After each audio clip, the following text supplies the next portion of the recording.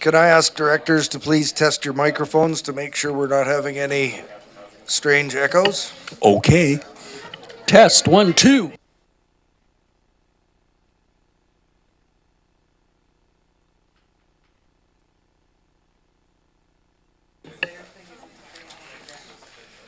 Good morning, everyone.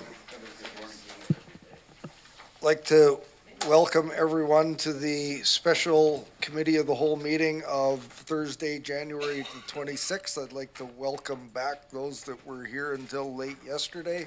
Welcome, Mr. Evans. We have a lot of business to conduct today. I'd like to remind those of you around the table and on the sides and in the gallery to please ensure your electronic devices are on silent or vibrate mode, please. Like to, a very important item is to ensure that we acknowledge our meeting today is in the territories and unceded territories of the First Nations, Coast Salish people, and we are, pleased to be here and thank them for their stewardship over the millennia. In getting underway, prior to going to some of the notes on the agenda, this is a lot of material to cover today. And I often refer to the role as chair as that of a traffic cop. And in reviewing all the material that we have today, I'm feeling more like a rookie or untrained air traffic controller with all of the material that we have here. So I beg your patience with this today. And I'm going to ask not only directors but staff to be very concise in your questions and your comments and information that's being provided to us. This is a lot of material. We haven't, we'll get to how we're going to proceed through that in a moment. But with that, I'm now looking to Mr. Robbins. We have item 1 on our agenda. That's the approval of the agenda. With one change to circulation, you'll note that under R6, number 33, there is a portion of 33 that is subject to the closed session. And so I'd look to the committee for approval of the agenda with understanding that number 33 under R6 is subject to the closed. So moved by Director Abbott, seconded by Director Justice. Any further discussion on our agenda today? Seeing none, I'll call the question. All those in favor? Are there any opposed? None opposed. The motion carries. Mr. Robbins, number 2. Public input period, an opportunity to the public to comment on an agenda item before committee this morning. Welcome, Mr. Evans. Good morning, Mr. Chair. Mr. Chair, many people from Shawnigan Lake are looking at today's agenda, and they do not see function 488 on there. That's the Shawnigan Basin Society. It hasn't been discussed in 4 years. It has been swept under the table as housekeeping. Mr. Chair, I think it's time that we put function 488 on today's agenda and at least discuss it. And failing that, I would like to see one of the directors come up with a tool that our corporate secretary said we could use, and that is to get one director to make a notice of motion to move. And that would be to have the notice served for the EASC meeting 1st of February. I think this is EASC function and shouldn't have to come in front of the board except for passing in the end. Thank you very much, Mr. Chair. Thank you, Mr. Evans. Welcome.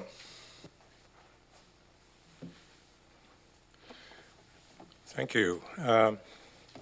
And thank you for this opportunity to comment on the CVRD's budget for 2023. Roger, could you tell us who you are and where you're from? I'm Roger Wiles. I reside in North Cowichan. Over the years, I have followed the gyrations of the annual funding for parkland acquisition with concern and frequent disappointment. In 2006, I was a member of the Parks and Trails Plan Master Plan Public Advisory Group. Our group received hundreds of submissions from the wider public in support of acquiring lands for both recreation and ecosystem protection. Public engagement in those days was, in a word, passionate. Based on the results of statistically valid population sample, consultants found 76% of the taxpayers were willing to pay between $10 and $50 plus per year for park acquisition. That sentiment was further reinforced by a referendum in November of 2008. In reaching out to voters, the CVRD literature of the day promised that a taxation amount of $5 per $100,000 assessed residential property value would raise $715,000 per year, and that was in 2008 dollars. This did not dissuade voters at all. The vote elicited over 70% approval. How many politicians can claim that kind of approval rating? Since then, I don't think the public appetite for regional parks has dimmed. Recent communication with CVRD park staff indicates that public usage is up 40% in the last 2 years, more than 40%. Current enthusiasm for regional parks goes well beyond just recreational access. Now more than ever, climate emergency imposes upon us a responsibility to recognize the existential importance of biodiversity and ecosystem services. Science is telling us that investment in natural infrastructure actually saves society money. So when deliberating on the regional parks acquisition budget, consider this not as a frivolous green expense, but as an investment in critical infrastructure and a mainstay of economic resilience into our very uncertain future. Investment in parks will help climate-proof Cowichan.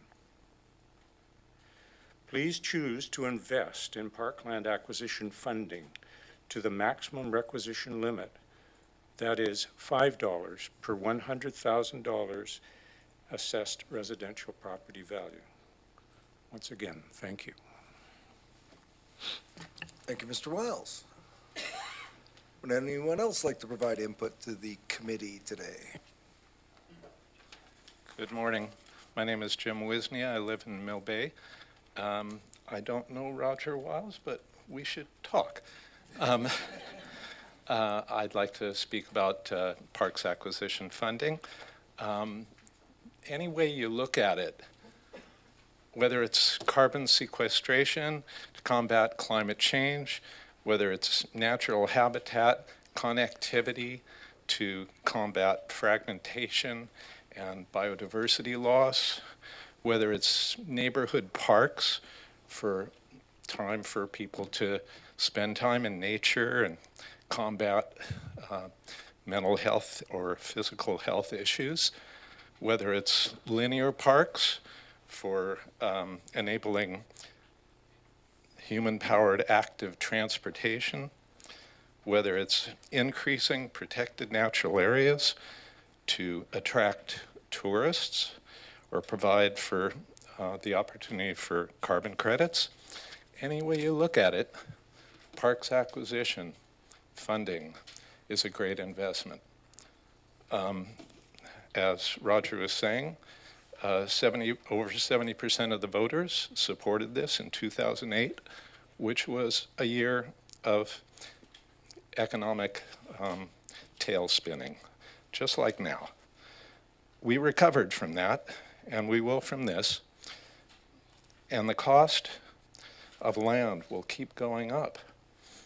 So we need a healthy reserve fund to enable prudent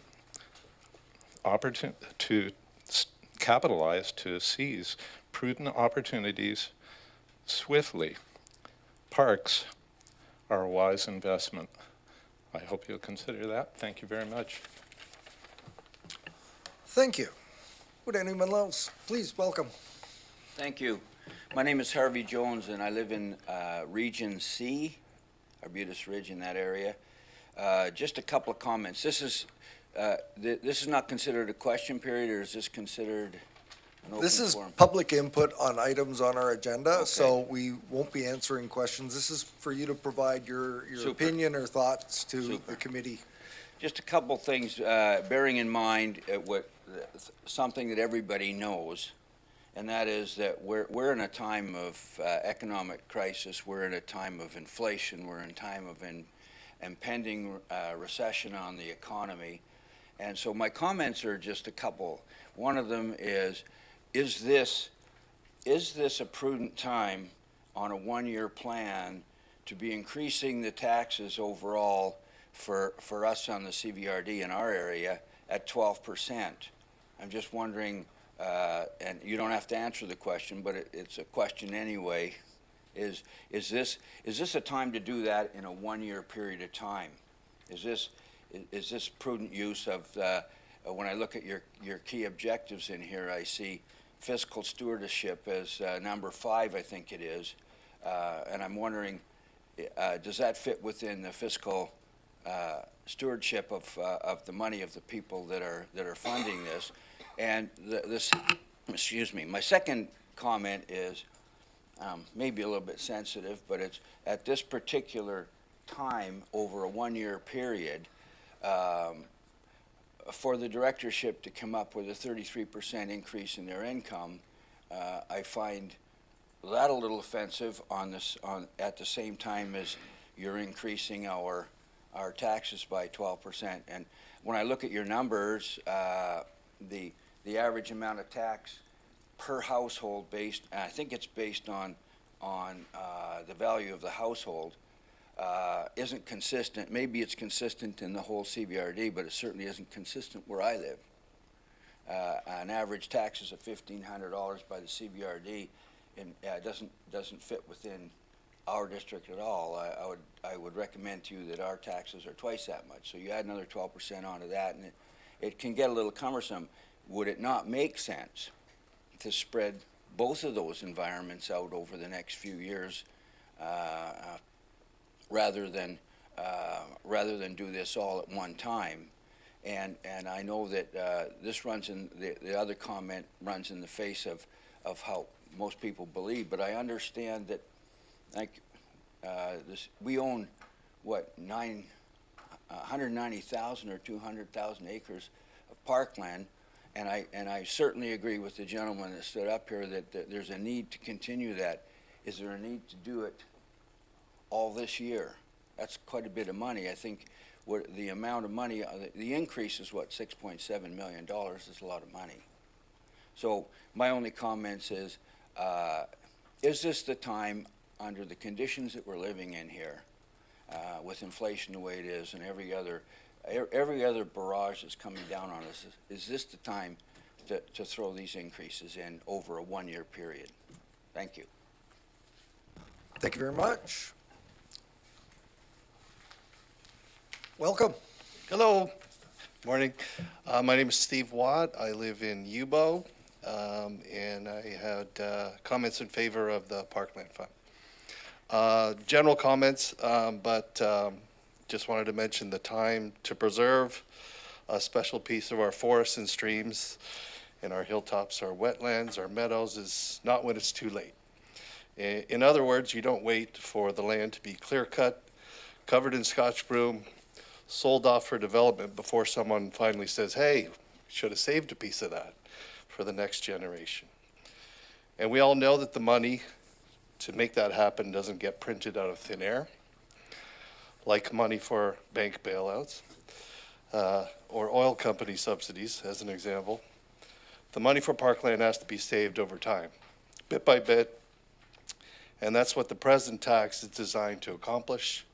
That's what the voters approved in 2007 2008 referendum by what, over 70%? And it's working. And this is something to be proud of, in my opinion. It's an example of government doing the right thing. So are residents tired of property taxes skyrocketing upwards? I can understand that. Are we getting 40% better service or over time since our property taxes are going up, our assessments are going up? That situation's an ongoing struggle. Excuse me. But higher taxes is not really the fault of the park tax. It's related to the COVID pandemic, and responsible governments realize that. One example I've learned about recently, there was a plan in Area I near Price Park in Yubo to preserve wetland property and create a trail between two streams that are salmon bearing. Unfortunately, somehow the plan was canceled, and one of the properties was actually purchased for development. Now the owner is trying to build a house on land adjacent to what's become a beaver pond with a stream running down the middle of it. So it's curious. Maybe this is a bad example of the land use. So anyway, what's the solution?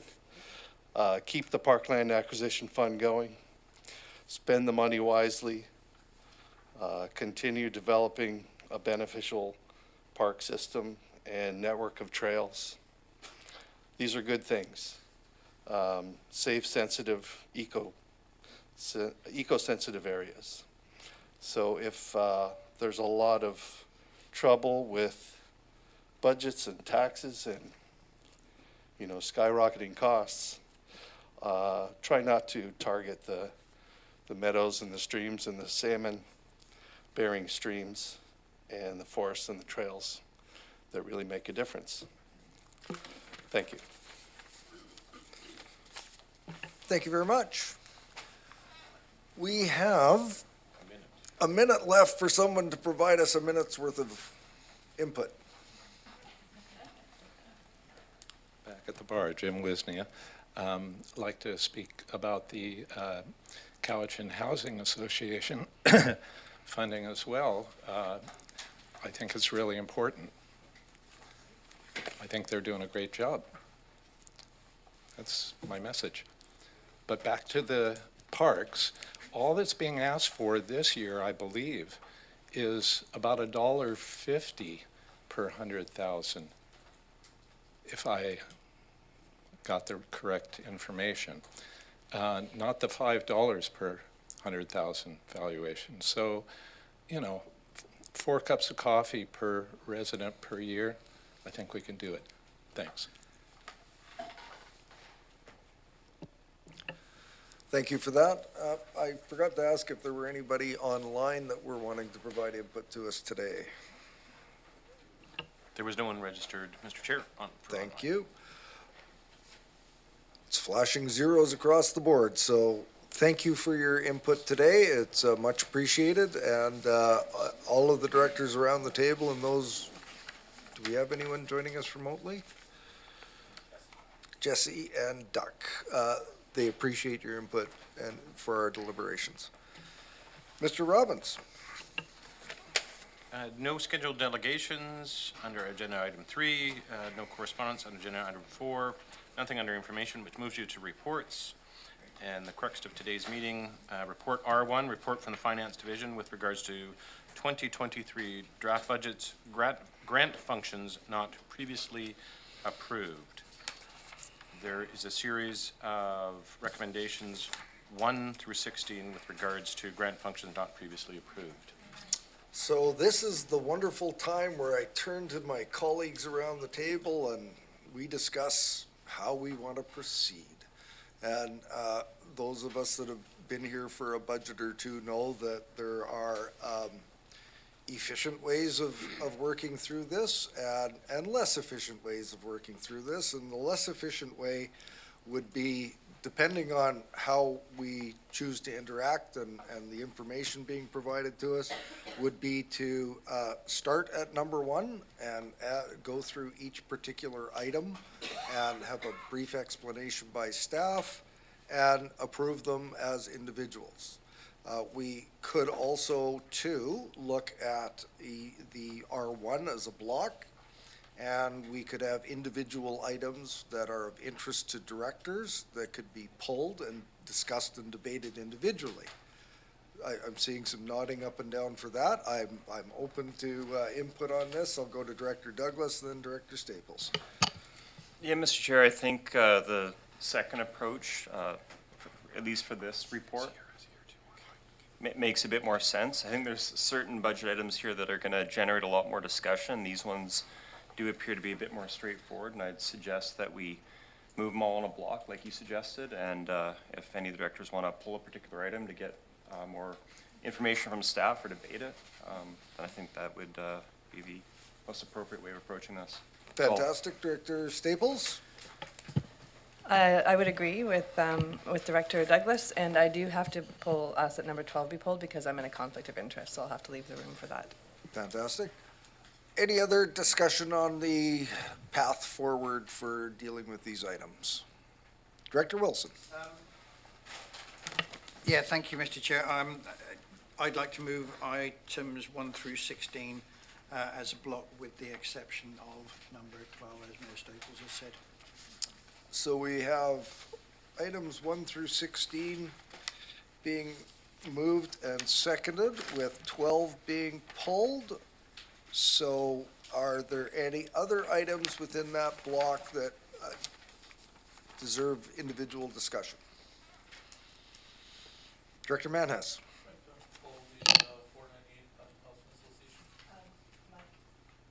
Microphone. I'd like to pull 498 Cotton Housing Association. Okay. Just want to make sure everybody has an opportunity. If there's something of a particular interest for them in this list, I'll give you a moment to peruse. We've got 2 items pulled, 12 and 16 at this point.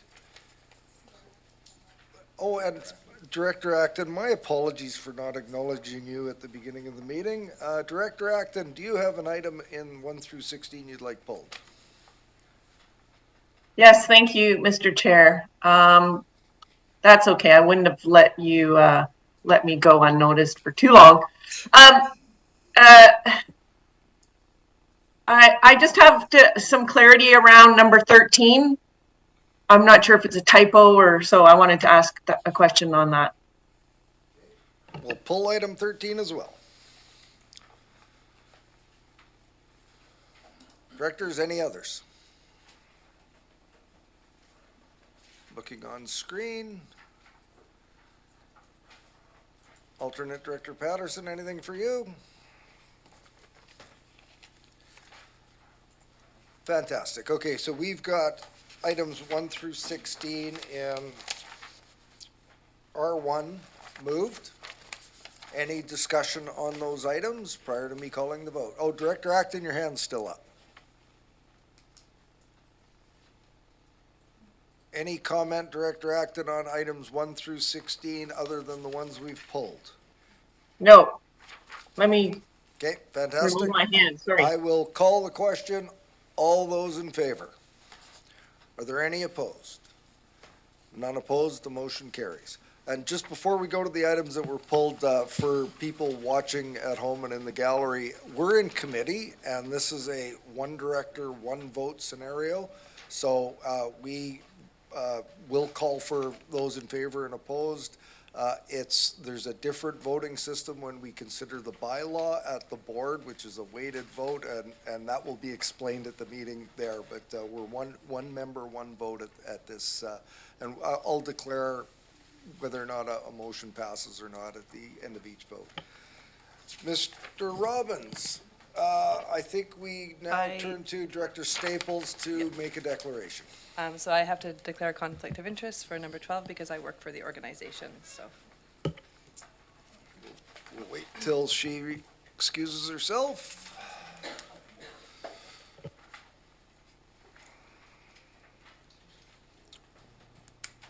So we have item 12 before us. Director McGonigal, Move item number 12, Mr. Chair. seconded by Director Abbott. Any discussion on this item? Seeing none, I'll call the question. All those in favor? Are there any opposed? None opposed, the motion carries. Can,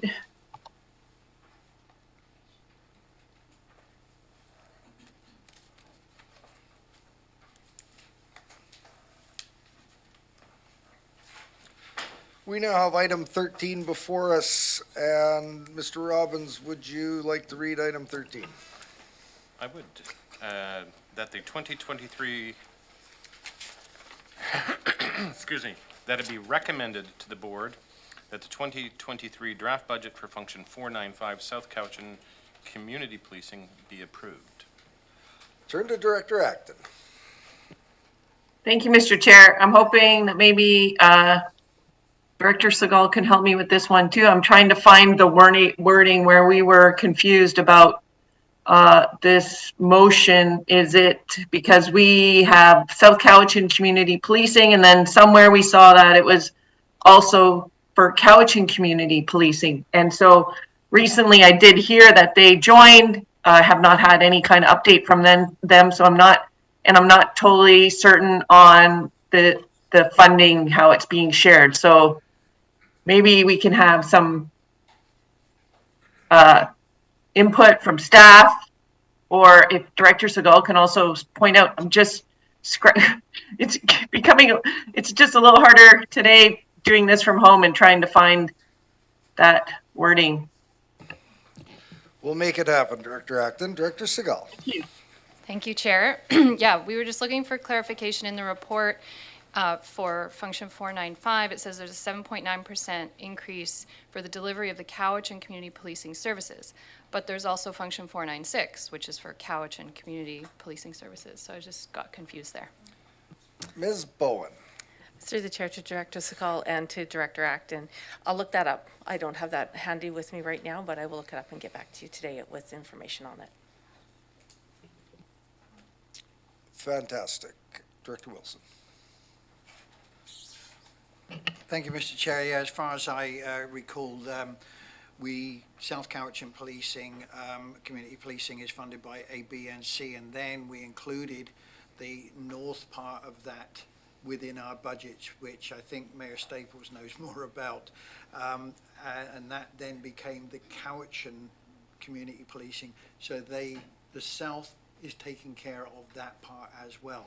That's the two functions that we're looking at here, kind of a south and a north. Is that more or less correct, Mayor Staples? Director Staples. More or less. So it went out, I can't even remember, a couple of years ago, I think. And so Duncan, North Cowichan, and Cowichan Bay pay into one, and then the other areas that Director Wilson stated pay into the other. So they were set up many, many years ago. I don't even know how long ago, 20 years ago maybe? It's been a long time, as two separate functions. And so, but in the last, the one from Duncan, North Cowichan, and Cowichan Bay dissolved the society, so it went out to tender, and then the one that operates South Cowichan became the operator of the central Cowichan one. So that's why they're two separate functions. Otherwise, I think you have to go back to referendum again, I believe, or AAP or something to change that. So that's why. So one operator, two separate functions, and two separate areas. So Director Acton, does that help? Or we have two options before us. So If that's okay, so are we voting on two functions? Hang on for a second here. We can defer this to later in the agenda where staff can come back and give us clarity, or we can vote on this based on the explanation that you've had from your colleagues. I'm inclined to wait to hear back from staff and defer this to later in the agenda where we have clarity from staff. General agreement on that? Do we need a motion to defer it to later or at the call of the chair? Okay, on to the next item then is item number 16, Cowichan Housing Association. Director Mann has pulled this one, so why don't you proceed? Thank you, Mr. Chair. We had a referendum a few years ago regarding this, and the amount was $750,000, and now it's $759,314, $9,300 increase. Well, the referendum was only for $750,000, so I have an issue with that. Also, I feel that Cowichan Housing Association has delved into senior levels of government's responsibilities, such as the cooling centers and the warm centers, which is senior levels of government responsibilities that we should not be involved with. So I have an issue with the $9,300 increase in their budget. Thank you. Director Staples. I'd like to move item 16, that approval for the function 498 Cowichan Housing Association, I see a seconder, Director Nicholson. and I'd like to speak to it as well. Can I have the resolution read first, and then I'll go to you? 100%. That'd be recommended to the board that the 2023 budget for Function 498 Cowichan Housing Association be approved. Director Staples. So I, through COVID, have spent a lot of time with Cowichan Housing Association, and they have done a remarkable job with very little capacity. I know it sounds like a lot of funding, but you have to look at where the funding is going and what it's going to.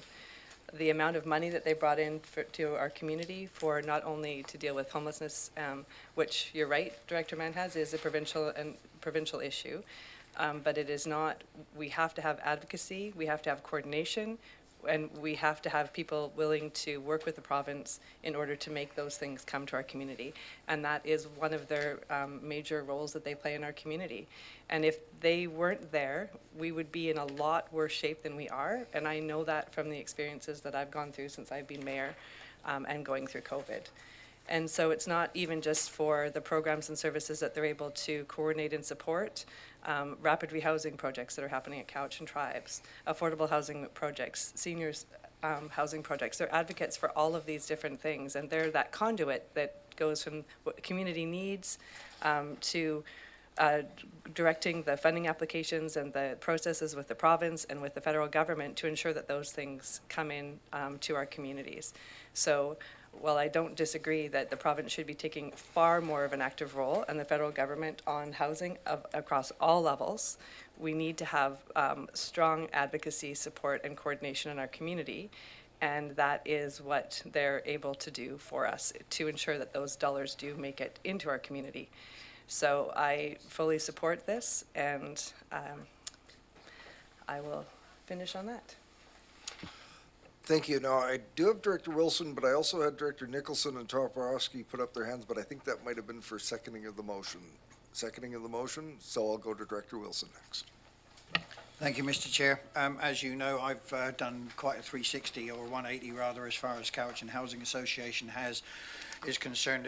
Right from the start, I was not happy with what they were proposing. Having said that, over the last 2 years or 3 years, I have come round and I've had a lot of dealings with them. They do a very good job, and it's not very often that I disagree with my colleague, Director Manhas, but in this particular case, the increase we're looking at is so minor that it really isn't going to make any difference at all.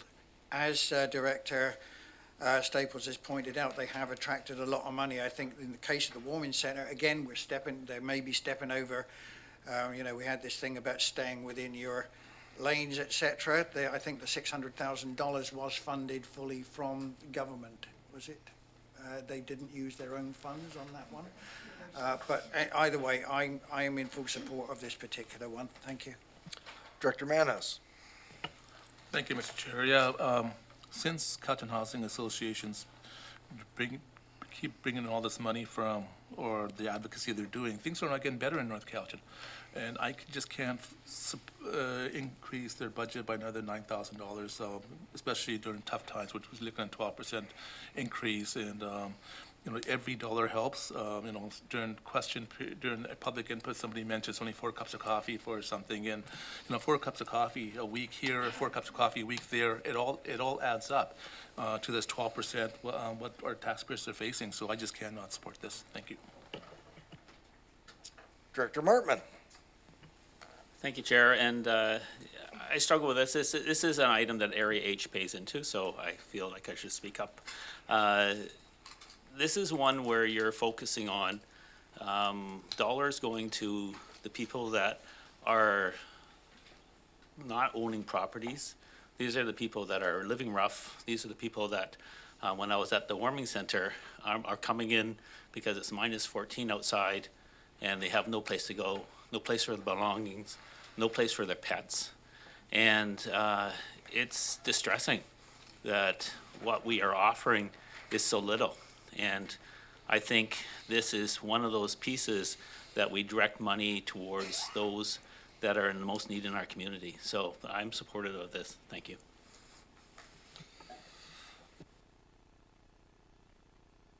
Director Acton. Thank you. I feel like this is a really tough one. I agree that we, we went to the public, we asked for 750, and 750 is a lot of money for our region. And then we have this increase, and you get kind of like confused because it's the heartstring side of it, and we're looking at budgets. And so I guess part of me is also disappointed that we haven't heard from them. Like, they haven't presented to us and said, like, this is why we need the 90,000, and this is the difference, and this is what, the service is going to provide. And looking at their financials, there's money that's put aside for different funds and, future planning, and it's all great, and they're doing a really good job. And that is the vulnerable, population. But then we also sit here and talk about how, the cut by 1,000 deaths, and we're putting other people into that category as well, or we worry that we are, and we're just trying to do so much with really so little money and so little resources. So yeah, I guess I'm just kind of, it's pulling on both sides of my values for me in this. And, it would be good to hear from other people, other members, and it would have been good to hear from this association. And I think we need to do a better job at making sure that people come back to us regularly and report back what they're doing and what's happening with the taxpayers' money. Thank you, Director Acton. I've got Director Toporowski, followed by Staples. Director Wilson, I'll put you on the list for the next round. Thank you, Chair. I'm in support of this function. Director Staples had mentioned, without this association, Cowichan Tribes wouldn't have had that rapid housing units coming to their reserve. And what that means is families that have their children taken away have a safe, healthy place to move into, to get their children back. That's what that means to Cowichan Tribes. And also, when you plant a seed, you do not get a tree overnight. This takes a long time. And I sat at the tables with the other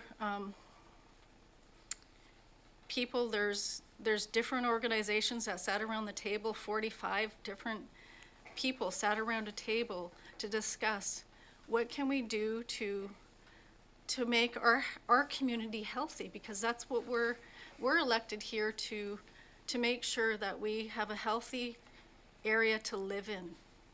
And these people sat down and looked at all of these things, sometimes on their own spare time as volunteers. And they looked at the crisis that was coming up. And when COVID hit, it was all in our faces. We seen the homeless on the street. And,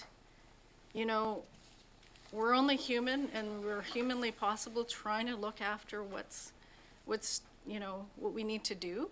And with this association stepping up and stepping in and moving these plans that our community had already started way back, like 10 years. And some of this stuff is starting to come to fruition. And we have, a treatment center going on Cowichan Tribes. And following that, without these plans that were, with the community coming together, we wouldn't have had the advocacy for more detox beds too. So these are some of the things that connect to everyone working together, and then through this association that we passed a referendum to look at having this move forward, because we have a lot of work to do here at this table, and we don't have time to do that. And there's water, there's housing, there's the forest. You know, that's another discussion. I won't go too far down that, but you know, our First Nations don't have a place to bathe. With the development that's happened, we have to go farther and farther out to be able to do our traditional ceremonial outings in the forest. So I just wanted to share that. And it's really sad that we can't do more. We look at building more and looking at developing places for affordable housing, but what does that truly look like? So this is another thing that the provincial and federal government need plans in place before they even fund what's in our area. So if we have these plans in place that are rolling out, we will get the funding.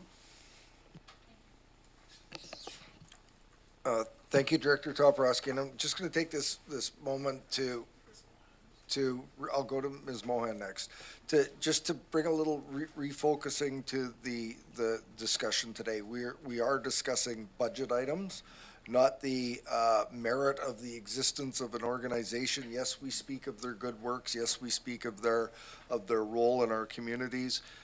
This is a fairly narrow discussion about the budget, and we can delve into all of the aspects of each of these functions, but we will be here an awful long time. And we all know that the longer we're here, the more difficult and challenging our decisions are. So with that, I will go to Ms. Mohan, and I've got Director Staples and Wilson following. Ms. Mohan. Thank you, Mr. Chair. I just thought I would provide a little bit of background information on the structure that we have with the Cowichan Housing Association right now. So the Cowichan Housing Association is a funding contribution service. So there is a bylaw in place, and like I think many of you are familiar with funding contribution services, they define a maximum requisition level. So I believe that the amount for this bylaw is $765,000. So at this point, the Cowichan Housing Association is increasing its ask from $750,000 to the maximum identified approximately in the bylaw. There's also a formula that is in the bylaw around that, but in this case, it says the maximum is $765,000. So the other thing that we have in place with the Cowichan Housing Association is we have an agreement, and it's a 2-year agreement, and we renew it every 2 years, and we look at it. And in that agreement, it designates that $500,000 is put into a housing trust fund, and $250,000 is put into an operating fund so that the organization can run its operations. And I believe that the increase that you're seeing asked for in this year's budget is on the operating side, not on the housing trust fund side. So like all organizations, the Cowichan Housing Association is likely experiencing increases in costs associated with the cost of living and inflation, and this is in aid of allowing that organization to continue at its current level, but also providing for increases in operating costs. Thank you, Ms. Mohan. Just before I go to Director Staples, and there was a comment that I neglected to make earlier, and also I neglected to recognize Director McClinton is also online with us today. This is a process, our budget, and up until maybe the beginning of the week, we were on like step 2 of 9. And this is probably, we're around step 4 or 5 of 9. There will be additional opportunities in February and maybe beginning of March to have second looks at some of these. So we are recommending to the board will ultimately make the decision on these. We have a bit of time, we have a little bit of time for sober second thought. And with that, I'll go to Director Staples next. So I feel like a lot of the questions that are sort of coming up will be answered when the organization does come to speak come to speak to us. And I just want to note that, we just had an election in October. We just got started again in November. It doesn't, and then it was Christmas. It doesn't allow a lot of time for organizations of any size to come in and give presentations to the board prior to budget, which has always been something that I bring up every time we do budget, because I think that is a big challenge. But in an election year, it's a really big challenge. So I just wanted to note that, and with that, I would actually just ask that we call the question. I thank you for that suggestion. We've got one more speaker, and I've just been informed that the association will be coming to the February 8th Committee of the Whole meeting to do a presentation. Director Wilson, to close. Thank you, Mr. Chair. I'll be as brief as possible. Two things here as far as reporting is concerned. I've been asking for the appointment of a liaison officer from the CVRD to the CHA for some considerable time. There's been no movement on that. I've put myself and Director McGonigal forward for that position, and that's something I would like to see put forward. That way we can get more reports back on exactly what's going on a more regular basis. One of the things that, and this may be a question for Ms. Mohan, the $9,000 that they're asking for here, that's to go for their operating. Why is the $250,000 fixed in stone? Can they not take this money from their trust fund to offset their operating costs? Ms. Mohan. Through the chair to Director Wilson, it is fixed right now. So we're in the middle of a 2-year operating agreement with them, and so we would be, going outside that agreement if we didn't provide them with the $250,000 for their operating. So, but the additional amount that's being asked for in the budget is not part of that agreement currently. So. But the idea is that there is a division between the Housing Trust Fund and the operating expenses in the current agreement, so that would not be subject to change until that agreement expires, which is at the end of 2023, and so we would typically negotiate that in the first quarter of 2024. So with this, there is no flexibility at the moment, but when you come to the new agreement, something like that could be built in to give flexibility to dig into that other trust fund for things like this. I believe so, yeah. Good, thank you. And I think there is flexibility in that if they were to come and make a request of this board, which would be, additional work and the likes, they could make a request to, waive our policy, because we can waive policy. That's my assumption. I could be incorrect, but is that a possibility? So this is an operating agreement, so it's a legal agreement. So both, there's probably language in the agreement that talks about conditions under which you could reopen the agreement and renegotiate the agreement, but I don't have those at my disposal right now. So. And superfluous to this discussion today anyways. So we've had the question. Director Acton, do you have something new to add to the discussion? Just process. If this is approved, do we have to come back and amend the bylaw to increase the requisition? Ms. Mohan? Thank you, through the chair. No, the current bylaw allows for a maximum requisition of $765,000, which is the amount being requested by the organization. So no, there would be no requirement to change bylaw. Satisfied with that answer, Director Acton? I thought the request was 800 and something. Nope, Where's it's in the the number? report. Okay. I'm prepared to call the question. All those in favor? Are there any opposed? We have 2 opposed. The motion carries. That concludes section 1. We have non-requisition functions. I'm just looking at the clock. Is anybody in need of short break coffee? Yeah, I know I've got nods around the room. So let's reconvene in 5 minutes at 10:25. Everyone?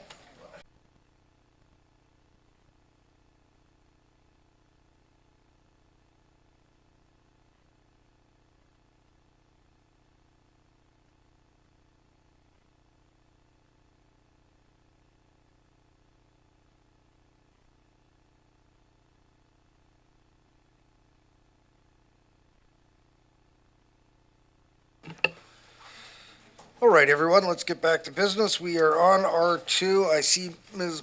Bowen is at the lectern. So do you want to introduce something, or are you there for questions?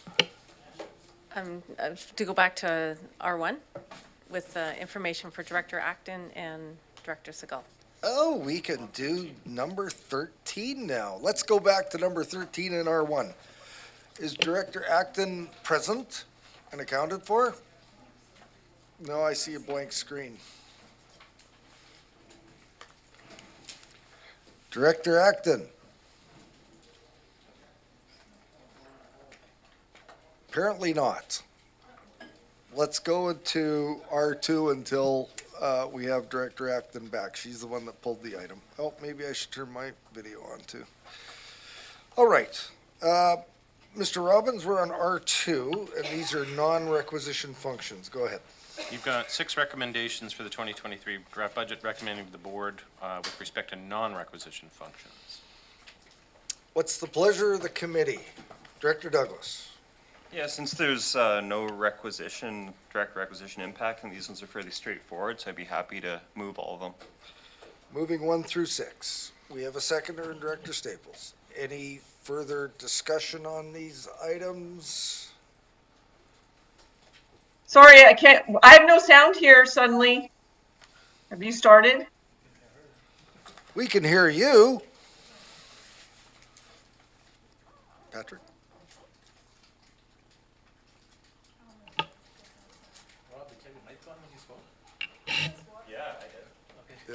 Can Director Acton, can you hear us? Alternate Director Patterson, can you hear us?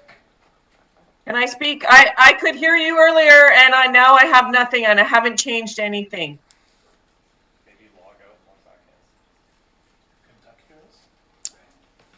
Alternate Director Patterson, can you hear us? Can you hear me?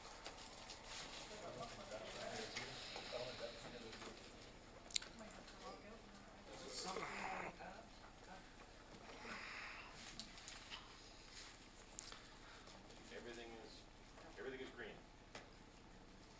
Do we need IT down here to assist?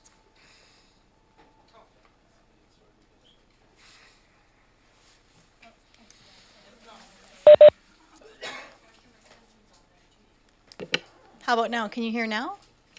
Yes. Thank you. Duck, can you hear us? I'm wondering if I can also. Oh, I'm wondering if I can also apologize for the last item. I recognize my confusion. I confused it with the watershed function amount, dollar amount. Well, we're now that we have Ms. Bowen here, we're going to dispense with number 13 now that you're present. She has additional information. Oh, did we have a motion on? Okay, it's on the floor. Sorry, hang on. We've got a motion to approve as a block 1 through 6, R2. It's been moved and seconded. I go to those remote. Do you have any comment, question? They have been moved as a block. They're on the floor. Seeing none, seeing no hands around the table, I will call the question. All those in favor? Are there any opposed? I see none opposed. The motion carries. Back to R1, number 13. Ms. Bowen, please proceed. Through the chair to Director Acton and Director Segal, we do have one contract with South Cowichan Policing that deals with both. So we have 2 funding areas, and as Director Staple had brought up, because there are 2 sets of different areas paying into them, we have to keep those 2 funding separate. So there's the one for area A, B, and C, and then which is the south, and then there's the Cowichan, which is City of Duncan, North Cowichan, and Area D. So they have to be kept separate due to taxpayers. Director Acton. So the one we're voting on is only A, B, and C? That's correct. So then there's a typo in the report. Is there a typo in the resolution? Would someone like to move the resolution? Moved by Director Wilson, seconded by Director Staples. Any further discussion on item 13 and R1? Director Acton. But could staff invite them to present to the board at some point so that we could have an update and a better understanding of how it's all playing out? I believe staff have made a note of that. Any further discussion on the item on the floor? Seeing none, all those in favor? Are there any opposed? None opposed, the motion carries. Mr. Robbins. Thank you, Mr. Chair. You're moving to R3. It's a report from the Finance Division, 2023 draft budget for transit services. There are a two-part recommendation. Turn to Director Douglas. Yeah, Mr. Chair, as this one doesn't involve an increase in the tax requisition, I think it's also fairly straightforward, and I'd be happy to move the recommendations. Moved and duly seconded. Discussion on R3. I'll have Mr. Robbins read the recommendations, but is there any, go ahead, please.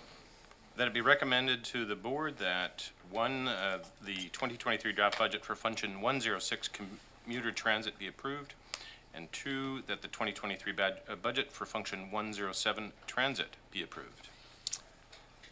Turn to my colleagues and look on screen. Any comment, discussion on this item? Seeing none, all those in favor? Are there any opposed? None opposed, that motion carries. R4, Environmental Services, and I look to how many items we have here. We have 6 items as per our procedure today. Is there any of the committee looking to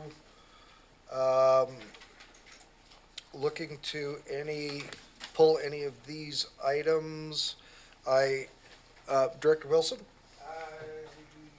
Thank you, Mr. Chair. Yeah, I'd like to pull R4 item 3, function 531, South Cowichan Water Study, please. For discussion. Excellent. I think there is some desire to pull item number 6, 540, so we've got item 3 and item 6. Are there any other items, Director Douglas? Yeah, Mr. Chair, could we also pull item 1, function 131, and item 2, function 530? Let's go through them one by one, everyone. Can I get staff up at the front, please? We will have Ms. Miller, Mr. Postings, and maybe even, well, let's start with Ms. Miller and Mr. Postings. Item 1, Mr. Robbins.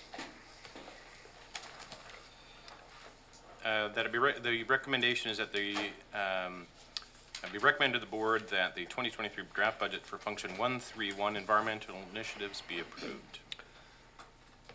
All right, we'll go to staff first. Thank you, everybody. Good morning. Maybe just a little bit of background on 131. 131 is a regional environmental planning function. It's where the climate action, the conservation strategies, air quality, flood management for areas outside of the Cowichan flood area, and some of the initial work on the weir is currently housed.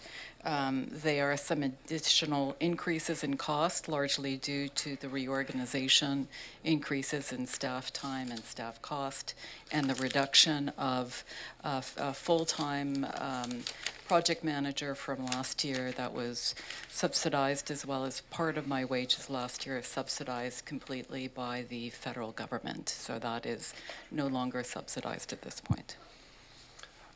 Go to committee. Director Wilson, your mic's on. I go to Director Douglas. Sorry, Mr. Chair. Sorry, me first, Mr. Yep. Chair? Great. Mr. Chair, I just want to state, first of all, how much I value all the work done by the environmental team. I think yesterday was a great example of some of the excellent projects they've completed over the last year, and look forward to seeing what happens this year as well.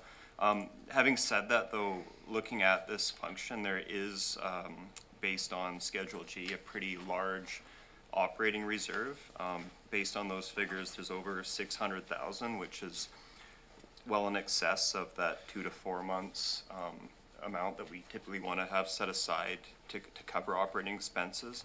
And I'd also note as well that there is, not just for this function, but for flood management and the drinking water and watershed protection, a significant amount set aside for GIS, which I'm sure we're going to get good value with that, but we do have an in-house GIS function with a almost $800,000 budget. My preference would be to see that in-house GIS service support this function rather than what appears to be contracting it out for additional GIS services. So what I would suggest, and I know we were discouraged from doing this yesterday, of using operating reserves to cover, to reduce a tax requisition a given year, but I think at this stage, if it's in excess of 615,000, that's by the end of 2021, so I'm assuming it's probably a bit larger than that right now. I think we could dip into that on this particular year to reduce the tax requisition while allowing the function to still carry out what it's proposed in its work plan.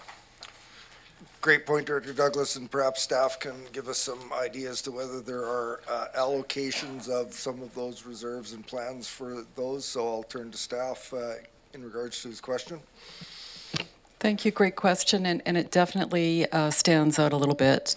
The environmental work within this function and some of the other functions is very GIS heavy. Currently, we do have a corporate GIS. 80% of that is pivoted towards the work of land use services, et cetera. The 20% remainder is part of corporate allocation to the rest of the organization. So we have a piece of the 20%. We've identified that there are some major issues with our ability to function effectively. For example, last year we transferred over 60,000 GIS files, which are now broken and need to be rebuilt. So that's really outside of the existing capacity of our GIS group to assist with us. We are currently doing an assessment of our needs within the division. With Esri, who's helping us kind of look forward and say, how do we modernize our mapping? How do we use the information effectively instead of simply taking in thematic information and filing it, but to create a framework in which we can use it effectively for strategic planning. We don't know what those costs are going to be. We are just kicking off that process right now. We'd hoped to do it last year so that we would have a much stronger indication. What we've done is we've put funds into the budget in anticipation of needs for both the rebuilding of the website maps that are no longer functioning, as well as our interface and additional support work. What we can do is suggest that we be allowed to pull on that so we can take it out of this year's budget. We had allocated some here. If we can come back to the board over the course of the year once we have that consulting analysis and recommendations, and specifically ask the board with specific asks for to pull from the reserve. The other reason that we typically have a fairly large reserve in this particular function is most of the work that we do really pulls on external grant funding. And there are various forms of external grant funding. The likelihood of getting 100% funding for grants these days is almost zero. So there is typically a request for 20 to 60% of the program to be funded by the local government. So we like to have a large reserve to be able to accommodate that if and when it's required. The last item on that one is that the division has a fairly small staff, and we have, through various reorganizations over the course of the years, taken on additional functions, including things like liquid waste management, et cetera, and then we apportion our costs over those wider group of functions. We're now just at 3 functions within the division, and so each of the functions is taking on a slightly larger portion of the ongoing operating cost. Thank you for that, Ms. Miller. Before I go to Director Wilson, I just want to get some clarification from finance staff and perhaps our CAO. So I see where Director Douglas is going with this, and I'm just wondering, maybe in reference to my word at step 4 or 5 out of 9, what flexibility do we have to entertain the discussion that Director Douglas has around the possibility of some reduction through operating reserve and to have a recommendation come back from staff? Like, I'm looking at in our report, and it's function 131 has a 22 budget year 2022 of 707,703 and an increase of about call it $23,000, is your intent to reduce requisition from reserves of that amount to back to zero for this particular function? And can staff accommodate that within our operating reserve policy? Is that in a sense where you're going, Director Douglas? Thinking something much larger than 23,000, because, and I think it would help if we knew how much was in the operating reserve now, because we've got Schedule G in the budget materials, which is to the end of 2021, and I would think that the unallocated 2022 amounts would be probably larger as of December 31st, 2022. So I would think something larger, like if there's 615,000 in there and 4 months operating is something in excess of 300,000. I understand your Yeah. point. One of the big challenges, though, is when you reduce operating with operating reserve funds, we're going to get that bounce come next year. I would again, challenge so- the bounce argument though, because Well, when a yeah. function consistently Fair underspends, you enough. can't assume there's going to be a big tax increase in the requisition every year. So I would challenge the bounce back argument, but I Fair do take your enough. point. Ms. Bowen. Through the chair to Director Douglas. It's a policy that we hold those 2 to 4 months, so the policy would have to be changed. That is in the policy to hold it. And for the 2022, we're in the middle of trying to do year-end right now as we speak. So we still have so many entries still to do, so to figure out the allocations and figure out what is actually happening with the surpluses. So I can't tell you right now what would be in there. Today could be it, and tomorrow when we go and we do another allocation or accrual from the year end, it could change it yet again. So we're in the middle of year end, so I cannot give you those numbers for the December 31st, 2022. Yeah, I take that point, and the Schedule G may be sufficient, but just to be clear, I'm not saying we allocate funds from the operating reserve that are going to be inconsistent with our policy, because there is well in excess of the 4 months worth of operating expenses.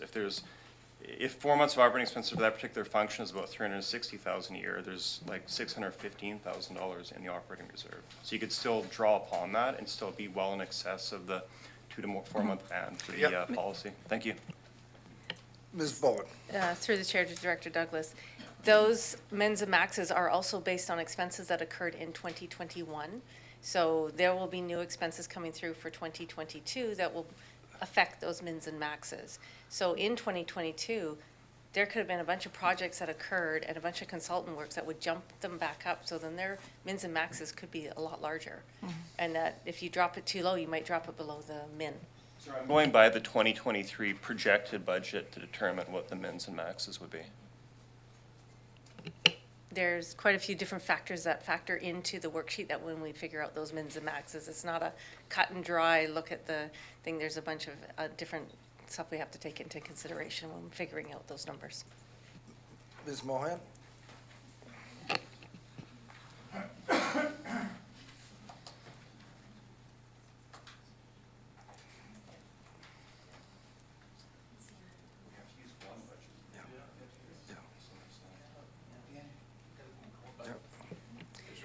Ms. Bowen? So through the chair to Director Douglas, if you're looking at 131 and you're looking at the mins and maxes here, she's actually below her maximum. That's in her operating reserve. So for 131, she's below her 4 month maximum for what's in her operating reserve currently, without including anything that she's done for supplementals for the 2023 budget. So she's below. Mr. Chair? Ms. Miles Wilson.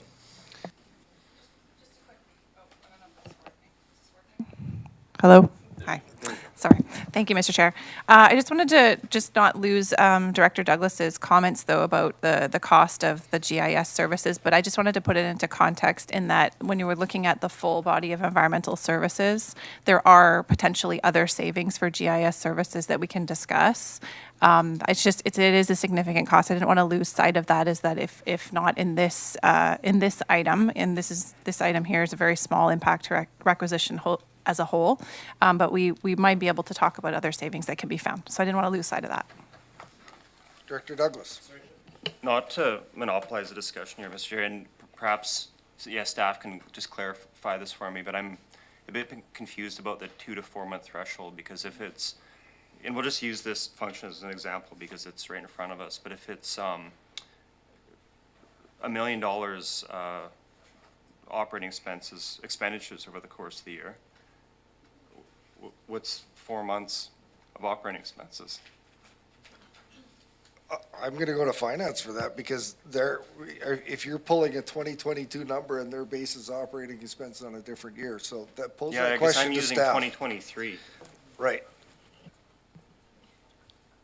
Did you hear the question? Yeah, I'm gonna have to go back and do calculations because this one that is on the schedule and that we have provided is based on 2021 expenses. So her mins and maxes are her minimum is 328, her maximum is 655 for this one. So I'd have to go back to figure out what the percentage and how that works. Yeah, I and- cannot, just, Thank you, appreciate that. I guess I'm just confused why we would use 2021 instead of 2023, but if someone can just enlighten me on that, that would be appreciated. But it doesn't have to be Ms. right Bowen. at this exact moment.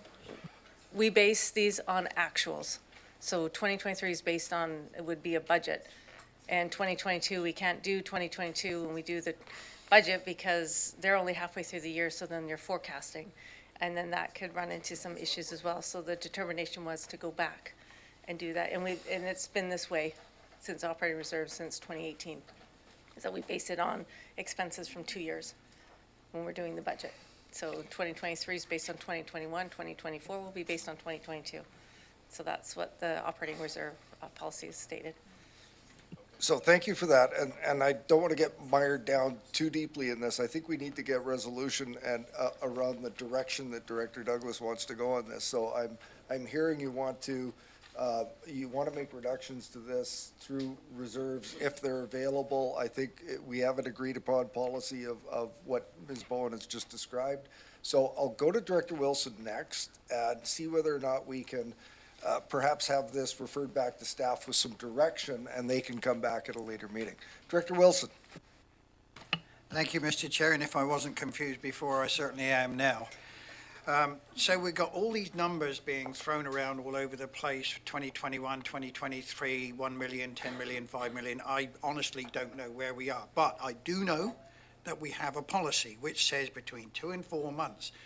Director Douglas has already pointed out that according to the figures that we've seen, we have over that number. Why can't we use that? And that, to me, is a perfectly sensible assumption to make, given the figures that we have before us.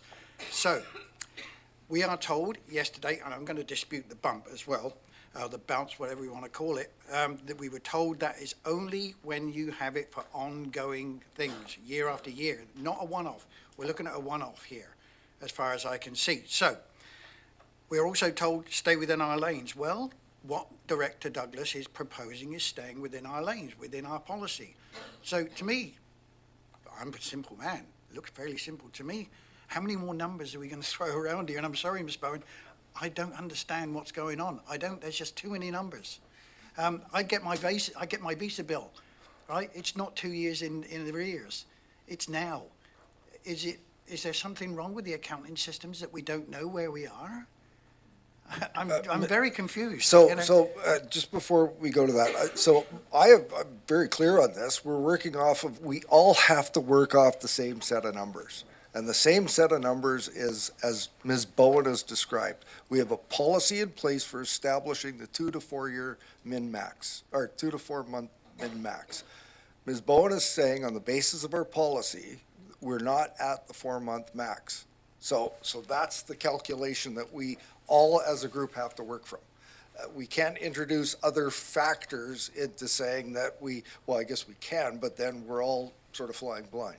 So with that, my understanding is we are not in surplus above the 4 month maximum within our policy. So Ms. Moen, anything further to that? So I think that I wanted to just take a moment to separate two strategies for use of operational reserves, because I think they're getting a little bit mixed up here. So one strategy is that we look at the operating expenditures, like in this particular case, for a year, and we see that operating expenditures, there's a healthy reserve, and operating expenditures are maybe ambitious based on what we can actually achieve in the year. In that case, I think that staff's strategy is to cut the budget, reducing those expenditures. Whether or not halfway through the year we come back to you and say, hey, actually, we're getting that work done, we need that operational reserve, there's a whole process around that during the operating year, right? So that is a strategy that staff will always look at to employ in order to keep increases from getting out of control in a given year, right? We try not to be too ambitious in our budget because, as Director Mann has pointed out, it's just a plan, right? It's just a plan for what you think you can accomplish in a given year. So reducing the budget and then maybe sometime during the year using operational reserves is one strategy. The other strategy is actually saying we are going to make a transfer into the account from operational reserves to cover an expense, whether it be a one-time, which is usually okay, or whether it's going to be an ongoing one, which we don't recommend, right? That's a different strategy, right? And we just want to make sure that when we're giving direction to staff about what to do with a particular budget function, that we are clear about which strategy you'd like to employ. What I'm hearing in this case is that from Director Douglas, there's maybe a combination. There's a combination of reducing the anticipated expenses and then potentially also transferring in from reserves. But those are two actually separate strategies. Does that help? Director Manhas.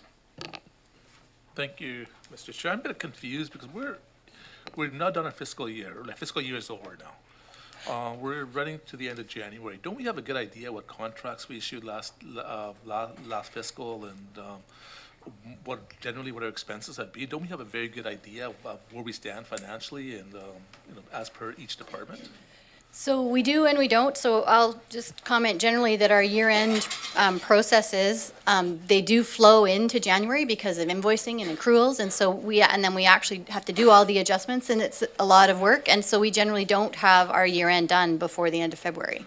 So, and the other thing I'll mention is that the budget cycle is such that when we develop budgets, right, we're developing these budgets in July. Some of them are developed in May. So that's like, a full 8 months to a year out. And as you know, our major inflationary effects happened kind of in September this year, like after we'd done the budget. So there are lag times and that's why the policies are clear about which actuals we are using for forecasting. And that's why the committed balances and the operating 2-month, 4-month minimums and maximums in the operating reserve policy are not something that we usually recommend you count on 100% because those numbers are still in flux. And did you want to add anything to that?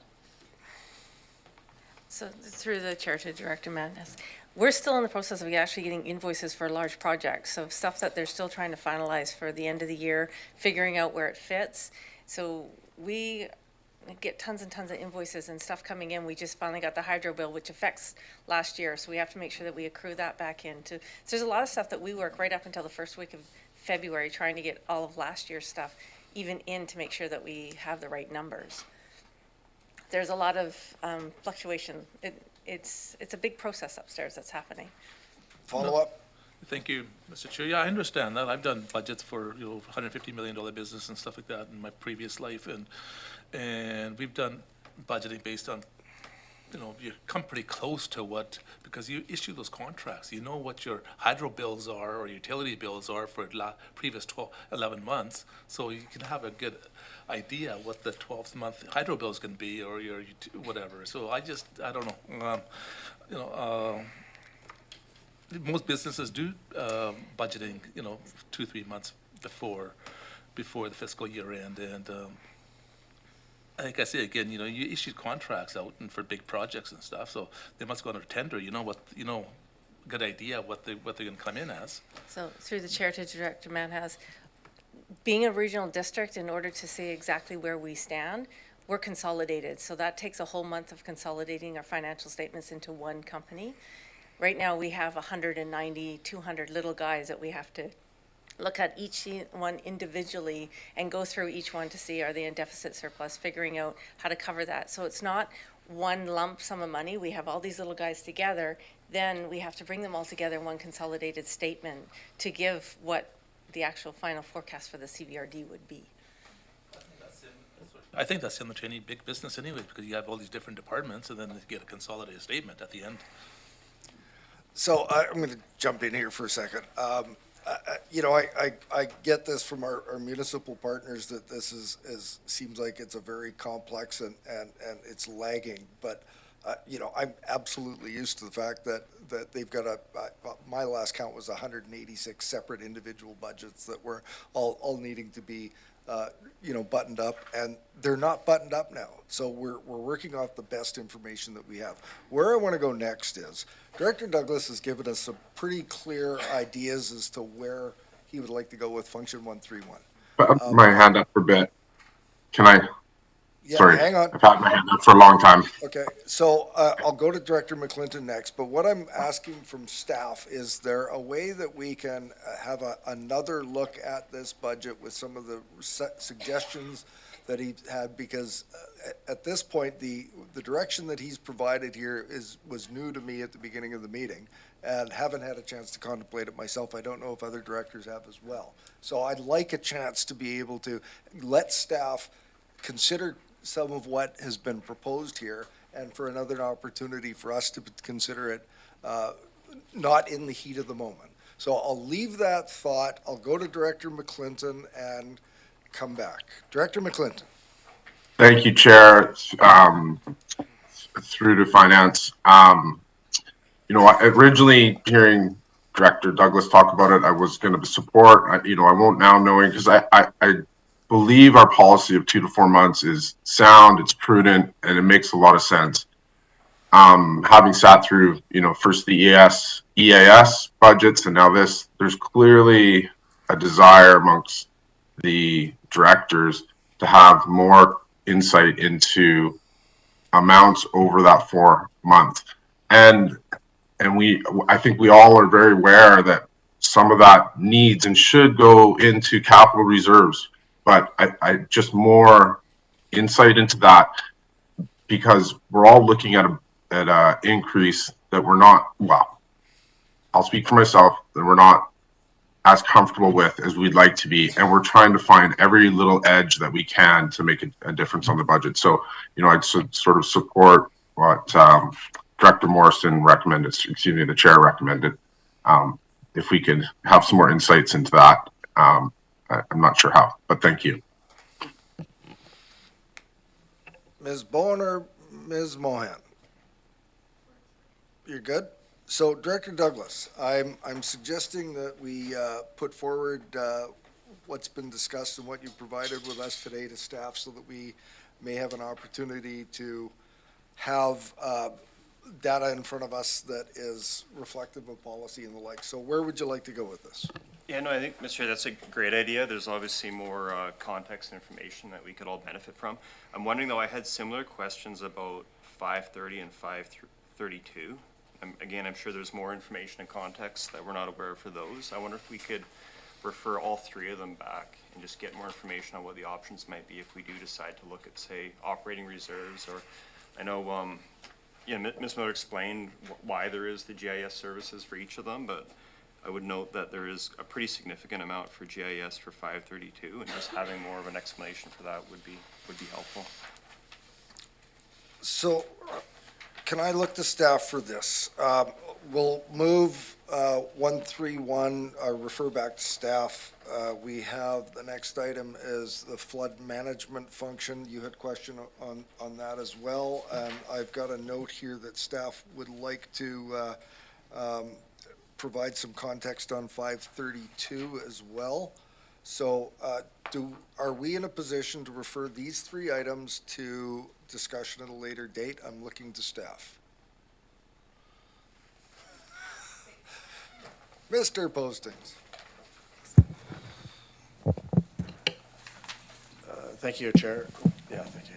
Absolutely, that's certainly something with the information that we've heard here today from the board. I think what staff will do is we'll go to these three functions specifically and have a look at both the reserves and certainly look at some of the larger projects that have been identified within that, and be able to come back and look at some strategies on how to address those, and look at some, obviously we're hearing there's obviously some savings that are, we'd like to see, so we can come back with a plan for those three functions and and have something, some options for the board to consider, so.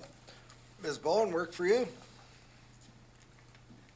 We just need to keep in mind that the adoption date is March 8th for the budget for us in order to get in for the March 30th deadline. So we have to keep that all in mind of when, if you want things moved, that we had a very hard time removing schedules already, so we just want to make sure that we have enough time and that you guys have the right dates that we can have it done by the 8th. Thank you. Do we need a motion to refer these items, or could we just proceed to 5:30? Just looking at our list. Mr. Chair, it might be 5:35 helpful, and it might be 5:40. helpful for our record to have a motion, just so that we have, at the staff level, and you have at your level as well, understand the kind of work that you're wanting us to do. So certainly So, a motion to refer back to staff. So in items R4, numbers 1, 2, 3, and 4, be referred back to staff for additional context. And brought back to would it come back to committee or the board? We'll look at your schedule and we'll find the appropriate time. Just for clarity, additional context, or you're looking for potential reductions to those? Could you just, for clarity? I was using additional context wording for flexibility. Does that work? Yeah, there's, based on staff's response, I think there's a pretty clear understanding. I just wonder though, Mr. Chair, did someone pulled item 3? Because that wasn't me. I think that was. Oh, Director Wilson pulled that. Got it. Director Wilson, you fine with those going back? Absolutely. Okay. So that's the resolution. Is somebody going to move that? Moved by Director Nicholson, seconded by Director Wilson. Any further discussion? Seeing none, all those, hang on, Director Acton. Director Acton. I just don't think it's necessary to send back number 3. That has hardly any increase, and we're just coming to the end of it, and we've been part of that for a very long time. So I personally don't want staff to spend any time on the South Sector one. South Sector is not included in that list. Okay, good. Hang on. That was That number was an error 3. on my part. We've got 535 and 540 are the ones that aren't going back. Correct. Okay, just for clarity, everyone, Proposed 1, 2, 3, and 4. 1, 2, 3, and 4 are functions 131, environmental initiatives, function 530, Cowichan flood management, function 531, South Cowichan water study. That's the one that you didn't think needed to go back, but Director Wilson did. Yeah, I'm actually want to discuss that one rather than go back. I'm sorry, Mr. Chair, I didn't make that clear. And I do Okay. apologize. It's 1 and 2 that are being sent back. Number 3 I need to discuss. That's why I So asked we're it to be talking 1, 2, and 4 since, and we did move it, but, or the mover and the seconder, that's what they meant, right? 1, 2, and 4? Okay. Any discussion online? No. All those in favor? Any opposed? Motion carries. Director, the next item is South Cowichan water study was the next item up. I'll turn to Director Wilson for comment. Thank you, Mr. Chair. You know that I have a very, very high interest in protecting our water, and it doesn't matter whether it's up on top or down below, because one of the things that was said to us by the DIL in a private conversation with the people who came with the presentation yesterday, in order to look after what's under there, we need to look after what's up top here, because what comes down there comes from up top here. In this particular case, the South Cowichan water study was originally brought in to look after the water, pardon me, the water that we have in the south, and it's not been funded for some considerable time. Excuse me. There is other factors here which come into it. I would like to see this reinstated, shared between A, B, and C, so that we can then work in concert with the watershed protection. The more protection and the more diversity we have in looking after our water, the better. And I would like to see this one reinstated, and I'm sure I'm sure there's going to be opposition to that one. Thank you. I see Director Acton up. Hey, Director Wilson, are we talking about 531? The liquid waste master plan? South Cowichan Water Study. South Cowichan Water Study. It's on the agenda. Item R4, number 3. Yes. Thank you. We have a 2-minute recess. I just.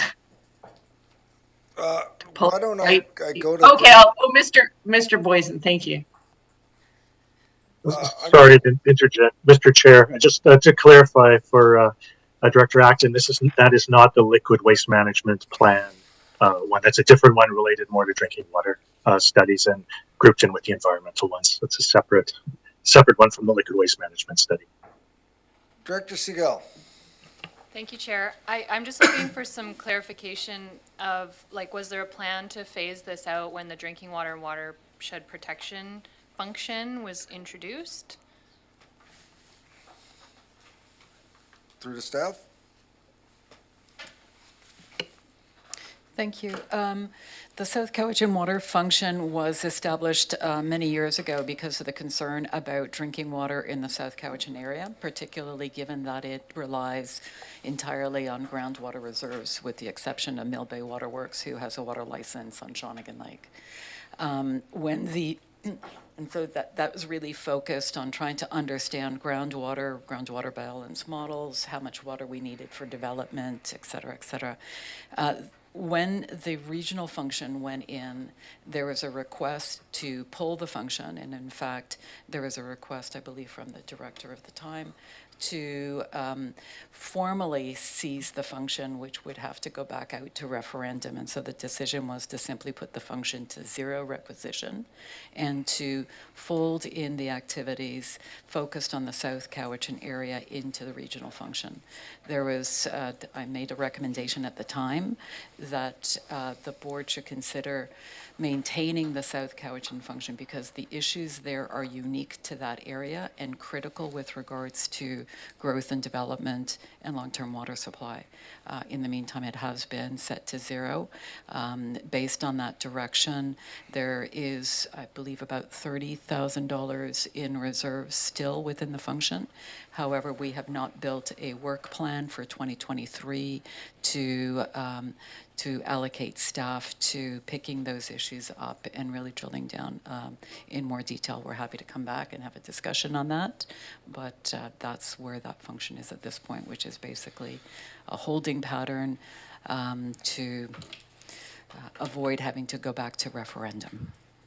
Director Wilson. Oh, I've got my mic still on. Thank you, Ms. Miller, and that's great because that's clarified an awful lot here. And as Ms. Miller will know, I have been trying to get some of the money from the watershed protection in order to carry on the studies that were done down in the south here. We've heard the word unique. Our water situation down there is unique. I don't want it to get to a critical stage, and that's why I'm saying let's do something with this now. The function is there. Let's refund it, and I'm glad to say that I wasn't the one in power at the time that defunded it. This is a critical part of our infrastructure. There is no wiggle room within the watershed protection. Here is our chance to refund this one and get things back on track again to look after the reserves that we have there. Thank you. So just to kind of bring some things up and round out this discussion, we have a director that's a participant in this function of 3 that is looking to resurrect and enhance this function. It looks like the other two directors may or may not have interest in this. I think that this is one that should be referred for further discussion amongst the participating directors and discussion with staff. there's, unless there's going to be a proposal that a recommendation come forward today. Director Wilson. Point of order here, Mr. Chair, and here's where, again, my misunderstanding may come into it. We are told that we cannot speak about things which are on the agenda beforehand, and that is what I have not done. Where do I stand here? Do I go to the other director and say, oh, by the way, I'm going to bring this up, and all of a sudden we have a quorum? No. And that's why it hasn't been brought up here. This is my way of saying I am sticking to the procedures. So procedurally, when three directors have a meeting, they don't form a quorum for a function. It's the body that makes decisions that makes, the three directors meeting and having a discussion about this wouldn't form a quorum because it's the board that makes financial decisions on behalf of the organization. So my understanding is directors can absolutely have a discussion about the future of a function. You simply can't advance it. The board has to advance it, or the committee has to advance it. So with that, I'll go to Director Nicholson. I'm just wondering if there's enough in reserve to support discussions over the next year about whether they want to reactivate this, because it's not something that you can just, pivot and start doing projects this year with more money in the budget. But maybe we could use the reserve funds. Is there enough in there to do that? Mr. Postings. So currently, right now, from the 2021, there's around $57,000 in reserves. So what we would suggest, like Ms. Miller had mentioned, there is no work plan for this, so I think it would be appropriate for if the board we could come back at a future date there with a report on what this might look like, and then the board can provide direction on where that goes. And so there is some funding right now within the reserves that may be able to assist at least some initiation of any activities there. But at this point in time, like as mentioned, we don't have a work plan. We haven't allocated resources to that function at this time. So I'm going to go to Director Acton. I'm just wondering if a resolution to pass the budget is going to either inhibit or prohibit the desires of the directors to see work done in this. So I'm thinking not. There's reserves. They can amend the budget if they come up with a work plan in the next several months. So, Director Acton. Yeah, I guess that helps clarify things. And looking at it, staff it looks like that it's just $95 being tax requisitioned. Is that correct? And is that just to keep the function alive? Is that what was being alluded to? And happy to have discussions around, if this function could add more value to our areas. If staff, wants to have that discussion at some point. Ms. Miller? Thank you.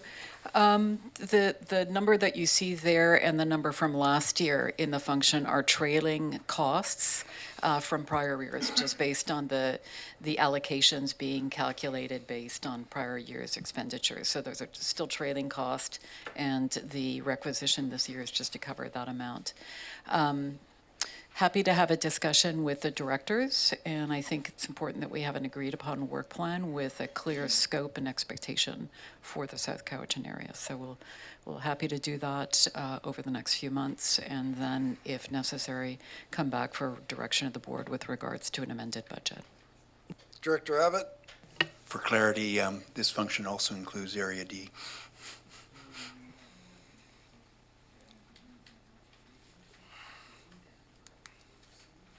Thank you for that clarity. Director Wilson? Yeah, that's a great suggestion. I'd be quite happy with that. And on the basis of that, I'm quite happy to approve 531 as written here, with the provision, of course, that staff come back to us.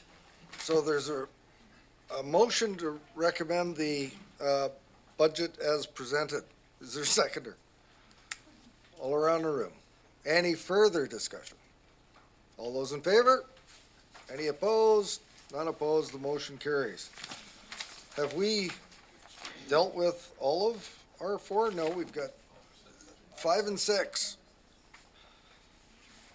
Does anybody want to move 5 and 6? Moved and seconded. Would you read them, Mr. Robbins? Nope. That it be recommended to the board that, 5, that the 2023 draft budget for Function 535 Liquid Waste Management Plan Central Sector be approved, and 6, that the 2023 draft budget for Function 540 Liquid Waste Management Plan Sector be approved. I just had someone whisper in my ear that maybe Director Acton pulled 6, is that correct? Yeah, actually, I've got some notes. Could I have staff up at the lectern, please? Mr. Chair, I'm online here. Mr. Boyson's here. Oh, okay.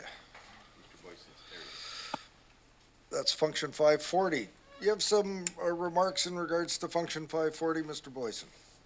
Yes, thank you, Mr. Chair. So regarding the South Sector Liquid Waste Management Plan, I provided an update to the area directors who've been contributing to this plan. It's been well underway and well under development by the Environmental Services Group. We're looking to wrap it up this year, but we think there's an opportunity here to reduce requisition by $100,000, and that would bring it down to zero, but we do have $50,000 that are going to be transferred as a surplus from the previous year. And we think that those funds will be able to suffice for this year. So we do have a proposed motion for the directors to consider. Hang on for just a second. Can I have a motion to sever 5 and 6? Moved and seconded. All those in favor? Any opposed? None opposed? Can we do 5 now and then entertain the new motion? So we have 5 is on the floor correctly, right? Item 5, which is, I'm going to read it, 535 Liquid Waste Management Plan Central Sector be approved. Any discussion? Seeing none. All those in favor?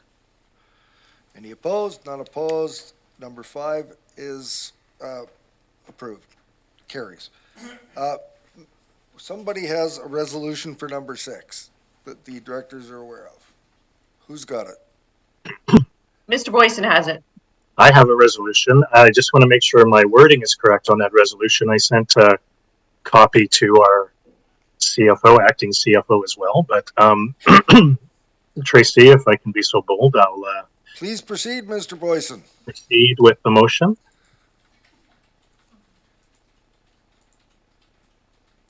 My apologies, just a sec here. I have to pull it up.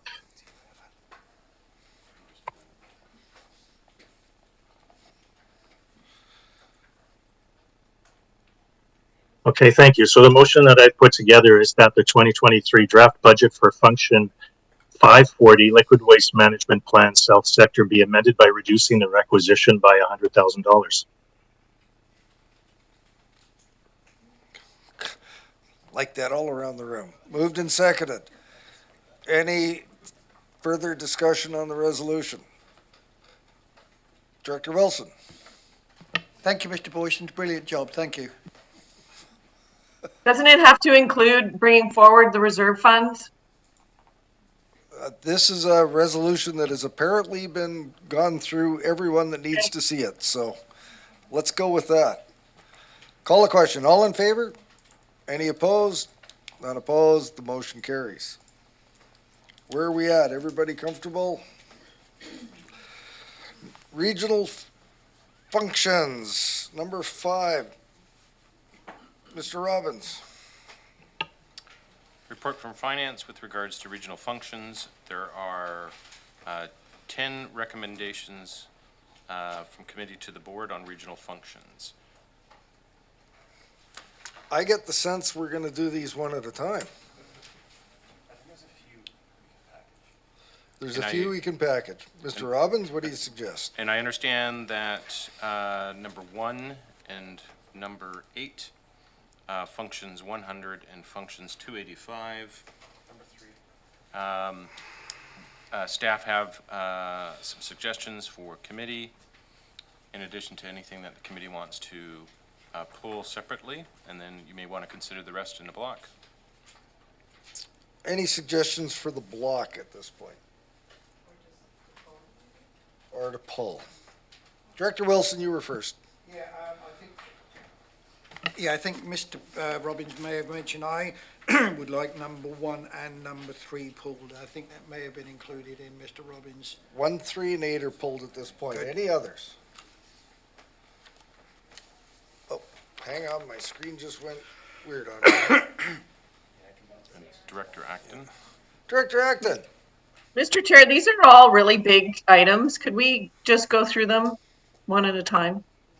And It's looks like the will of the committee in the room to pull items and move the rest as a block. I'm getting nodding all the way around the room for that. So do you have any specific items that you want to pull? Director Acton. We currently have 1, 3, and 8. All right, so let's move 2, 4, 5, 6, 7, 9, and 10. Moved by Director Staples, seconded by Director Douglas. Any discussion on any of those? Director Acton. Well, thank you, Mr. Chair. I just wanted to comment on the regional parkland acquisition, and if it was pulled, I would That's even. one of the ones that's been pulled. Oh, I thought it was economic development. 1 and 3. 1, 3, and 8 have been pulled from the block. Thank you. Sorry, I'm fine. Glad to hear you're fine. Any other discussion on the block? Director Wilson, your mic's on. All those in favor? Are any opposed? Those carry. Item 1, could we have staff up at the lectern, please?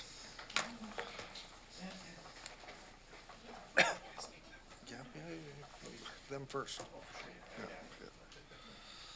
Yes. Ms. Moen, enlighten us, please.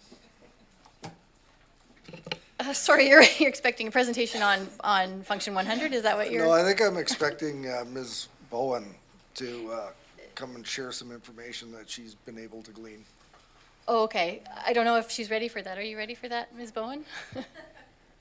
Do we, I got my municipal partners who never take breaks in their meetings wanting to plow through. Are you ready to go on this item?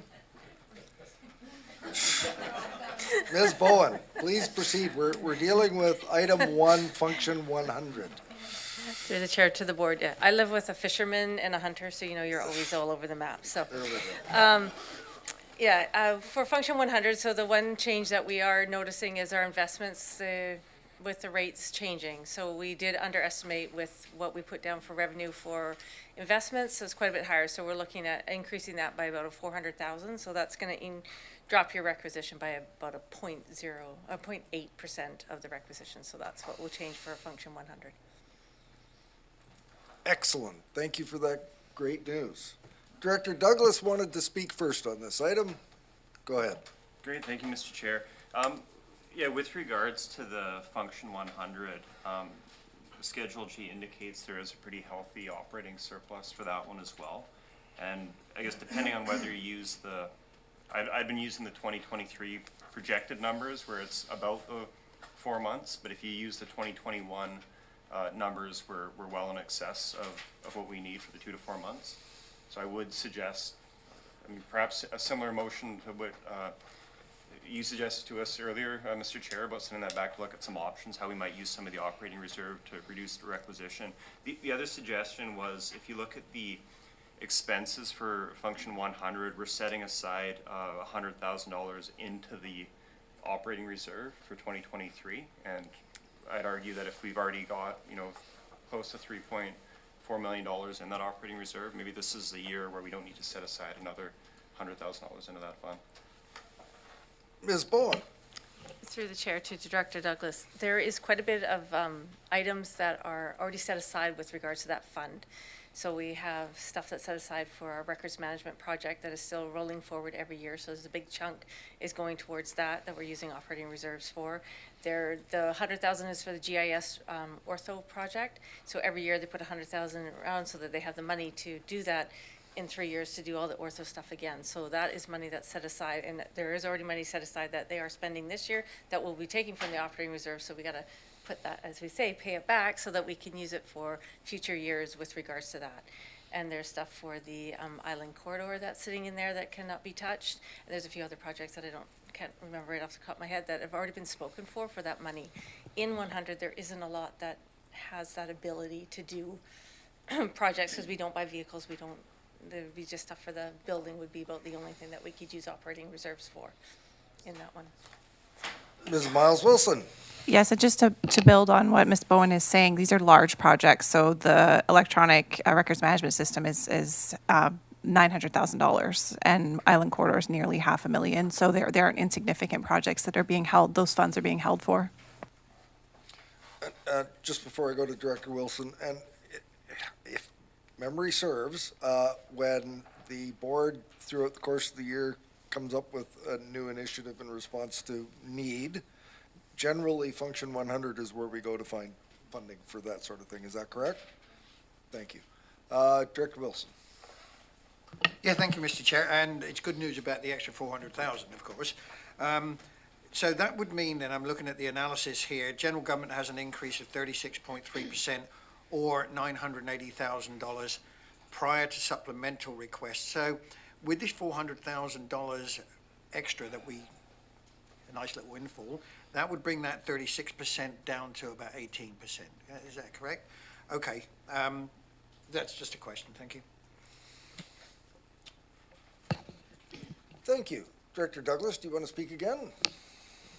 Yeah, it's helpful to get that context from staff, just on what some of these operating reserves are intended for and how a lot of that funding is spoken for. But would it be appropriate to refer this back to staff, just see what the options would be if we did want to trim any of that? Or, Mr. Chair, are we confident at this stage that there is nothing really to trim? Well, I think it's a fair request, and I looked to staff. This is one of those that I think they've looked at fairly closely because it is such a large budget and represents such a requisition. Ms. Bowen, thoughts on this? Advice, help? Part of, through the chair to Director Douglas, part of this function is a big allocation which affects every other function. So changing things, it would be a lot of work because then you're going to filter down and affect every other function that gets a general government allocation. So we'd have to, I know the departments that do the budget, because there's multiple departments within 100, they've done a great job at sharpening their pencils on what they really need and stuff like that. So it's a tight budget, but. Go ahead, you've got the floor. I guess part of what I'm not clear on is with Schedule G, it indicates how much is in the operating reserve, and then there's the column on uncommitted 2022 funds in the operating reserve. Ask them. But are those really uncommitted, or it sounds like some of those uncommitted funds are spoken for as well? Yeah, through the chair to Director Douglas, we noticed that there was an error with how that calculation was doing from the past. So Angela and I have found that the fully committed numbers is not fully committed. Like we haven't put all the fully committed numbers in there, so that uncommitted is a little bit higher than what it actually should be. Okay, thank you. Director Staples. I would just move that I'd like to move item number 1. Is there a seconder? Seconded by Director Nicholson. Director Manhouse. Thank you, Mr. Chair. Ms. Bowen, can we get a list of the allocated projects? For next time, doesn't matter. For next time. Yeah, through the chair to Director Mahanas, that's pretty much every single budget that is under the CVRD gets an allocation from the general government because it all runs through finance. I'm just thinking some of the projects that are in the books. The committed projects in regards to reserve. Yeah, just want the committed projects. Thanks. Okay. Sorry. Thank you. Looking to the screen, I don't see any hands up. I will call the question on, oh, you better read it, Mr. Robbins. That'd be recommended to the board that the 2023 draft budget for Function 100, General Government, be approved. Call the question. All those in favor? Is there any opposed? None opposed, the motion carries.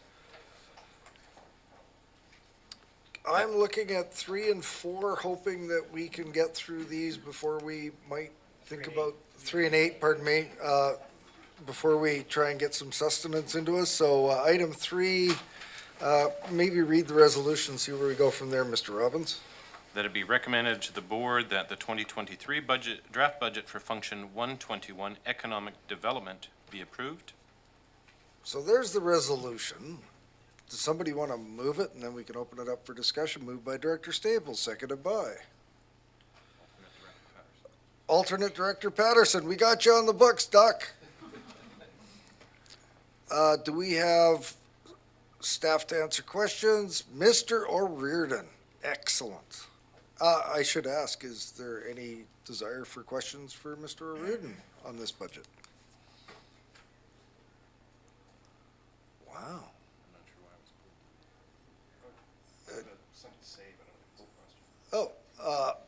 Comment? Well, Mr. O'Riordan, have a seat.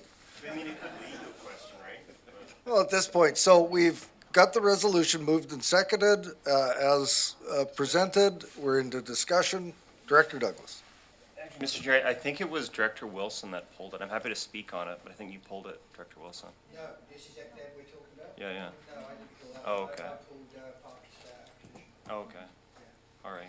Well, I'll be quick. I think this, similar to the environmental initiatives and some of those related functions, I think those are all parts of the regional district that I know I certainly value the great work they do, and I think everyone around the board does. I did notice with this one, though, there is a good-sized operating reserve, and obviously you want to set some of that aside according to the policy, but I wondered if the board might want to consider, you know, using a little bit from that operating reserve to trim the increase for this area. Mr. O'Riordan, what Or, do you? sorry, the tax requisition. Yeah, would you, or finance? Let's pull this item. Oh, shit, this is her day. I need it, so. Through the chair to, I forgot who asked that question. Director Sorry, Douglas. Director Douglas. So, so again, they're already below their min-max, so they're below already what the maximum is. So if it is a one-time project, if they have a consultant that they're just going to use for this year, we could look at doing that. But if it's for ongoing expenses, it's going to do the fluctuation again, as what we've seen with why 100 was so high this year is because of a choice to take out of operating reserves last year, had to pay for that ongoing expense this year. So that would happen here if he didn't have any expenses that were one-times. I think we should get Mr. O'Riordan up to see whether or not there's any of those one-time possibilities that we could, even though we're still within, or we're in our 2 to 4 month range. Mr. O'Riordan? Yeah, the next report up is on supplementals, so there is a request to draw from that reserve, 60,000 for the revision of the ECDEV strategy. Okay. Thank you. Does that help? It helps. I think, and perhaps this is a later conversation, I think there is some confusion around applying the 2 to 4 month, we want to set aside operating reserves to the 2023 projected budget versus the 2021 actuals. And I'm sure there's great reason for that, so maybe I can follow up with staff after. But I think that's creating some of the confusion here about how much is in the operating reserves. Yeah, I think that's a fully appropriate discussion, not just for yourself, but for everyone else, is to understand the policies there and what reasons and how we operate within it. We have a resolution on the floor. Any further discussion? Seeing none, I'll call the question. All those in favor? Any opposed? Motion carries. Let's go to Function 8, Regional Parkland Acquisition Fund. The recommendation before the committee is that it be recommended to the board that the 2023 draft budget for Function 285 Regional Park Land Acquisition be approved. Okay, well, hang on. I think Director Wilson wants to speak to it. I think Director Staples wanted to move it. So I think I'll go to movement and discussion. Director Staples, you wanted to move the resolution? Seconded around the room. Can we get staff up? I think, yes. Director Wilson, you wanted to speak to this, so please proceed. Thank you, Mr. Chair. And, you know, of course, I hesitated in bringing this forward because there is a lot of support for parkland acquisition. And there, at this time, this is my problem right now, that and let me be clear on this, I am not seeking, I have never, ever sought to eliminate the parkland acquisition. That can't happen. What I am trying to do here is minimize the impact at the moment so that we can then consolidate and build up from what we have right now. One of the misconceptions I was under, and I apologize for this one, I've just checked with Mr. Farquhar, was that the parkland acquisition could not be used for preservation circumstances. It actually can be used for those purposes. It's not something that I would like to see, because parkland to me means exactly that, places where people are allowed to walk, as opposed to places where they would be eliminated from walking because it's purely for preservation. So one of the things that a lot of people don't know is the extent of the parklands that we have here. And we do have some magnificent parks throughout the CVRD. I've forwarded before, and some of the newer members may not have seen it, the Excel spreadsheet that I have kept, which shows all the parklands that we have, regional, federal, community, everything else. All the publicly accessible areas, including some of the forestry lands as well.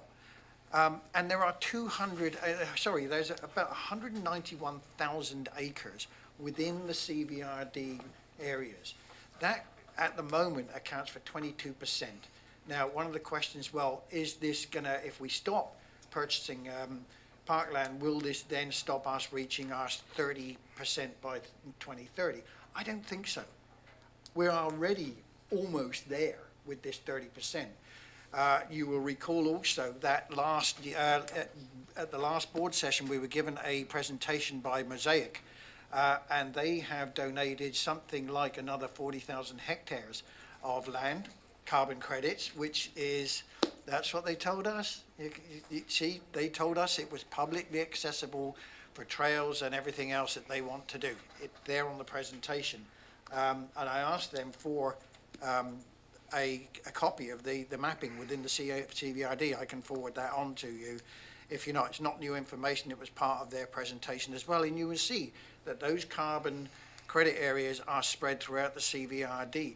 We have a lot of parks here. All I'm saying is, can we minimize the payments of $750,000 for this year, bring it down to a reasonable number, and then build up from there every year? I'm not saying we stop it at all. I'm saying give the taxpayers a break here.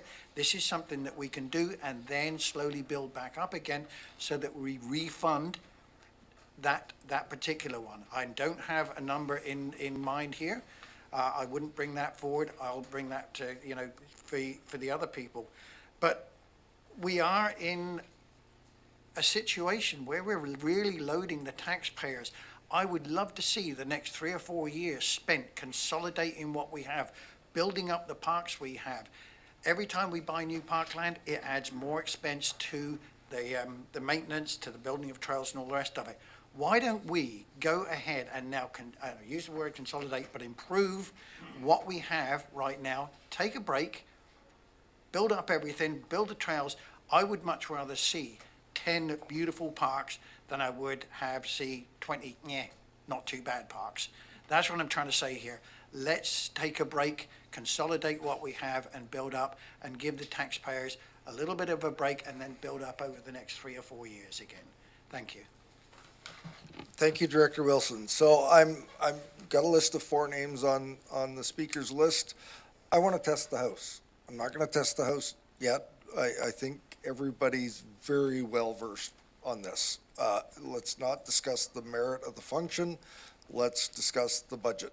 So with that, I'm going to go to Director Acton, followed by Nicholson, followed by McClinton, followed by Deck. Any others want on the list?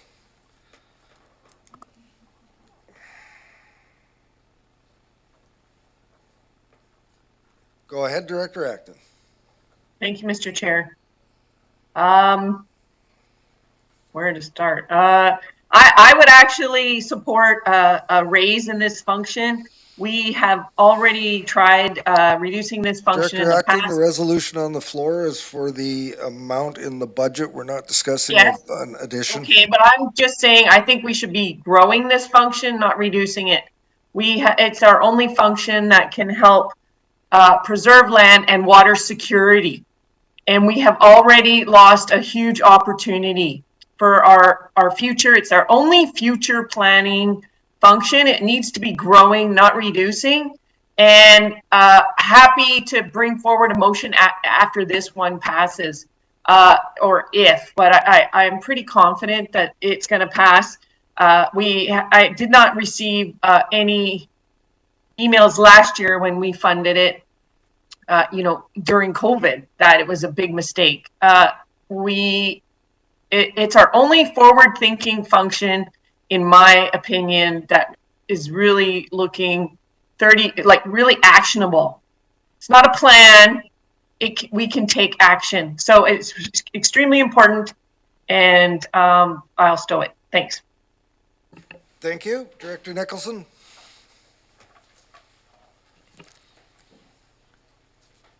Thank you. I concur with Director Acton, but I would also like to just correct the record here, because I think I've done some calculations, and the total area of the CVRD is 355,217 hectares. BC parks, so provincial parks, include 24,102 hectares. CVRD parks are 1,379 hectares. What this means is, well, let me go back. We have a national target of 30% protection of lands by 2030. Currently, nationally, we have about 13.5 protection, land and protection. In BC, we have about 15, a little bit over 15%. And we have a long way to go in the CVRD. About 7% of our land base is protected, and of that, less than 1% is contributed by the CVRD. And I concur with Director Acton. This is one of the most important things that we can invest in for the future when you consider climate chaos and the importance of water, how that is going to be affecting our water cycle. Having healthy natural areas, particularly when you find the key places, is going to be so important for the future. Thanks. Thank you, Director Nicholson. And I'd just like to remind everyone that we're all supposed to be making our decisions on the basis of common information generally provided to us by staff. It's really difficult for directors to absorb new information that is presented by directors without having it in advance. So if we can be concise and stay on the information that's provided either in advance or in our staff reports, that would be very helpful. Director McClinton, you're next. Through the chair, thank you for that prompt prior to just augment what I was going to say. I think it's common knowledge that on the West Coast we're pretty ecologically forward-thinking. I think it's completely reasonable with regional RAC coming in for 3 years to look at some sort of decrease. It's been suggested that if we want to make a difference on the budget, we got to look at big chunks, and I think that this is a spot where we can do it. I think we've got a lot of green space. We've got some time to get it, and I just think that there needs to be a balance between folks like myself who are trying to plan their future and help their families, and I think this is an area where we can look and make a difference and come back to it in possibly 3 years when regional RAC is fully phased in. So I'd be in support of the motion. Thank you. Can I clarify that, Director McClinton? There's a resolution on the floor to approve the budget as presented. So you just said you're in I'd like support to of the amend that. No, that is not what I meant. That's right. My misunderstanding. I thought, I was referring to what Director Wilson had said. And that could be very helpful if you don't have any information to add. Because I want to test the House, if someone wants to just offer that they are either in support or not in support of the motion, or wait until the question's called, you can do that as well. I'll go to Director Deck next.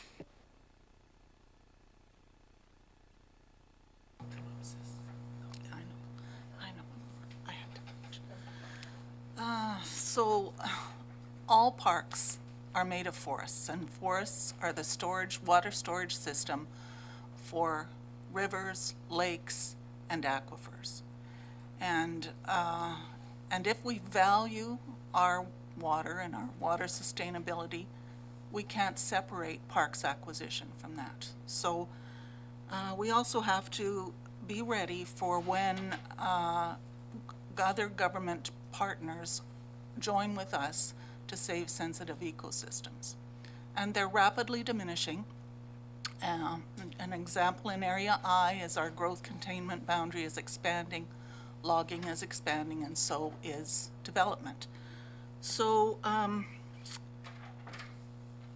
let me see, is there something else I want to say? No, I think, oh yeah, trees are our local and global climate heroes. And I'll leave it at that. Thank you. Thank you, Director Deck. I go to Director Manhouse, followed by Justice and Staples to close. Mr. Chair, I just want to say that I support Directors McClinton and Director Wilson. I thought Director Wilson actually expressed his opinions very well, which I totally agree with. Thank you. Director Justice. Yeah, thank you. I'm in support of the motion. I think I got that right. I want to. The budget is presented. Yes, and I also would like to say I agree with Director Acton, and we ought to be growing this function and would support such a motion should it come. With respect to the aforementioned original mandate of $5 per 100,000 of assessment, we're only funding this to about half of what we've been mandated to do. Just one more thing with respect to the 30% target. I would like to add that this is important, that we should be thinking about this in terms of 30% of all ecosystem types and not just 30% of the land area. Thank you for that. Director Staples to close. Oh, Director McGarrigle. Director Staples. So I move the motion, so I'm obviously in support of the motion, and I do agree that we need to start rebuilding this as we move forward. There was a change done to this a couple of years ago, I believe, because of exactly some of the conversations that are being had right now in order to help save taxes. And I didn't agree with that at the time, but I understood it. And moving forward, I believe that we should continue to grow this. As a taxpayer myself, one of the most important things to me about living here is the protection of the environment that we do have for future generations. And I believe that it's our responsibility to ensure that that happens. And I also believe that we're far behind on our responsibility in that area. So this is a good step forward. And I look forward to expanding this as this term goes on. Director McGonigal to close. Thank you, Mr. Chair. In the preamble to budget discussions, we went around the table and were encouraged to use our erasers, sharpen our pencils. We have not done that yet. If you're looking to sharpen or use your eraser, it would not be looking at small items such as $10,000 increments. There are large items that can be looked at to be paused and then re-implemented. When we look at the implementation of the regional parkland acquisition, it was approved by referendum. And in previous discussions by previous boards, it was thought that after 15 years, it should be re-looked at the allocation of those identified areas that should be protected. I do not disagree that we should be continuing with that protection, but at a time where we are looking at regional recreation, increased fees for dumping and transportation of our waste, incremental increases to cost of living, etc., we must do our best to reduce where we can, what we can. Thank you. Everybody is aware of the resolution. Everybody on line ready to vote. I will call the question, or have we had it read? Yes, we have. All those in favor? Those opposed? Manhas, Segal, Wilson, McGonigal, and McClinton. I believe that motion carries. That motion carries. It is 11:55. We've completed, have we completed that block, Mr. Robbins? You have indeed. We have indeed completed that block. We have significant work ahead of us. Oh, one item. I heard Director Acton say earlier that she would want to pursue another number. I'm going to recommend strongly that we do the work that we have here today and in other opportunities when this goes before either other committee or the board, if people have additional resolutions they want to bring forward on any of the items that have been discussed today, that would be an appropriate time to do it, not in the midst of our meeting today. We've passed that motion. You'll have other opportunities, both the committee and the board. Director Acton? Thank you. So I'm not going to make a motion to increase it today. What I would ask though is that next budget year that staff comes, that it's presented with an increase of 10%, and then we can debate that at that time, because I think we do need to start building it up, and I originally remember it as $1 million. So without a motion to that effect, I think you're asking that staff provide options with this, and Mr. Farquhar is sitting in the room, so why don't we leave it as general information to staff for the 2024 budget process. I'm told that we can break for lunch and it'll be ready in about 3 minutes. Director Wilson? Yeah, thank you, Mr. Chair, and thank you to Director Acton as well. If Mr. Farquhar is going to be looking into the budget for next year, I'm sure that he'll be looking at other things. Can I suggest, please, or ask, that we also take a look at the original motion, or the original referendum question that when it was discussed by the board, because within that question there was, and I've got the motion right here, which says, I've lost it, of course. There was, there it is, that a referendum be held throughout the entire regional district to obtain the opinion of the electors regarding establishing a 10-year commitment to the Regional Parkland Acquisition Fund at a rate of $5 per 100,000, which we've already said. When that question was posed to the electorate, that 10-year part had disappeared, and I've never been able to find out why. But I would like some clarity on why the board passed a motion and then the referendum question was different. I think staff hear you, and this is a budget discussion, and that may even be a corporate strategic plan item that we may want to consider. So I'm reluctant to get into discussion as to the subject of the function itself. I think Mr. Farquhar, I just demoted him, has heard. Director Nicholson?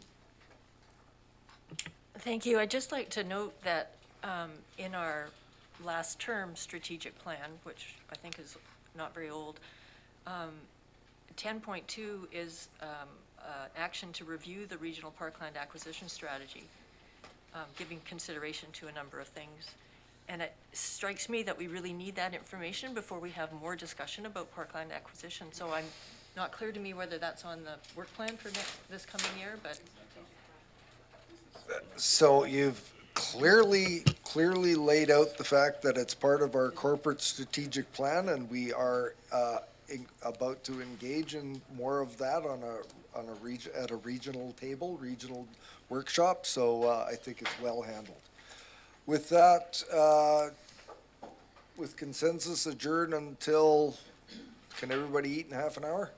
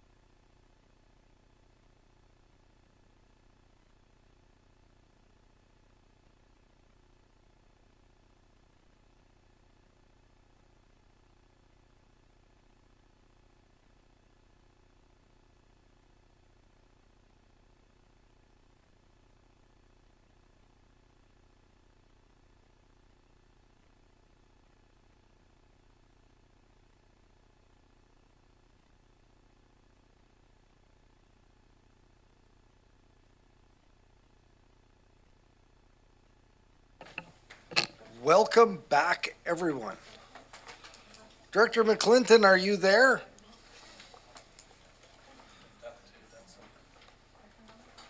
Alternate Director Patterson, are you there?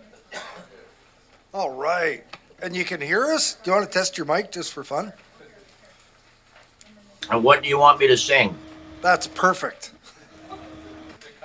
Chicken? All right, everyone, we're back in order. Just a brief comment and thanks to everyone. I was so engrossed in all our paperwork, I had no idea how we managed over the morning, and we made some progress there. So, yay, that's great.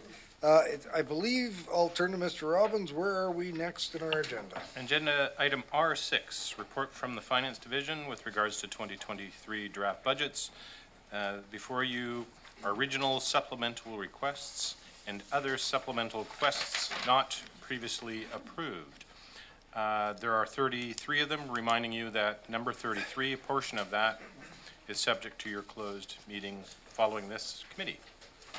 And I'd just like to seek some clarification on, it was brought up by our friend Director Douglas, in regards to the curbside truck replacement items 3 and 4. They're obviously here for good reason, but are those considered regional? In that I think only the electoral areas participate in the function. Maybe Mr. Boyson's gonna jump on from the magic screen. Oh, Ms. Bowen.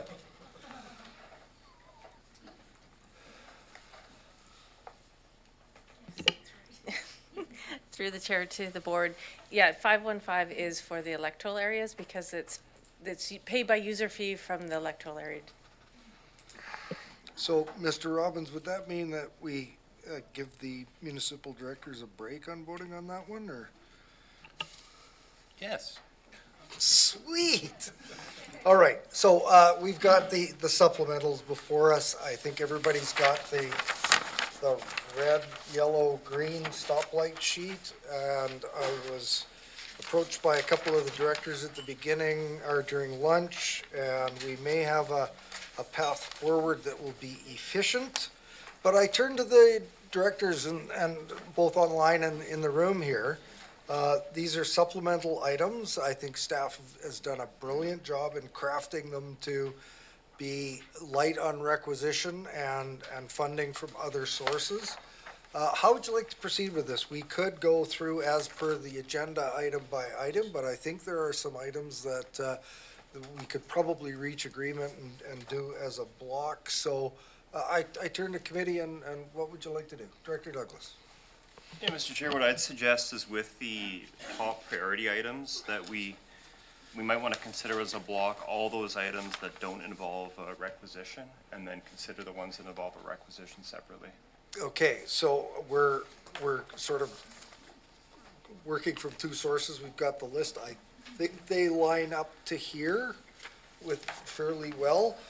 Why don't we, the chair's prerogative, why don't we look at take 3 and 4 out of the mix right from the beginning because they're electoral.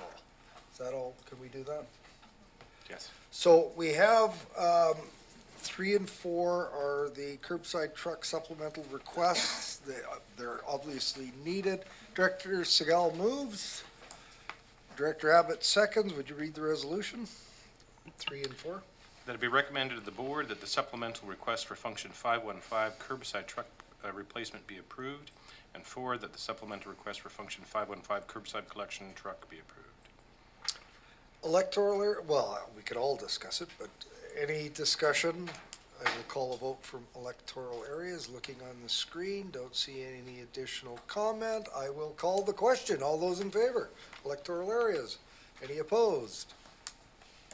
None opposed. 3 and 4 carry. So we go to the items that don't have, we have to do a little cross-referencing here. So we've got the, Hey, Mr. Chair, well, why don't we look at 1 and 2? Or no, those have Yeah, requisition. what I was going to suggest, Mr. Chair, if this is all right, is 5 to 7 and 9 to 11. These are the supplementals with no tax requisition 5 to for 7. 2022. Director Wilson? Number 5, please. I'd like to have some clarity on that one because that may directly affect operations in my area with one of these undue consequences. I'd just like to have clarity on that one, please. Number 5. Okay, so why don't we Leaving you consider 6, that pulled? Leaving you 6, 7, 9, 10, 11. So as a block, 6, 7, 9, 10, and 11. I think you better read them out. To be recommended to the board that the supplemental request for function 520 BC Stormwater Review be approved. That's a supplemental request for function 520 Transfer Building Fund Roof Replacement be approved. 9, that the supplemental request of function 100 Budget Software be approved. 10, that the supplemental request for function 121 Economic Development Strategic Plan be approved. And 11, that the supplemental request for function 280 Stony Hill Regional Park Management Plan be approved. I believe those were all not impacted by requisition. We have a thumbs up from Director Douglas. Do we have a mover in Director Abbott? Do we have a seconder? Seconded by Director Douglas. Any discussion of the items? That's 6, 7, 9, 10, and 11, correct? Correct. Seeing none, call a question. All those in favor? Any opposed? Motion carries. Does that take us to the end of the top priority items? Mr. Chair, we have the ones with requisition still left. Right, we do. I'm just, we've got a break in the middle there. So let's deal with 1 and 2 right now. And those are top priority as ranked by staff. I think we should deal with them one at a time. So would you read number 1, please? That it be recommended to the board that the supplemental request for function 100 IT Project Manager be approved.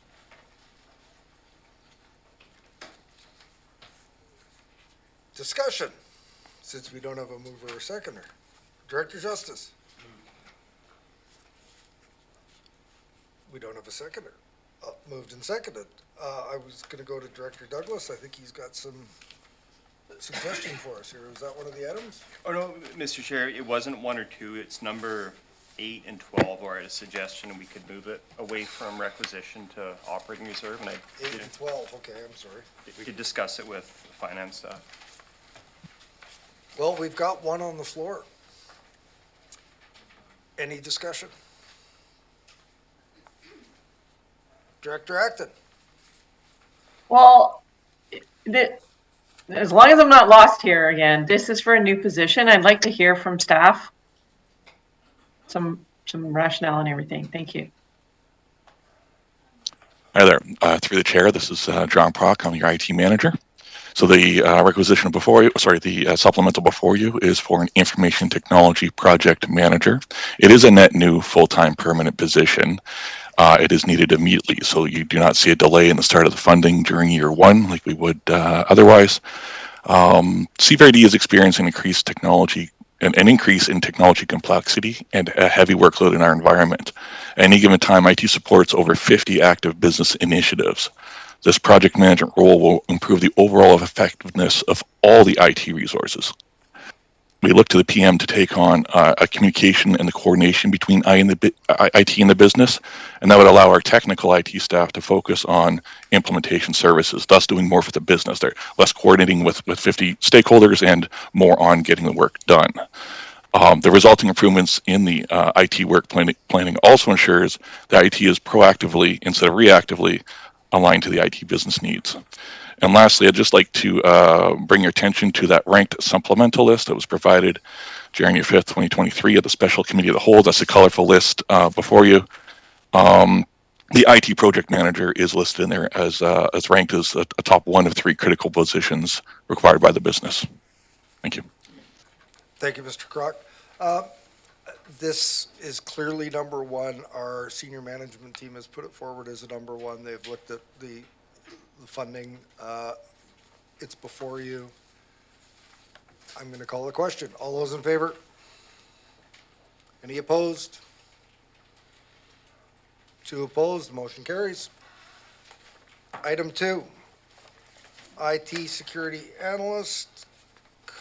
Did we read that resolution out already? That it be recommended the board, the supplementary request for function 100 IT security analyst be approved.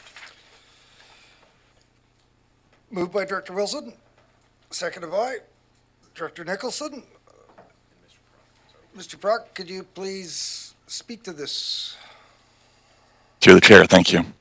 So the supplemental before you is for information technology security analyst. This is as well a net new full-time permanent position. It is needed immediately as well. There's no delay in the start of funding for year 1. Essentially, CVRD experiences an escalation in the frequency and severity of security incidents. The IT security analyst is a specialized resource to ensure the confidentiality, integrity, and availability of the CVRD data and our technology services. This role is actually meant to establish the controls to prevent and detect problems before they occur and lead development of an incident response plan focused on lessons learned. This role also supports business initiatives that require complex technical integration before the between the on-premise internal systems and their preferred external vendors that are out there in the cloud. Again, I would like to bring your attention to the ranked supplemental list provided January 5th, 2023, and it's also ranked in the top 1 of 3 critical positions required by the business. Thank you. Director Wilson. Thank you, Mr. Chair. I fully appreciate the need for security on our IT systems. There's no question there. But my question would be, there are companies out there which specialize in this kind of thing. And so have you, I'm sure you have you looked into outsourcing and the costs of outsourcing to an external agency as opposed to having an internal appointment, please? Mr. Prock. Thank you. Through the chair. Yes, that's correct. So this role will primarily be a liaison between the internal resources that, they'll have a deep understanding of our infrastructure and our complex systems and the business needs and provide that bridge between the internal resources and those external resources when we come back to you to ask for those. So it will be a large portion of the role is vendor management. We will, for each of those technology or security services that we would look to externalize, we'll put a business case together and find out what the best value is, whether it is we use a security analyst or we procure it elsewhere. Follow up. Yeah, so if I'm understanding this correctly then, and it says the word analyst, that he will look at all the systems we have and say, that one's weak, this one's weak, what do we do about it? Do we then bring in external, or what can I do about it? Is that a fair assumption? That is correct. Sorry, through the chair. Yes, that is correct in that they would establish the controls to prevent, detect, or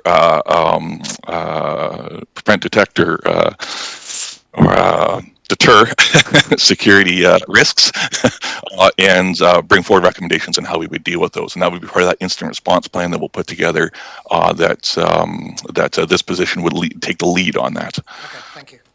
Director McGonigal, and I've got myself on the list. Thank you very much. Let's try that. Thank you very much, Mr. Chair. Through you to HR on the capacity for acquiring these positions through your agency. Ms. Mohan.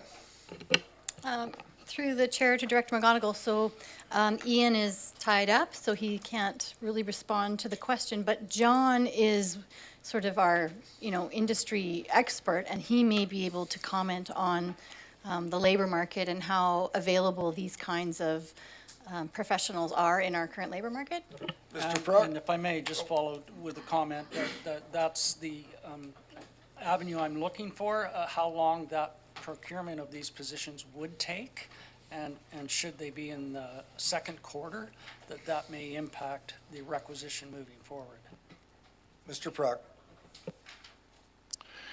Through the chair. yes, we would look to acquire this position immediately if it proceeds forward. We would look to the senior management team to guide HR on prioritizing, determine where this sits in the HR priorities. I believe for the most part their backlog is cleared up, so we would be able to go market right away. I believe the turnaround roughly is about 90 days or so to fill the position. So this is a position that we would want to fill immediately, and encourage the SMT team to have HR put a focus on this. Director Acton and myself.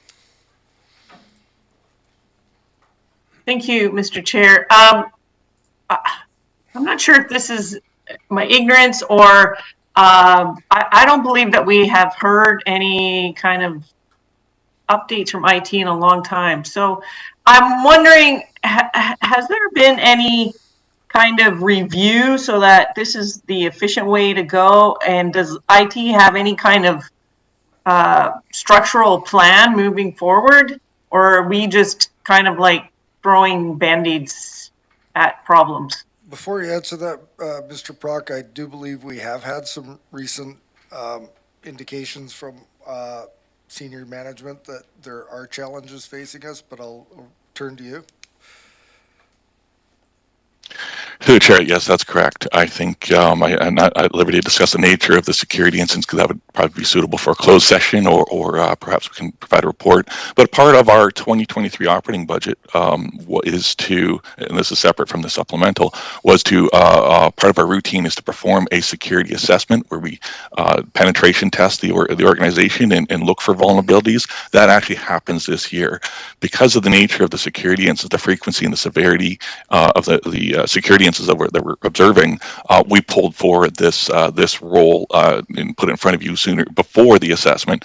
We already anticipate and expect that one of the recommendations that come out of the assessment is that we will need specialized resources to prevent some of these issues. So yes, we do actually have an assessment scheduled for this year, and this is ahead of that assessment. It's a byproduct as well of, because I'm not sure if anyone is aware of it, of a 2019 security audit that happened in response to another event that is outstanding. So I'm just bringing that forward as an outcome of that event, if that makes sense. Thank you, Mr. Prock. It's hard to tell us about things that you can't tell us about.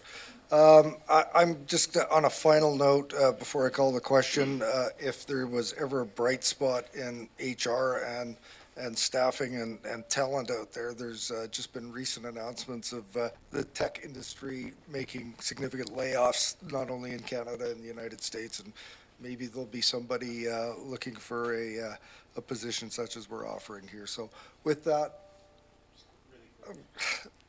Director Douglas to close. Just really quickly, Mr. Chair, the fact that these two positions were ranked, this position, sorry, the IT project manager ranked so high in the supplementals, I think speaks to their importance. And the challenge on my end, I'm sure some others around the table are grappling with this, is we are facing a very significant increase in the tax requisition this year. And I would suggest that if we are going to be adding these new positions, which obviously are important, that we should be looking to make reductions in other areas instead of adding to this already extremely high increase in the tax requisition. Thank you for that. Everyone's aware of the resolution. It's been read. Has it been read? I will now call a question. All in favor? Any opposed? One, two opposed. The motion carries. Next item, Mr. Robbins. Which is number 5, that be recommended to the board that the supplemental request for function 520 Bings Creek Organics Transfer Building be approved. Moved by Director Wilson. Oh, not moved by Director Wilson? Okay, well, let's get a seconder first. Do we have a seconder? Seconded by Director McGonigal. Director Wilson. Thank you, Mr. Chair. Reading through there, if I'm reading this correctly, this is going to have, I think, correct me if I'm wrong, no effect on requisition because it's coming from operating reserves. Is that correct? It is? Good. What I'm concerned about here is sideways effects. At the moment, this organics transfer building is exactly what it says. It gets it in and then it transfers it out again. And I'm pretty certain that it probably transfers it to my area. Is this going to have any effect on the amount of stuff coming from there to my area? Because if it is, don't like it at all, but it has to be done. But basically what I'm asking here is, does anyone know where this stuff is going to, and is it going to increase over the next 6 months or so? I'm thrilled to be able to turn to Ms. Sarady, who's online. Were you able to hear that question, and are you able to respond? Thank you, Mr. Chair. I am thrilled to turn it over to Doug, who is the expert on this particular one. I'm also happy to assist you, Doug. Congratulations, Ilsa, by the way. Thank you, Elsa, through you, Mr. Chair.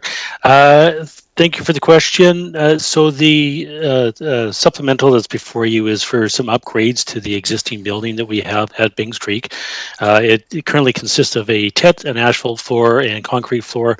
The original design of the facility has the sloping of the tent towards the inside of the tent, which is causing some drainage issues within inside the tent, and we're not able to get our leachate out of the tent into the proper tanks. Additionally, during storm surges, there is water that actually washes into the tent, mixes with the organics and the leachate, and actually increases and overflows the volume of leachate water in the tanks. So what our intention is to update and upgrade the existing tent and structure so that the water slopes away from the tent, and to put new drainage in the front of the tent so the proper leachate is correctly carried away to the tanks. So to answer your question, Director Wilson, there's going to be no decrease impacts by this supplemental. It's just simply an upgrade to the existing building. Thank you. Certainly. Yeah, thank you, Doug. And a follow-up to that, would this mean that the quality of those organics will now be better, more dry when you transfer it out?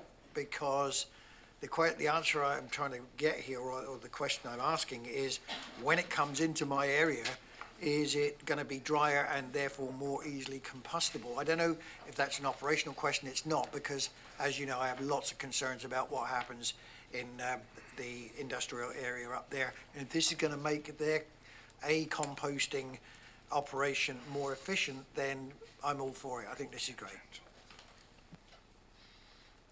Mr. Stevens? Thank you. Thank you, through you, Mr. Chair. So I can't speak for the operational process at Fisher Road Recycling and whether it's going to be an improvement to their process or not.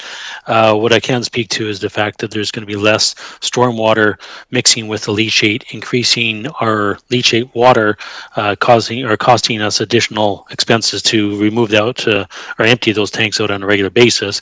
It's also going to reduce our freight that is going to Fisher Road because we won't be shipping as much volume. So essentially, yes, it'll make the product drier. What the impact is at Fisher Road, I'm sorry, I can't answer that question. Thank you. Good stuff. Thank you very much. Let's get it done. Thank you. Did we have any other hands up on this item? It's been moved and seconded. Did we read it yet?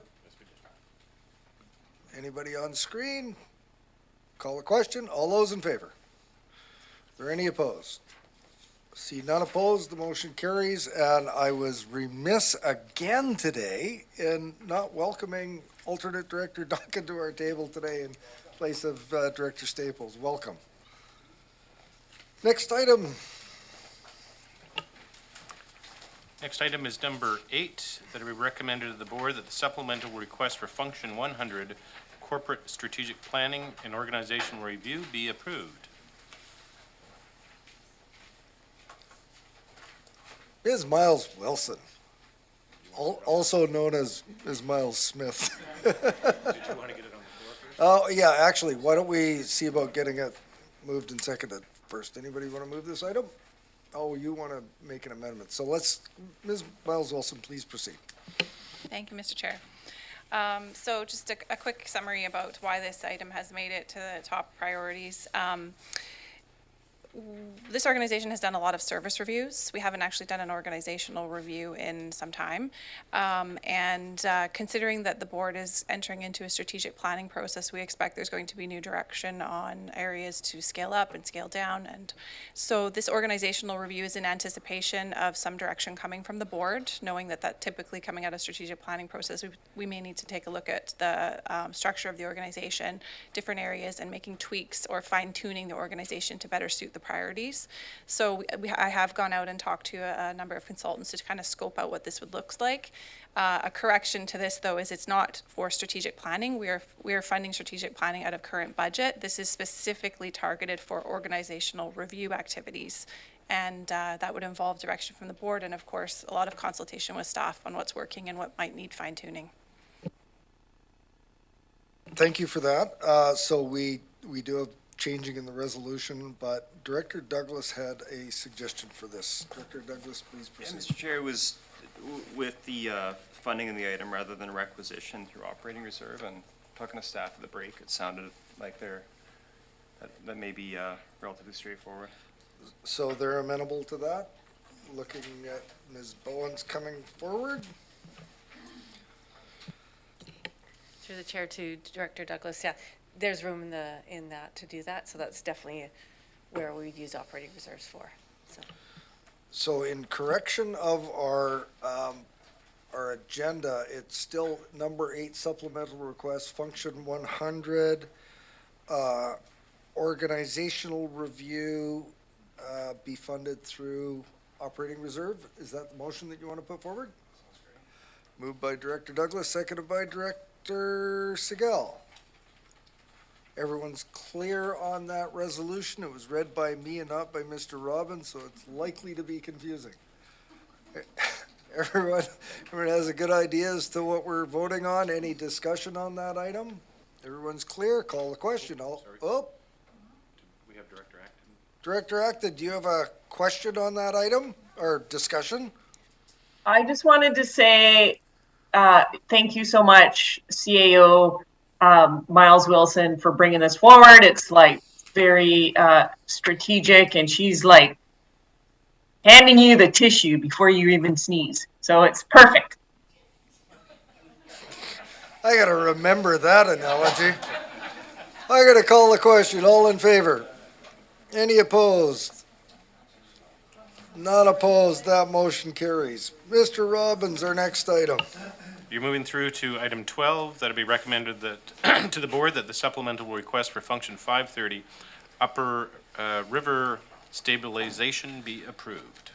It's 5:30. Where's that? That's way down there. Is there requisition attached? There is. Is that one of those? We have a suggestion from Director Douglas.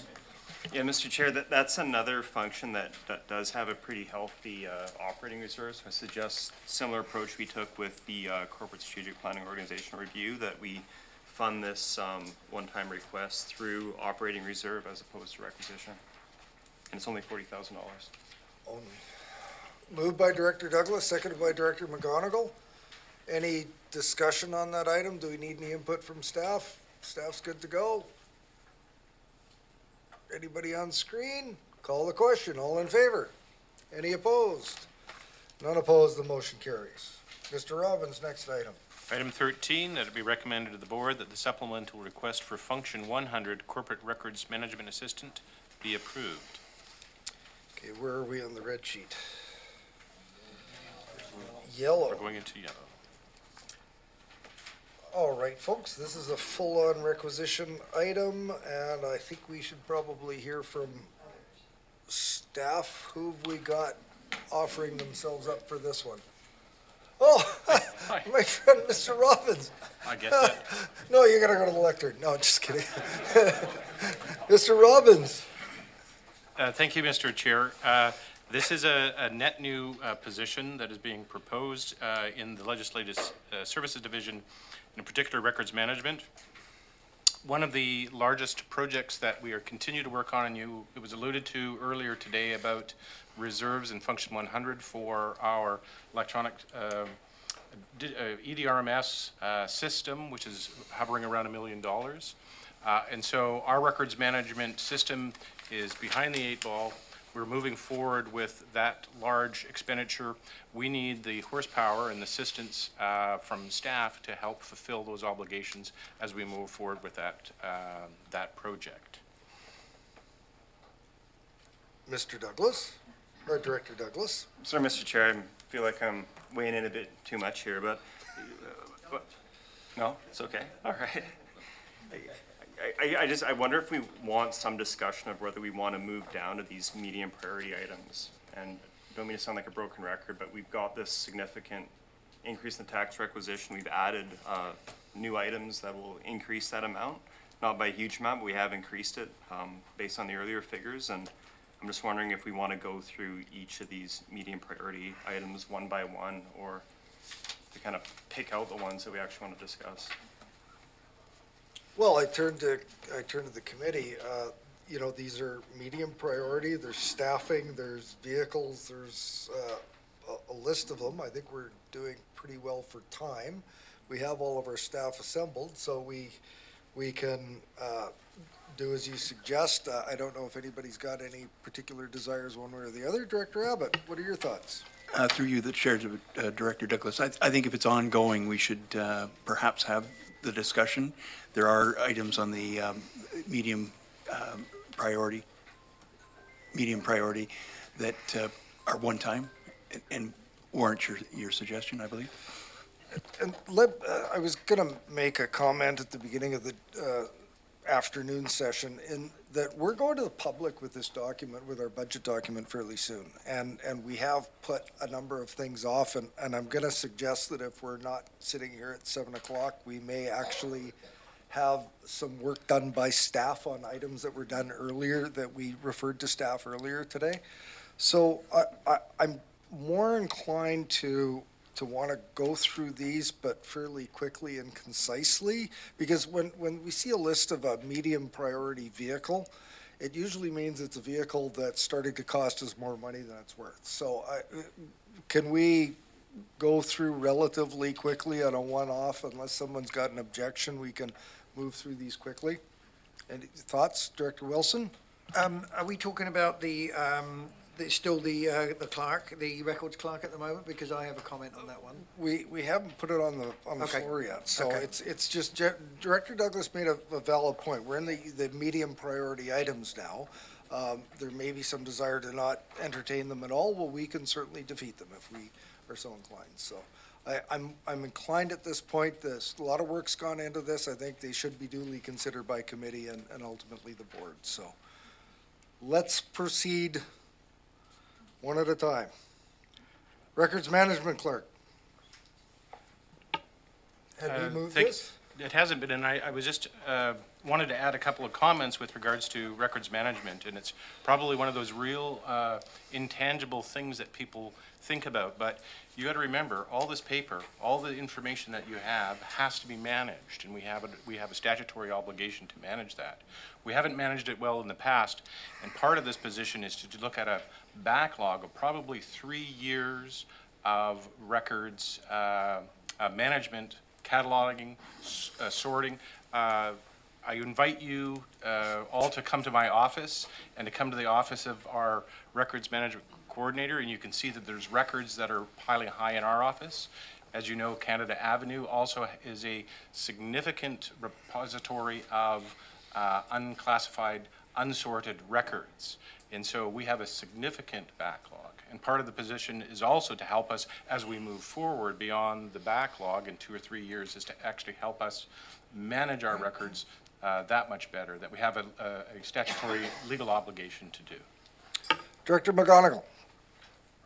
Thank you very much. Through you, Mr. Chair, if I may, would this have an impact on FOI requests that are getting significantly more frequent as we move forward? Through the chair, most certainly this would certainly help us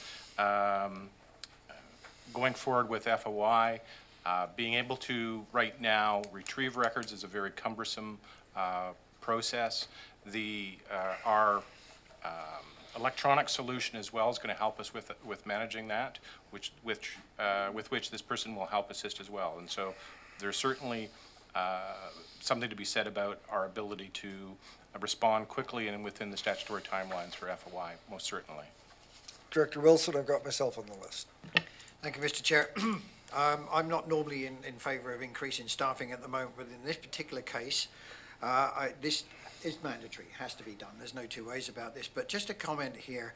You'll recall that earlier on I mentioned that I was unable to trace a document which I was trying to dig into a history of certain motions which had come forward. It was impossible.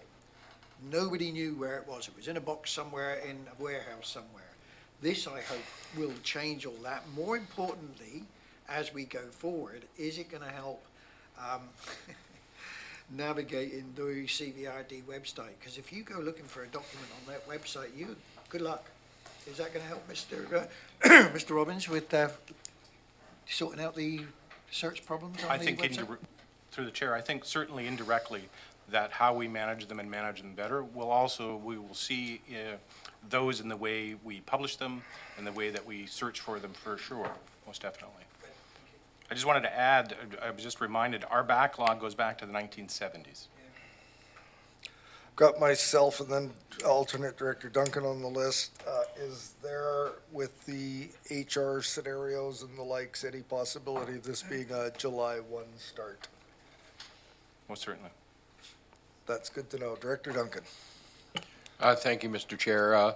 I know that in the city, we also had to have a long-term project and find those boxes in the basement and get our project up and running. And through another organization that I work with, a pension fund, same thing.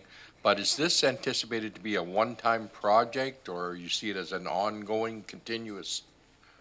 Mr. Robbins. This is an ongoing position that we are requesting. So might it be appropriate, given the fact that this may be a July 1st start, that the Records Management Assistant Supplemental be approved at a 50% of the requisition noted there? Is that appropriate? Given a 0.5 of a year? Does that make sense? At the staff level, that'd be fine. At the finance level, not? Just trying to move us along here a bit. Through the chair, to the chair. We can do this, that's not a problem. It's just you're going to put yourself in the same situation that you've done for this year, is that you did half your staffing, and then Agreed. next year you're going to be full year. Thank you. So the requisition will jump next year. With full realization, that's what my suggestion would be. Would someone like to move that? Moved by Director Segal, seconded by Director Abbott. Discussion on the item. Everyone's clear on what the resolution is? We're approving the position for 6 months. We gotta pay for the full year next year. All those in favor? Any opposed? 2 opposed. Motion carries. General Government Senior Systems Technician, could we have, is that you again? Nope. It's John. not. Did you want to? John's here. Yep, thank you. Who's speaking to that? Mr. Proc. Mr. Proc. Mr. Proc, oh, Online, please, go yeah. ahead. You're on the little Hi there. screen there. Mr. Proc, Thank go you. ahead. Okay, thank you. Through the chair. So this supplemental before you is for a senior systems technician. It is an addition of an existing full-time permanent role. It is scheduled to be funded immediately. There is no delay in the start of the funding during that year 1. The CVRD has become increasingly dependent on information technology, especially for the vital and essential services that otherwise the public cannot do without. Our senior systems technician is required to match the now critical nature of many of the services IT provides through our day-to-day operations. And again, I bring your attention to the ranked supplemental list. It is there on there as a ranked top 1 of 6 yellow positions required by the business. Thank you. Thank you, Mr. Proc. Just a side conversation that was held yesterday. It's clear of the departments in the organization that are needing bolstering. Our IT is probably at the top of the list. I turn to committee. Mr. Abbott, Director Abbott. Chair, I would like to pass a motion or move a motion that we go for 6 months, similar to the corporate records clerk. and fully realizing that it'll be full requisition July 1st. I think Mr. Prock has indicated that this is an immediate need start. Is this someone that's, oh gosh, I can't go there, can I? New position? That's okay. Through the chair, yes, if adjusting it to be a 6-month start, given that we're already going to market for 2 other positions, it would be prudent to reduce the wages and benefits by 50% for year 1. Thank you, Director McClinton. Hang on just a sec, Director McClinton.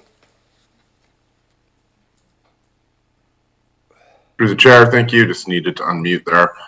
I'd be curious, perhaps it can happen now, just briefly, just quick understanding of the department and the people that are in the IT department, like even just numbers and yeah, to get an understanding of the size. Is that possible? Mr. Would you like that now? Give you a quick synopsis? Yeah. Yeah, if it can be done. If not, I think getting a better understanding of the IT and where we're headed with it, I think would be important. You know, adding 3 new significant positions. Yeah, I just would like to have an understanding. I'm not on one way or the other on this necessarily right now. I just feel like I'm lacking a bit of information. Mr. Prock.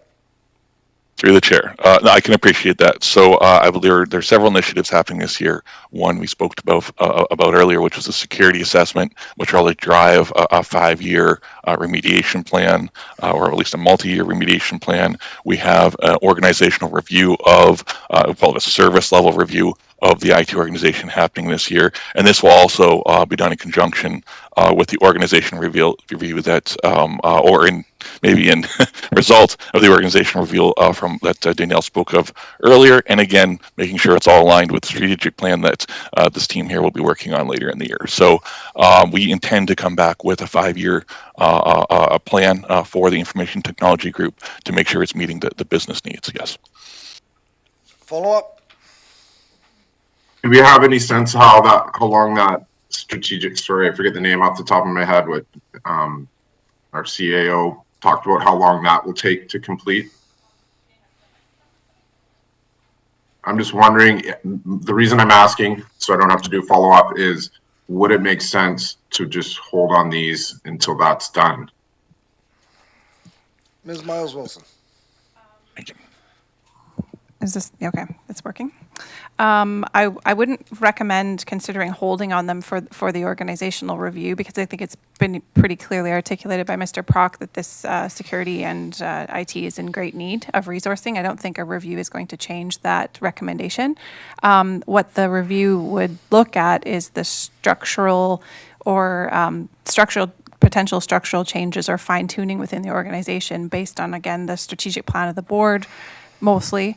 But it's not going to necessarily give you a different outcome of the needs of the IT department.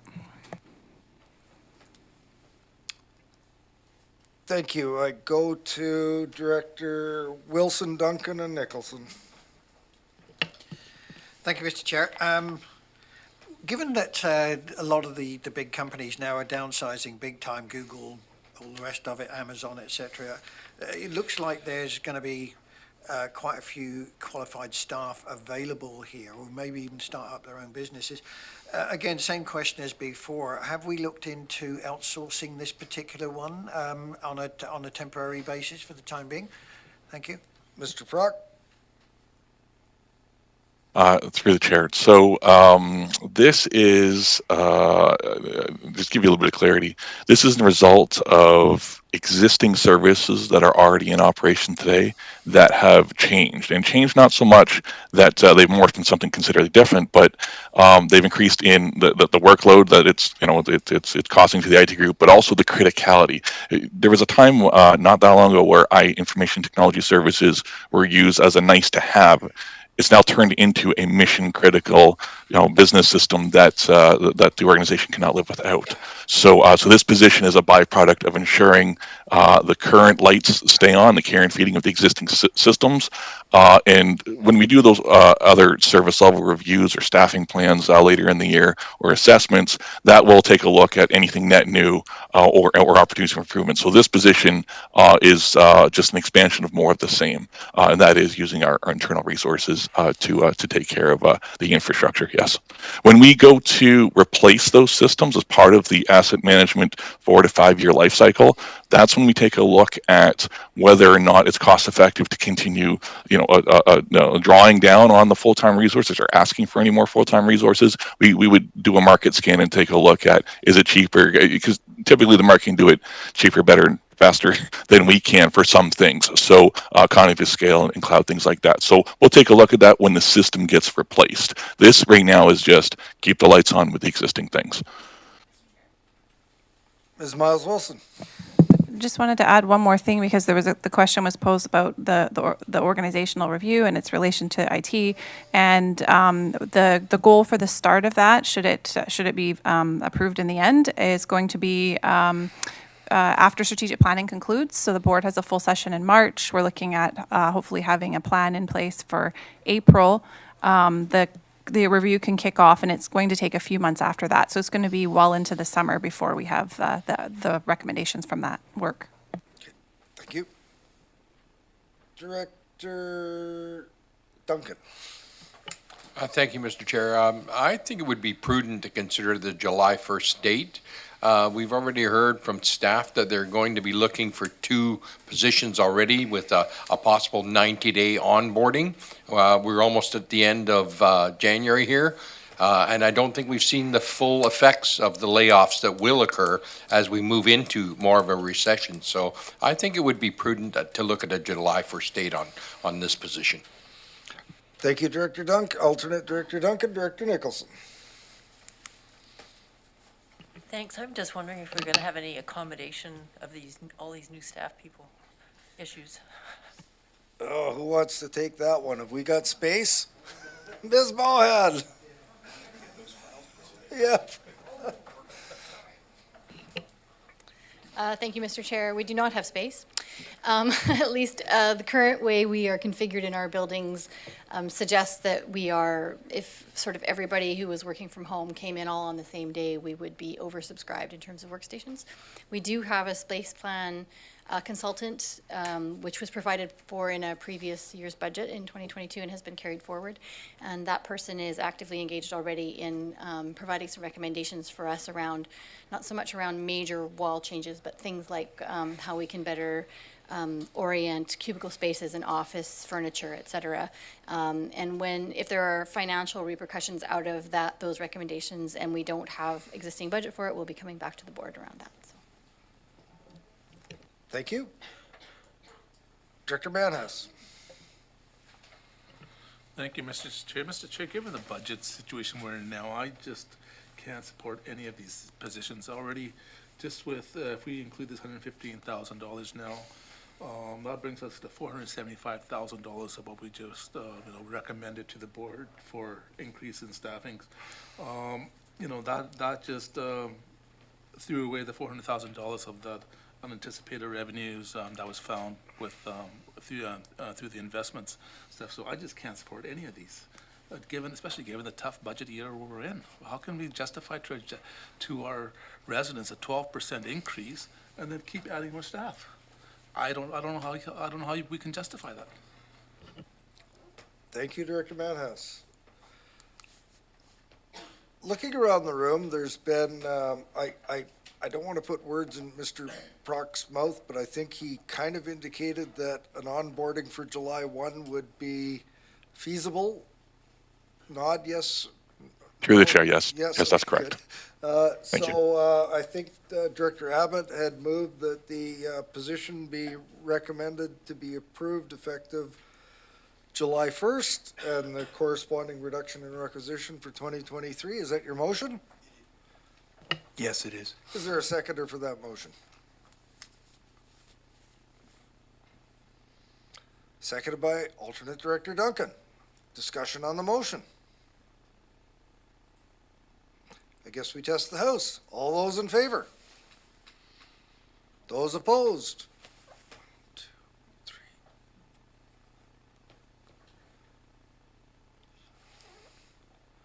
Okay, we gotta do 1, 2, 3, 4, 5, 6, 7. I count 8. Where's Duck? Yeah, that's what. Keep your hands up, those opposed.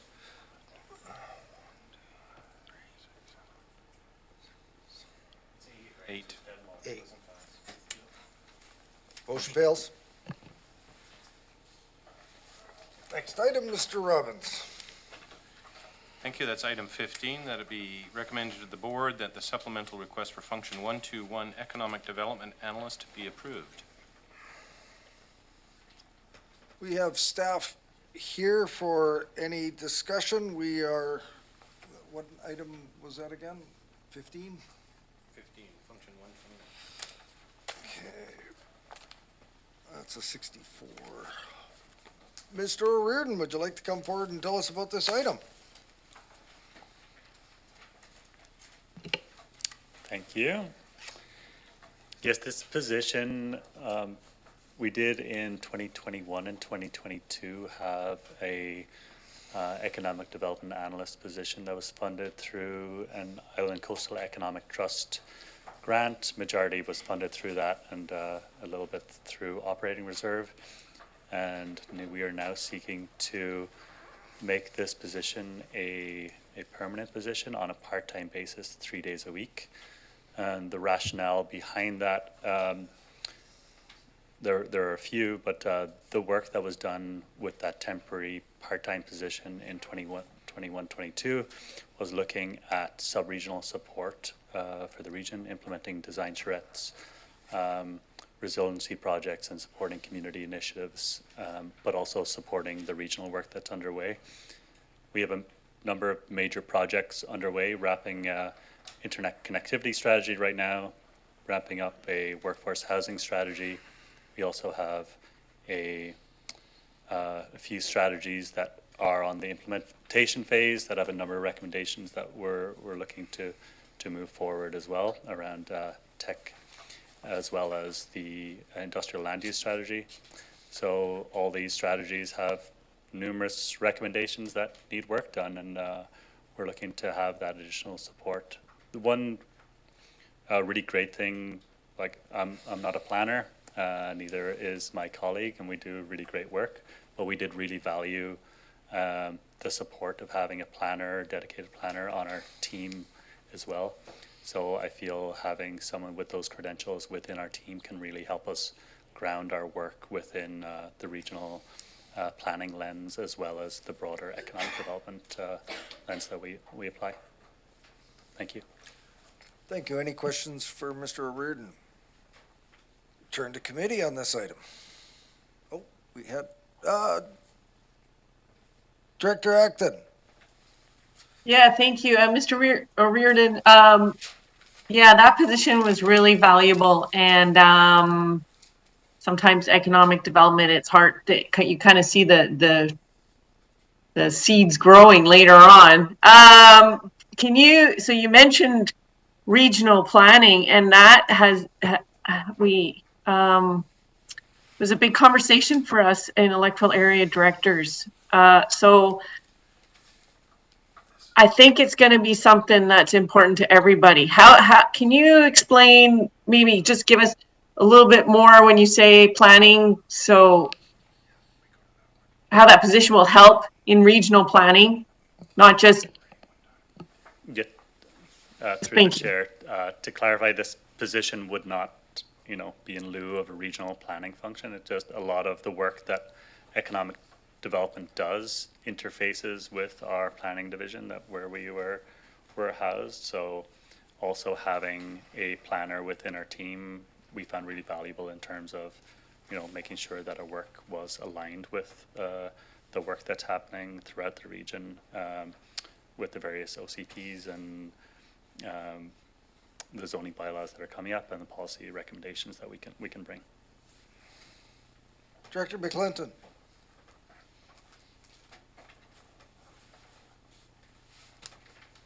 Thank you. I'll get a little faster with my mouse through the chair. It just really helps. It's not the full context for me, but you know, whether we're adding one person to a department of 1 or adding one person to a department of 25, like, I mean, that plays into it a little bit about how much workload's on. So just a little context would be great in terms of who's on your team. Barry? Thank you, through the chair. So there's myself as the manager. We have a full-time permanent economic development analyst, and then we have administrative assistant position that is full-time or part-time but permanent currently. Thank you. Does that help, Director McClinton? Excellent.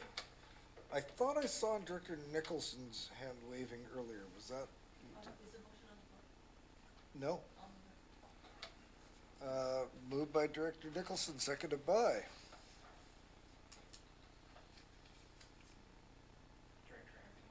Director Acton, seconded. Further discussion, Director Manhas. Thank you, Mr. Chair. Mr. Chair, I think this is an example of when we get funding, a grant from an organization for a temporary position or a one-year position, it eventually turns into a full-time position that we can't do without, and then our taxpayers on the hook for that position. It happens so many times when we apply for these grants for a one-time, say, you know, a one-term position, one-year term position or anything else, and that's why I don't like these grants that are for 1 year unless that position actually ceases to after that grant runs out. Thank you, Director Manhas. We have a resolution on the floor. It's been duly moved and seconded. I see no further hands in the air. I will call the question. All those in favor? Those opposed? 1, 2, 3, 4, 5, 6, 7, 8. Motion fails. Next item, Mr. Robbins. Item 16, that it be recommended to the board that the supplemental request for function 520 recycling facility attendant 1 be approved. Is this Mr. Stevens? Mr. Stevens, welcome. Thank you, Mr. Chair. So this position, it would be currently be added to our staffing complement at Bings Creek, providing an opportunity for our supervisor to carry out further duties of the operations here, you know, including, you know, preventative maintenance, OH&S support, employee engagement and retention. And additionally, over the next 2 years, we're expecting to lose between 8 and 12 of our staff due to retirements, which is going to mean a fairly large turnover and onboarding of new staff. So with the current workload that the supervisors currently have, they are actually part of the team that maintains the yard with the staff, looks after the recycling areas, you know, just general assistance to the public, and doesn't leave any time for their other duties out in the yard. And as a result, you know, we've been, you know, watching some of our older equipment, you know, failing, deteriorating, not getting the proper attention that it needs, ensuring that proper preventative maintenance is being followed up on. We just did a fairly significant improvement to our transfer building, which again, we need some support out there to make sure that we're doing regular inspections of that building to ensure that it's maintained over the next 25 years. So this position would just help us and provide us that time to ensure that those proper inspections are being done on a regular basis, providing regular OH&S support, and again, employee engagement and retention, which is becoming even ever more challenging these days. Thank you. Thank you, Mr. Stevens. I was hoping you were going to say that this is going to be the person that was going to be opening up the free stores. So I turn to committee. Director McGonigal, did you wave at me? Please go ahead.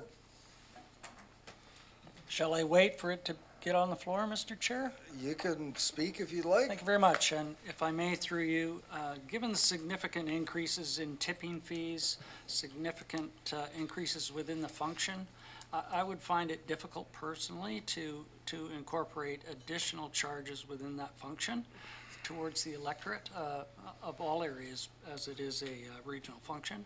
So if we are looking to have reductions, as we had stated earlier. I could not support this, unfortunately, at this time.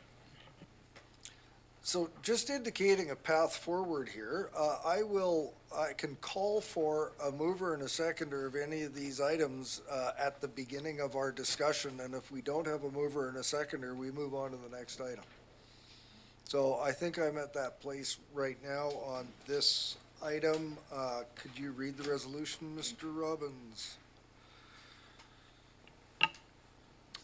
That the, recommended to the board that the supplemental request for function 520 recycling facility attendant 1 be approved.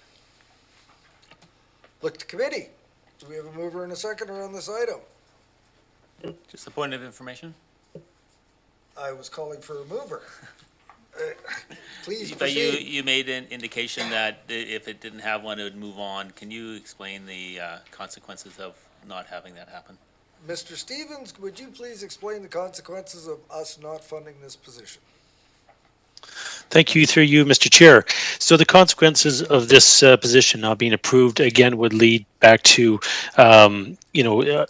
our inability to ensure that we carry out proper preventative maintenance to our buildings, to the equipment that we've recently purchased, which has been, close to $1 million this year. The employee onboarding for new staff and ensuring that they're properly trained, ensuring that we have the adequate time and resources for carrying out OH&S support for our programs and the safety of our employees, and just overall employee engagement and retention. Thank you. Does that help, Director Martman? So I'm going to call for a mover and a seconder on this resolution. Oh, I see Director McClinton with his hand up.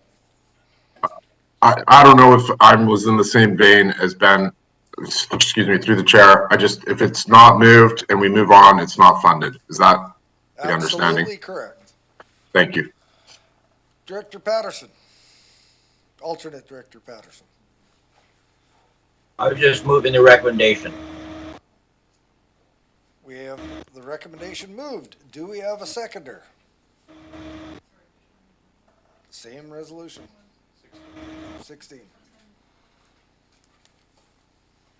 Calling for a seconder. I see no seconder. Motion fails for lack of a seconder. On that item, it's just failed? Okay, good. We didn't get to Director Toporowski.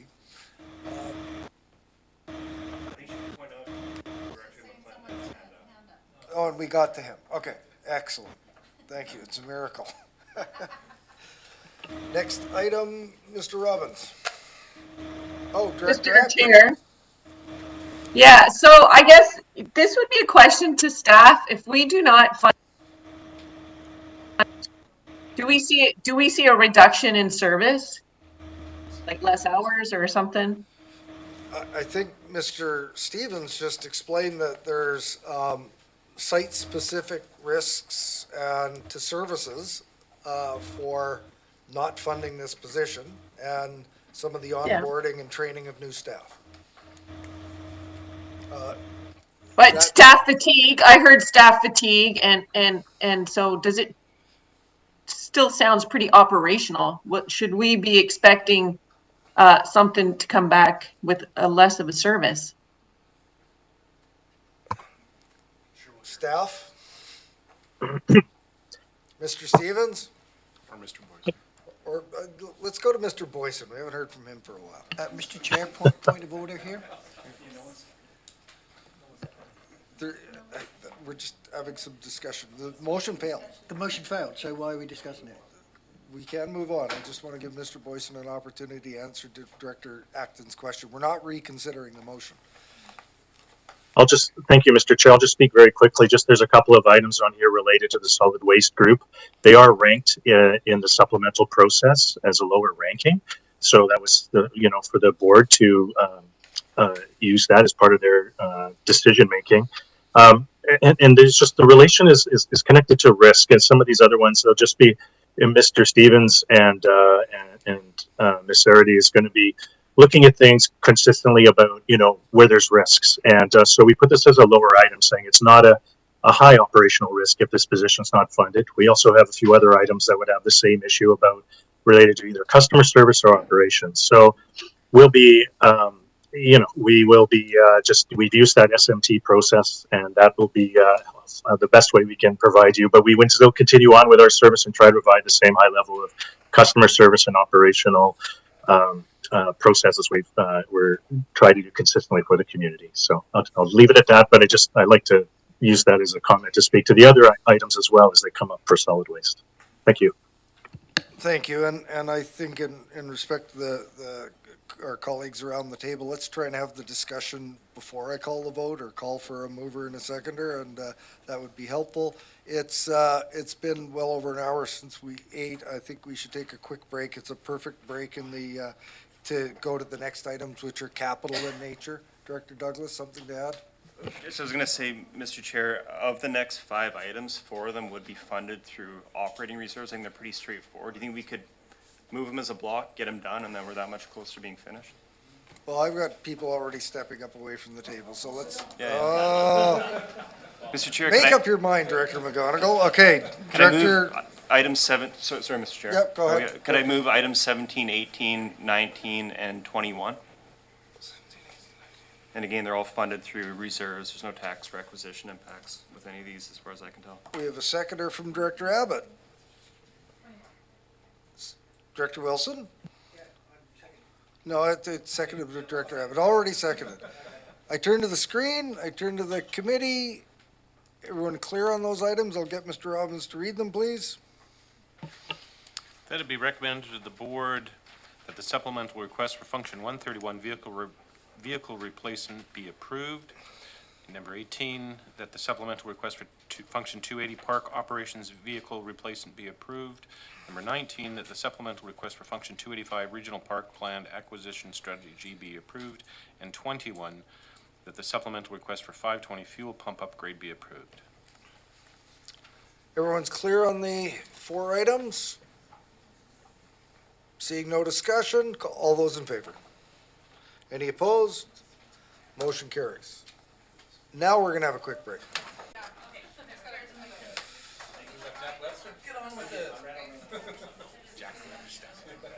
Is that Jack Webster? Yeah. That Jack Webster. What's Mr. Elzinga doing up there?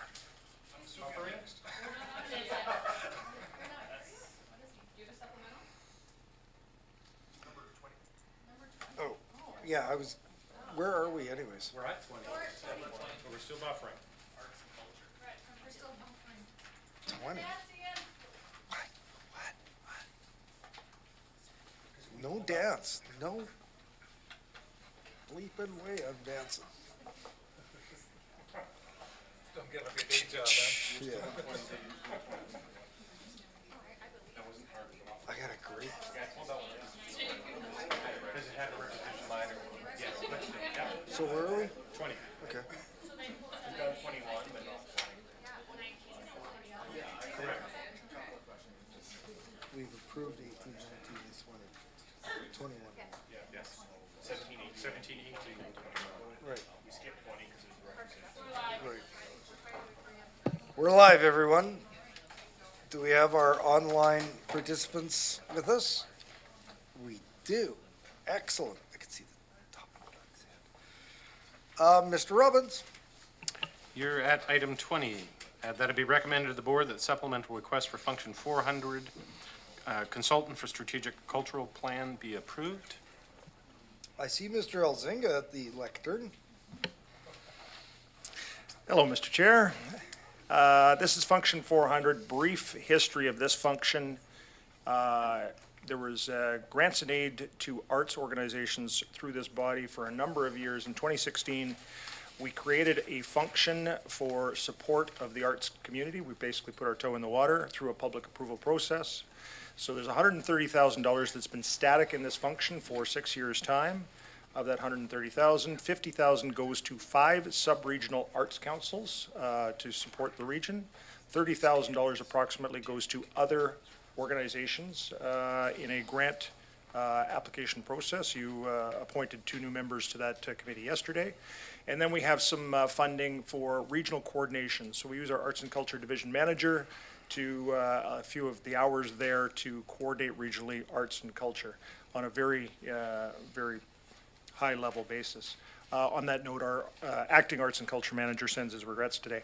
So we have no strategy for that. There's typically a lot of arts initiatives that comes forward to municipalities and to the regional district. The Public Art Gallery is a recent initiative. Staff don't have recommendations on this because we have no plan at this point. So this is probably behind facility funding and sustaining infrastructure, the highest ranked initiative for the recreation side of the organization. Recreation, Arts and Culture, so it's important for us. The suggested budget based on what other communities, other regions have done is $80,000. That's the amount suggested. We have $70,000 in operating reserve toward this initiative. We'd be requesting $10,000 in requisition. Mr. Elzinga, Bertie whispered in my ear that there might be some operating surplus that could fund that $10,000. Is that correct? Mr. Chair, I'm not sure who the birdie was, but we do think that there may be some surplus this year that may be able to look after that. I'm not sure if Ms. Bowen wants to comment. We would know a lot better at the February 23rd meeting at that point where we're at. So to defray the requisition part of this, it is possible. Before I go to a motion, I'm suggesting that we might approve this with a zero requisition, and that would probably work. Is that what you were going to, Director Abbott? I just wondered why we didn't ask for, from reserve, the whole allotment of $80,000. Generally, it's because staff have said that it's been allocated in reserve specifically an amount. Is there more than $70,000 that would be available? So at this point, no, there's not more than $70,000. That's the amount of reserve. We're entirely draining the reserve amount. As has been mentioned, there may be some additions to the reserve this year that may be used to additionally fund it, but we don't know that figure at this point. Director Wilson? Thank you, Mr. Chair. Yeah, I'm more inclined actually to go the opposite way and say, do we really need to draw down on our $70,000 of operating reserve? Does that not break the policy here? Could we not just take 40,000 of this and have a slightly less comprehensive report here? Because I'm seeing everything in there, everything from, well, everything. Is it really necessary to have something of this comprehensive nature? Can we make do with less? Mr. Elzinga.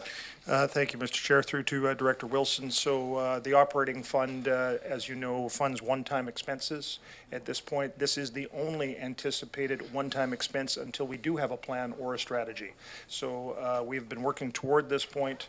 Again, we have 3 sections of operating expenditures that seem to be funded through the course of this function, with the arts councils, with the other art organizations, and with this regional coordination piece. So we don't anticipate any other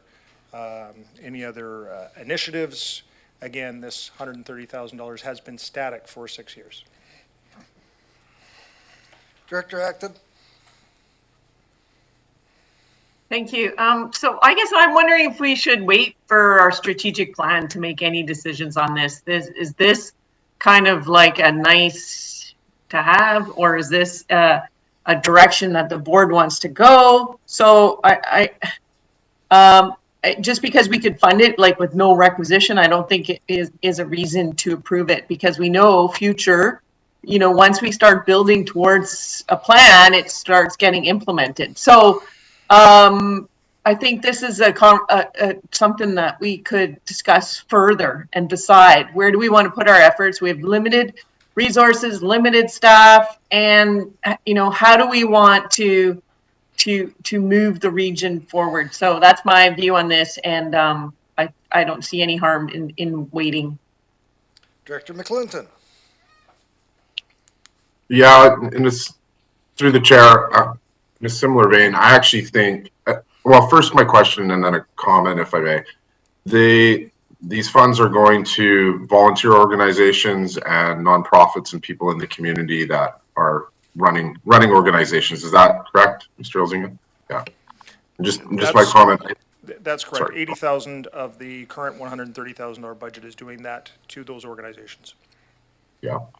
Just my comment. I personally, and again, I think Director Acton's point, it might be best to wait. I think there's tremendous value in that and bringing communities together. You know, by the way, I've been voting. Probably people may not expect me to say that, but you know, I'm just still, there's a disconnect for me where we can fund something like this one time, but we can't use these sorts of funds to lower requisition. So just struggling to still sort of connect those dots.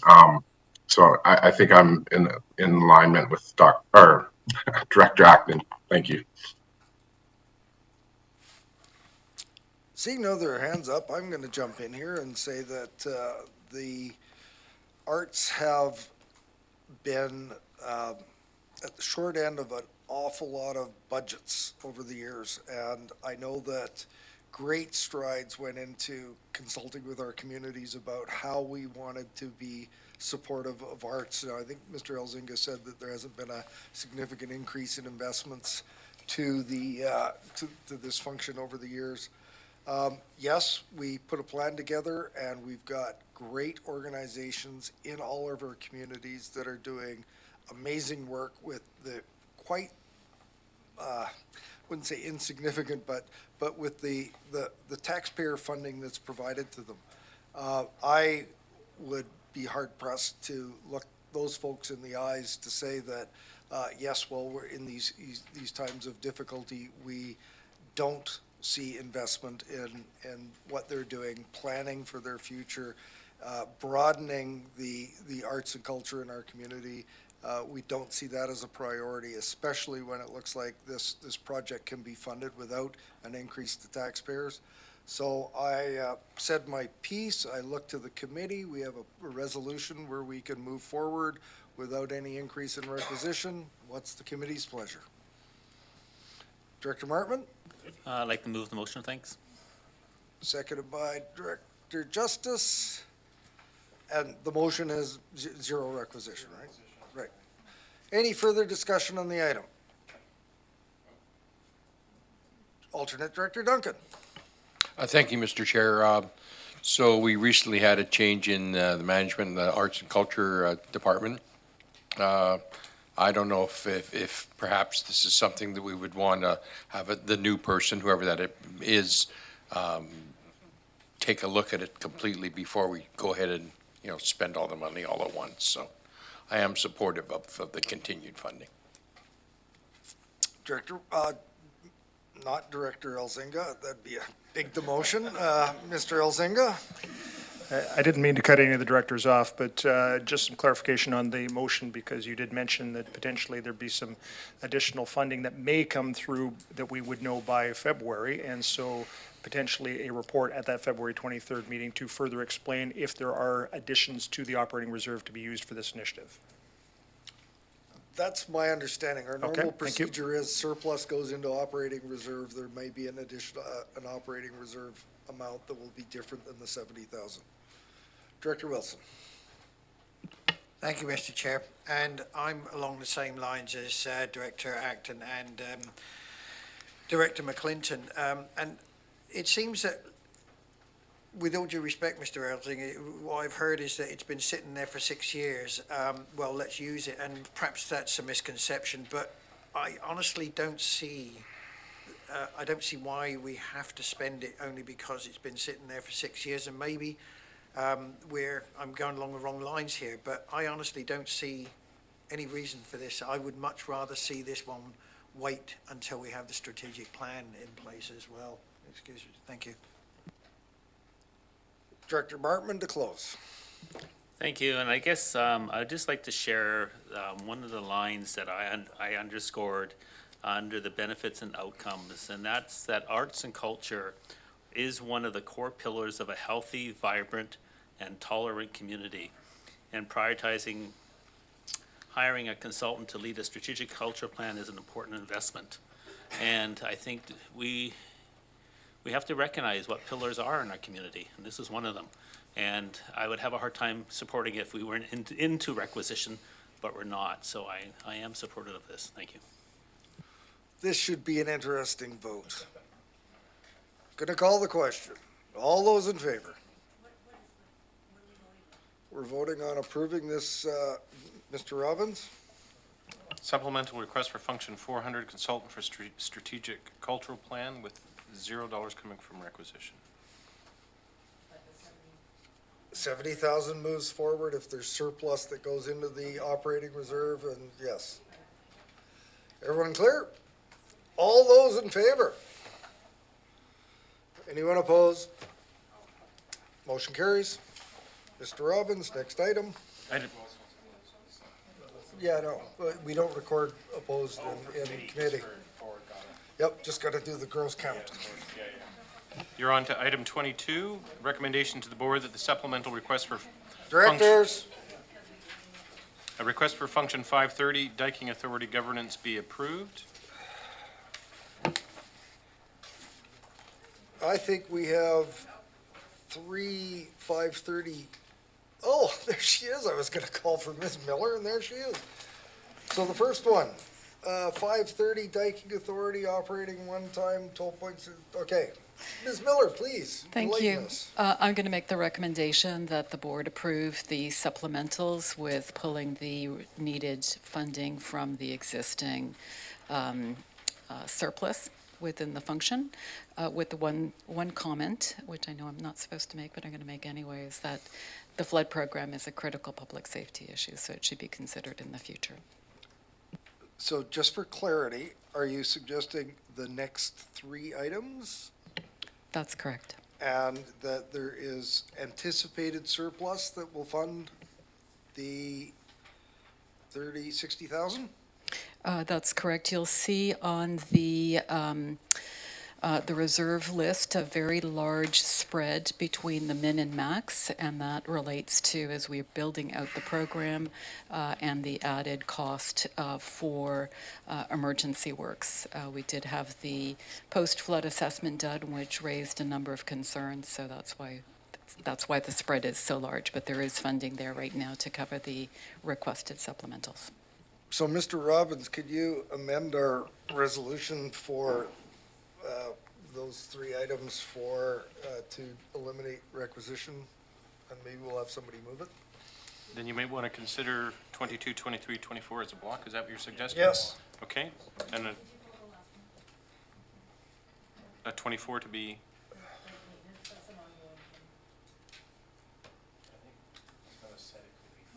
Yes, Ms. Miller said that could be funded through the surplus this year. Do you want that pulled still? It's ongoing. Okay, so let's do the 1 and 2 first, or the first two. 22 and 23. Functions 530 for Diking Authority governance, and for function 530 integrated flood plan update with funding coming from reserves. You've heard the resolution, moved and seconded. Any discussion on those two? Oh, Duck, do you have a comment on that, or were you seconding? I was seconding. Thank you. Any comment? I'll let you have first crack. Well, just that I believe that us up here on the hill should support you folks down there as much as possible. Thank you, Alternate Director Patterson. That's great. I think you got the line of the day. Any further discussion? Seeing none, all those in favor? Oh, jeez. Any opposed? Motion carries. Next item. Item 24, the recommendation that it be recommended to the board that the supplemental request for function 530 dike maintenance and inspection be approved. Director Nicholson. Do we have a seconder? Okay, so is that as read or as recommended by staff? Just for clarity. So that's with the commensurate requisition. Any discussion? Alternate Director Duncan. Well, if the money is already available in the operating reserve, I think that's what we should do, is take it out of the operating reserve rather than adding it to the current tax bill that continues to go up. That's an interesting point, and I think our finance staff may have some comment about the use of operational reserves for ongoing. So through the chair to Director Duncan, because she's put this in for a 5-year policy and a 5-year plan, we can earmark that for the 5 years from coming from that operating reserve. So it can, unless it's going to go out further than that, then it would be an ongoing. But because this one is earmarked, we can commit that money from that reserve, so it cannot be used for anything else except for this one going, as long as it's ended at the 5-year. If it goes longer than that, then yes. Director Nicholson. I can't imagine dike maintenance stopping after 5 years. Oh, good one. Director Abbott. If I was the person seconding that motion, I thought it was with the understanding of Ms. Miller's observation that we were taking it from reserves, not ongoing requisition. I see, but I think it's been duly moved and seconded. So we would have to defeat that and then look at another motion. But currently, we have a resolution that involves $30,000 in requisition. Any further discussion on this item? Call the question. All those in favor? All those opposed? Motion defeated. Does anybody want to introduce a motion that doesn't involve requisition? Moved by Director Abbott, seconded by Director McGonigal. Everyone's clear on what this resolution will be. Is there any further discussion from those online? Seeing none, I'll call the question. All those in favor? Any opposed? None opposed. That motion carries. Mr. Robbins. Wow, that was invigorating. Okay. So, sorry, you lost us. Operating reserve. Operating reserves for the 5 years. So this is an ongoing. Yep. So then in 5 years, you know it's going to go back to being requisition. Correct? Okay. Director Abbott, do you want to talk about a resolution we just passed? In essence, it'll align with what Director Manhas referred to earlier, that once we get one of these under reserve, on a reserve, it'll become a, down the line, 5 years from now, we'll be looking at probably institutionalizing it. Any other discussion? Good. Next item, Mr. Robbins. Item 25, that we recommended to the board that the supplemental request for Function 100 Ingham Street Office Roof Replacement 2024 be approved. Oh, I remember something about this. Hang on. I think we should hear from staff. I think this was important. Which staff? Mr. Wakeham. Wow, there he is. Mr. Wakeham, would you like to inform us as to why this is on here and why we should consider it? Sure. Thank you, Mr. Chair and directors. This supplemental was originally intended to go to the 2023 budget along with the CCC roof. We were going to package the two up and have them out to tender, but recognizing the significant impact on the 2023 budget, we were able to do some, I'll call Band-Aid repairs to get us to next year, but it does need to be done in 2024. The intent of approving this now is what we went through yesterday with regard to the capital projects being endorsed before the budget gets approved. The intent is so we can go out to tender in the fall, or RFP, if you will, in the fall of 2023, November-ish, so we can get the bids back by December for the summer of 2024's construction project. So yes, this is a pricey undertaking. The roof is 20 years old. It has had leaks. This is not just the main roof on the top of the building there. It's also, there's some side wings all on the second floor as you go out on sort of the balconies that need to be replaced as well. And it includes all the flashing on the outside. So it is fairly significant. Now, the intent of how this was funded was originally through debt, short-term borrowing for the majority, because the intent was at the end of 2022, the Ingham Street building's long-term debt was paid off. So it was going to be sort of a bit of a carry-on of those costs. But being delayed a year now, the original intent is now to pay it under short-term borrowing for $462,000 and operating reserves of $187,000. Now, that being said, I'll turn to Ms. Bowen to help me with the operating reserves. The Ingham Street building was technically in function 200 up to the year 2022. And the costs for the function have now been rolled into function 100, which you went through and approved earlier in the day. So with regard to what's the balance left in the operating reserve, I don't really know. I do believe there is a surplus coming from 2022. So I guess what I'm trying to say is I believe there are more operating reserves that could be accessed, but I don't know the amount. I'm not sure we need to know today. What we need to know today, if we can, is to seek approval so the project to move ahead. We do have we've already contracted the designer, which is the same designer on the CCC roof. There are already enough funds in the 2022 operating budget under consultants to get the design done. We just need board approval on the project. Okay, so everybody's heard what the staff recommendation is on this, is we need approval to proceed. We don't need to have the dollars and cents necessarily figured out right now. I've got Director Wilson and Director Douglas to speak. Thank you, Mr. Wakeham. And can you tell me, please, what materials are being looked at that? Because I know that as we go ahead into the years, there are much improved materials than what has been used in the past. I mean, I would love to put a metal roof on our place purely from the point of view of maintenance and longevity. So would we be looking at the newer, more durable materials here? Mr. Chair, through to Director Wilson, a good question. I don't know if I have the exact answer here. Is that you have to remember also we just are in the process of finishing the HVAC equipment. There's a lot of work that's been done on the roof. We have a torch roll-on roof right now. The intent, I understand, is to do the same. Is torch roll-on roof. It is a flat roof, completely flat. It's not sloped, and I don't think a metal roof would be appropriate because it's so flat at this time. Oh yeah, my mistake. I didn't realize it was flat. Thank you. Director Douglas. Yeah, Mr. Chair, my experience with budgeting is typically when something gets down to low priority, we don't consider it in that given year. And I'm not sure what the appetite is around the table, but I'd suggest all of these items, if they have been ranked by staff as low priority, that these be considered as part of the 2024 budget rather than at this time.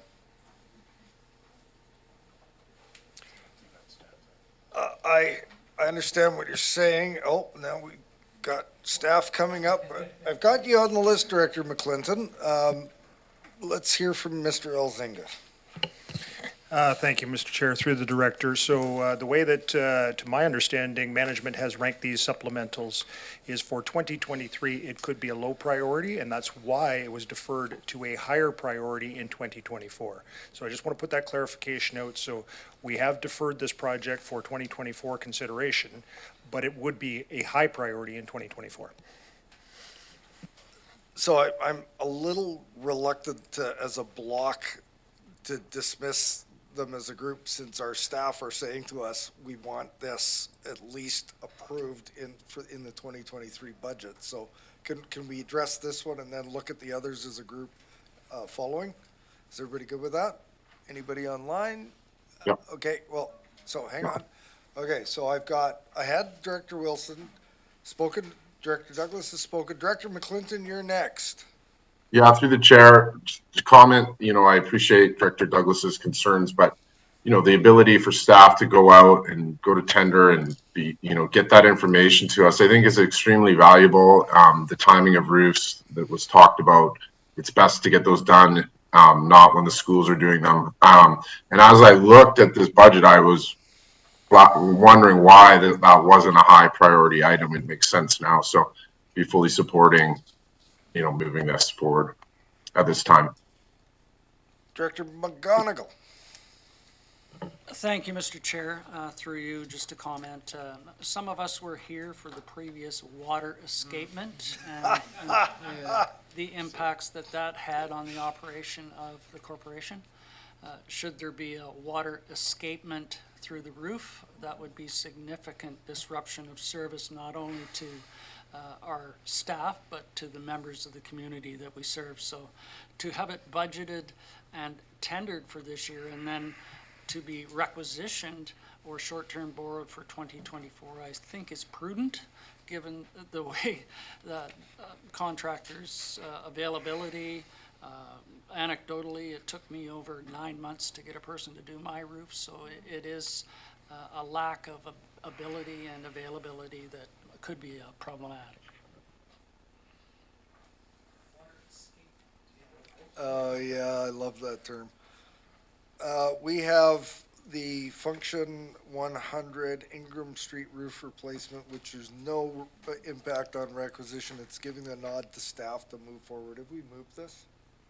Director, Was I not on the list for Is speaking? anybody interested in moving this? Moved by Director Abbott, seconded by Director Martman. Director Wilson, your finger's on the. No, I thought I was still on the list there, but never mind. I just Comments need a on? bit of clarity here. You said you were moving this lot forward as a block? No, I didn't. Okay, Just the thank you. first item. Anybody on screen? Oh, we've lost Director Acton. She did say 2:30. Okay, all those in favor? Any opposed? Motion carries. So, being responsive to Director Douglas's suggestion, can we do like rapid fire on this to get explanation from staff? Director Justice, anything of particular note? I would like to have a discussion of the poison hemlock management program, which is the next one, so. So, yeah, I think there's probably interest in all of these. Is there someone that could, we've got environmental initiatives and pretty much solid waste. So that's two staff, correct, more or less? So, Ms. Miller, why don't you take anything that's 131 and 530? I guess that's two, right? Right. Ms. Miller, please proceed. Thank you. For 131, the invasive species issue, we can pull that funding from reserves. We've got reserves there, so we should be able to move forward without an increase to requisition on that one. It is a priority of the board, so we want to make sure that we do it correctly. Well, that's pretty clear. Director Justice, I would like to move that recommendation. do we have a seconder? We got seconders all around. And could I speak to it briefly? Absolutely. Thank you. Maybe this is more of an opportunity to ask for some clarification about how these things are ranked in relationship to the matrix score and the other things. Because I'm looking at this and saying, it's got a 5 out of 5 for the asset management plan, 5 out of 5 for board-approved plan, and 20 out of 25 for the matrix score, with a grand total of 30 out of 35, which is a much higher score than many of the higher-ranked, higher-tiered items are. So I just was curious about why this is ranked down in the lowest tier, given the numbers with the high score that's got in the matrix box. Great question. Either Ms. Mohan or Ms. I'm going to Miles. hand that to Ms. Moen because the ranking is done by SMT. Yeah, we'll get one of them. So through the chair to the board, the matrix scoring is done by the individual division managers or senior staff people who put together the supplemental requests. And so their focus when doing so is necessarily the management area in which they have purvey and knowledge and experience. So all of those requests come to the senior management team and then are looked at from a corporate perspective. So if we're looking at how the organization functions as a whole and how those different division management areas integrate, we sort of overlay a priority that may or may not align with the rating that the staff in divisions give to the individual items. Does that make sense? It's our job as senior management to take a strategic organization-wide view, and sometimes that means that even though an item is ranked very high at the division level amongst divisional priorities, it is maybe compared to other divisional priorities ranked lower. Arts versus science. Director Justice. Yeah, thank you. I wonder if I could just ask one question of Ms. Miller. I guess giant hogsweed was one thing, and poison hemlock is another altogether. But this is sort of being added in as a priority. Can you just give us a general overview about just how significant poison hemlock is as an invasive and how it's spreading and so on? So, Ms. Miller, can I ask you to give them a really abridged version of that? Because we're in a budget discussion, not a, thank you. Through you to the director, it's ranked as a high priority because it's a substantial public health issue, and it's been found recently in a number of the schools in the region. So it's a high impact population, and it's also at the beginning of its entry into the region. So there's an opportunity to deal with it before it becomes endemic. Thank you, and I think that was part of a meeting a while back where this was introduced as on the list and all of that, and we probably have record of it, so thank you. Any further discussion on this item? It's been moved and seconded, hasn't it? Everybody knows what the question is? It's going to be funded by reserves? Anybody on the screen? All those in favor? Any opposed? We have somebody opposed online. Motion carries. Rapid fire, no, while you're up there, please, the 530 flood management, sediment management 2024, can you give us a review and why this is, it's a zero requisition and why it's before us today? Thank you. Thank you. Right now, we're seeing major instability in the upper Cowichan River with substantial sediment mobilizing within the system. Cowichan Tribes has been removing sediment in the lower area of the river, keeping the dikes in operational format, somewhere in the region between 18,000 and 60,000 cubic meters annually at their own cost. The dikes are protecting the entire community, and we're talking about shared cost. We've recently completed the preliminary assessment of the instability in the upper river, and we're seeing between 100 and greater than 100,000 cubic meters of sediment annually starting to move down the system. So we're giving an indication that there is going to be some sediment management activity required by the partners in the coming years. So can I ask, this is a 2024 project. It's anticipated to be 120,000, and I don't have a ruler on this, but I don't see a funding source. We're anticipating that it would be from requisition, and the idea here is Cowichan Tribes has recently received substantial funding in the order of $26 million to support flood and drought works within the region. It will require some local government contribution for our partnership share, so it would be coming from requisition. We're still working with the province and the feds looking at the stacking rules. So, and they've indicated to us that we will not be able to use grant funding to cover our portion, but that we will have to raise our own portion directly.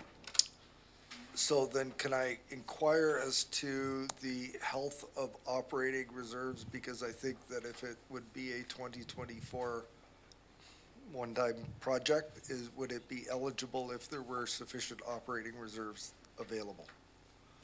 The board has just given indication that they would like the prior supplemental request to come from operating reserves, and I believe that was 140,000 to come from operating reserves, and we currently have, Tracy, how much in operating reserves? I don't want to just pull the number out of the air, but I will say that we will have to discuss the challenges at some point. How much? 530, yeah.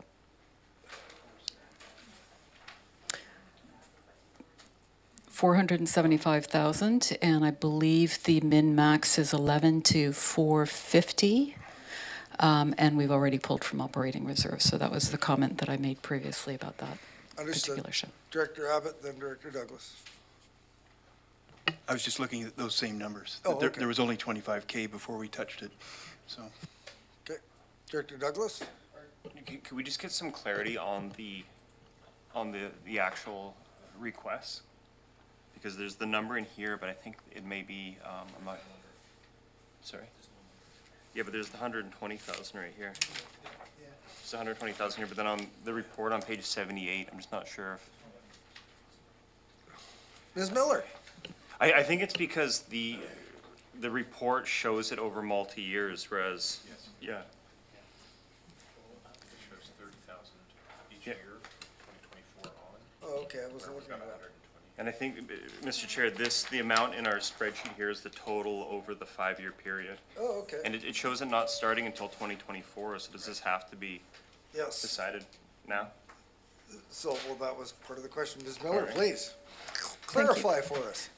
Maybe just to step back a bit, we did have a bit of a scrum in between the meetings and at the break, and made the recommendation that we would try to keep the functions without an increase to requisition, but we'd like to come back with a more detailed nuance of what that means for both the annual function as well as the requisition requests or the supplemental requests. So I think at the end of the day, we're saying right now, no increase to requisition is being requested at this point in time, but we'd like to come back with some discussion about a strategic plan moving forward. Okay, so it's an item that's before us, but doesn't necessarily need to be considered today. Right. Is there a commitment required at this point for funding or for indication for tenders or anything like that? Or partners, yes. There is, as the board is aware, there are various discussions going on with regards to the DMAF funding and the funding for the WEIR, and those will require CVRD commitments probably in the next 6 months, and so it's within this fiscal period. So hence we were hoping to have a discussion with the board later on in February with regards to that larger program and its implications. So it's one of these very, very challenging catch-22 discussions, particularly in this budget meeting. So if I can sort of sum up what I'm feeling, and maybe others feel the same, could we defer this to, there's no tax implication, could we defer this to a discussion closer to budget adoption? Could I have a resolution to that effect? Moved by Director Douglas, seconded by Director Wilson. Any discussion on that item? Call the question. All those in favor? Any opposed? Motion carries. We have, I guess you're done, Ms. Miller. Thank you. We have, Mr. Wainwright's been sitting there all this time. Please tell us about Function 205. This little button always screws me up. Yes, Function 205, I think the item that we're talking about is the Emergency Support Services Volunteer Management. Again, looking forward to 2024. Can we have everybody side conversations, please? Thank you. Okay, go ahead. I think that this is in the budget because, again, what we're seeing is that volunteer availability in our community is changing.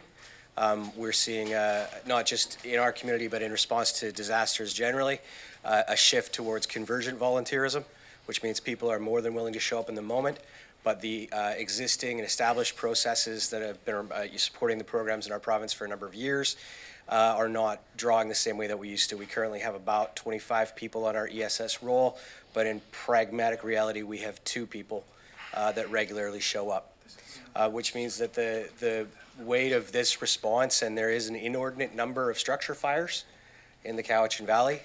That is, it's a part of our demographics, part of the age of our structures, et cetera. But we are offering emergency support services with a greater frequency than other jurisdictions our size, and the burden right now for that is being borne by our staff. So looking towards the future and looking at solutions that have been implemented by some of our neighbors and other regional districts around the province, the suggestion is looking at the possibility of a contract with the Canadian Red Cross for what we would call our day-to-day emergency support services provision. This allows the greater number of volunteers that are managed by the Red Cross as predominantly a volunteer management organization to be brought to bear to answer our question of, three families or four or five families. The major events will still require the participation of our staff, but our understanding with emergency management is that will require more than just emergency management staff when we reach that level. We're looking to relieve the burden and provide some continuity to emergency support services over the long term. So, and just multitasking here. Yep. I'm looking at a figure of just shy of $40,000 requisition for 2024, and it's, the anticipation is Red Cross.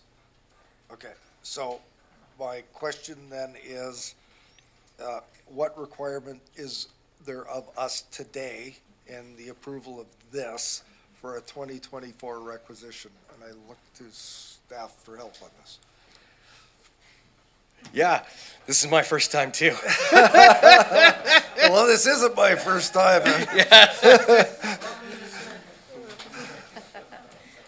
Ms. Bowen. Through the chair, I will try and describe as best as we can. Because it's, by putting it into the 5-year plan and adopting it into the 5-year plan, it can roll forward into and already be pre-adopted. So at the end of 2023, if they start having to look to things to get ready for January of 2024, then they know that they've already got an item that's already been pre-approved, and then they can start getting organized if they need it.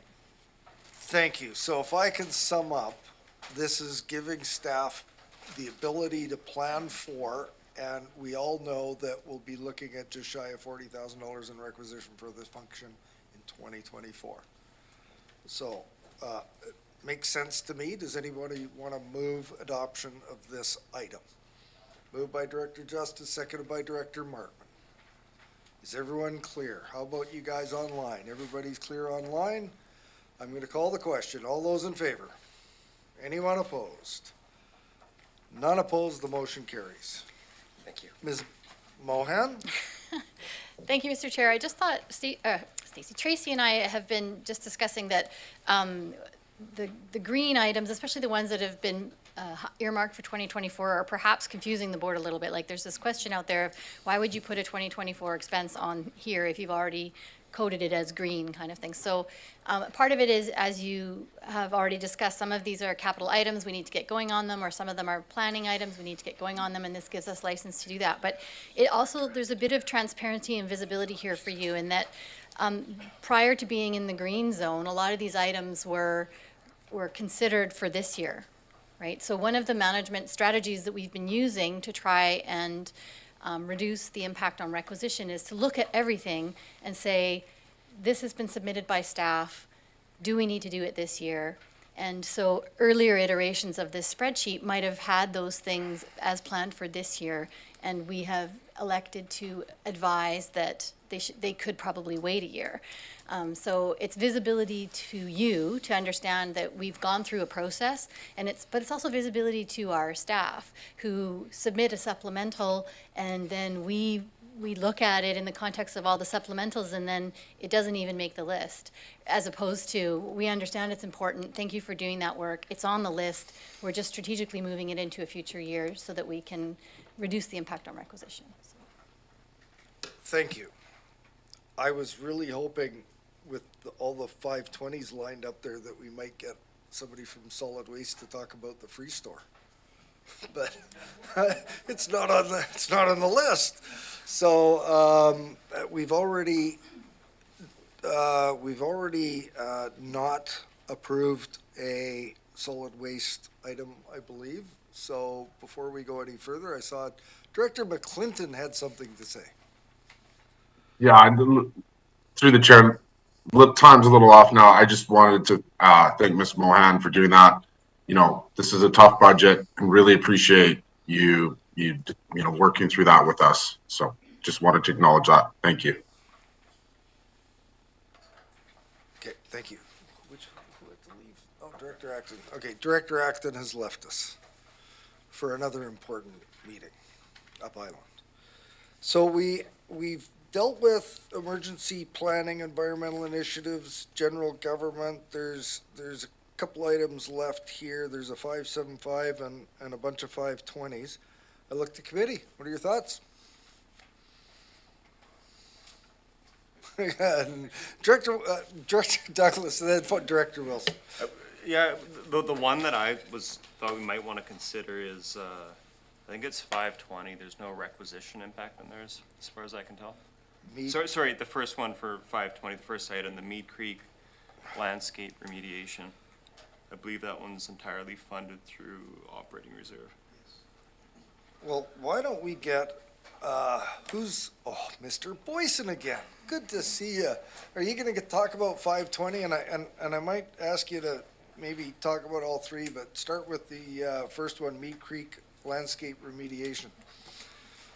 Yeah, thank you, Mr. Chair. I'll pass it over to our new manager, who's available here to speak to it. I have to let her speak to something today. So, I'd like to be available for some of the others. The other items there for 520, we would appreciate just being able to speak quickly to each of them, as there is some background there. Despite these being low priority, there is one there that's a 2024 item that we'd like to discuss. So pass it over to Ms. Sarity. Thank you. Ms. Sarity, he got you to speak. Thank you very much. Please. So yeah, the Mead Creek one is fully funded through operating reserve. It has to do with our landscaping and issues with invasive species that is currently taking over all the landscape beds at Mead Creek, and we have an opportunity to address those and also reduce the fire risk in terms of removing invasive species such as broom. Thank you. Director McGonigal. I would like to move this with a comment to follow. Do we have a seconder? I'll second it. We got a seconder. Director McGonigal. And if I may, reading through it, it shows that this was supposed to be implemented in the remediation project, and due to contractor problems, it was not implemented. Since that time, there has been significant invasive species, not only within that area, but adjacent properties, and could spread continuously if not dealt with. So I'm in full support of this. Excellent. I look to the screen, I look around the table, I got no more hands. I'm gonna call the question. All those in favor? Any opposed? None opposed? Look at that, Ms. Sarity, your first win. Way to go. Mr. Boyson, you had some other comment on solid waste coordinator trailer chassis.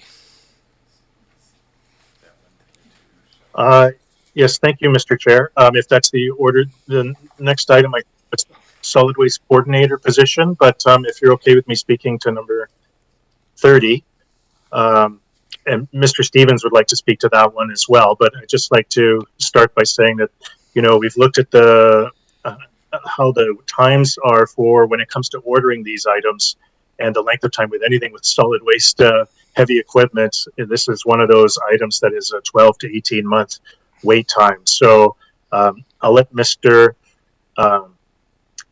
Stevens talk quickly about just the project itself, but and he can explain a little more details. Thank you. Mr. Stevens. So the supplemental. Your microphone, Doug. Sorry, can you hear me now? Thank you, Mr. Chair. So this supplemental that's in front of you right now is for some trailer chassis at our solid waste transfer station at Bings Creek.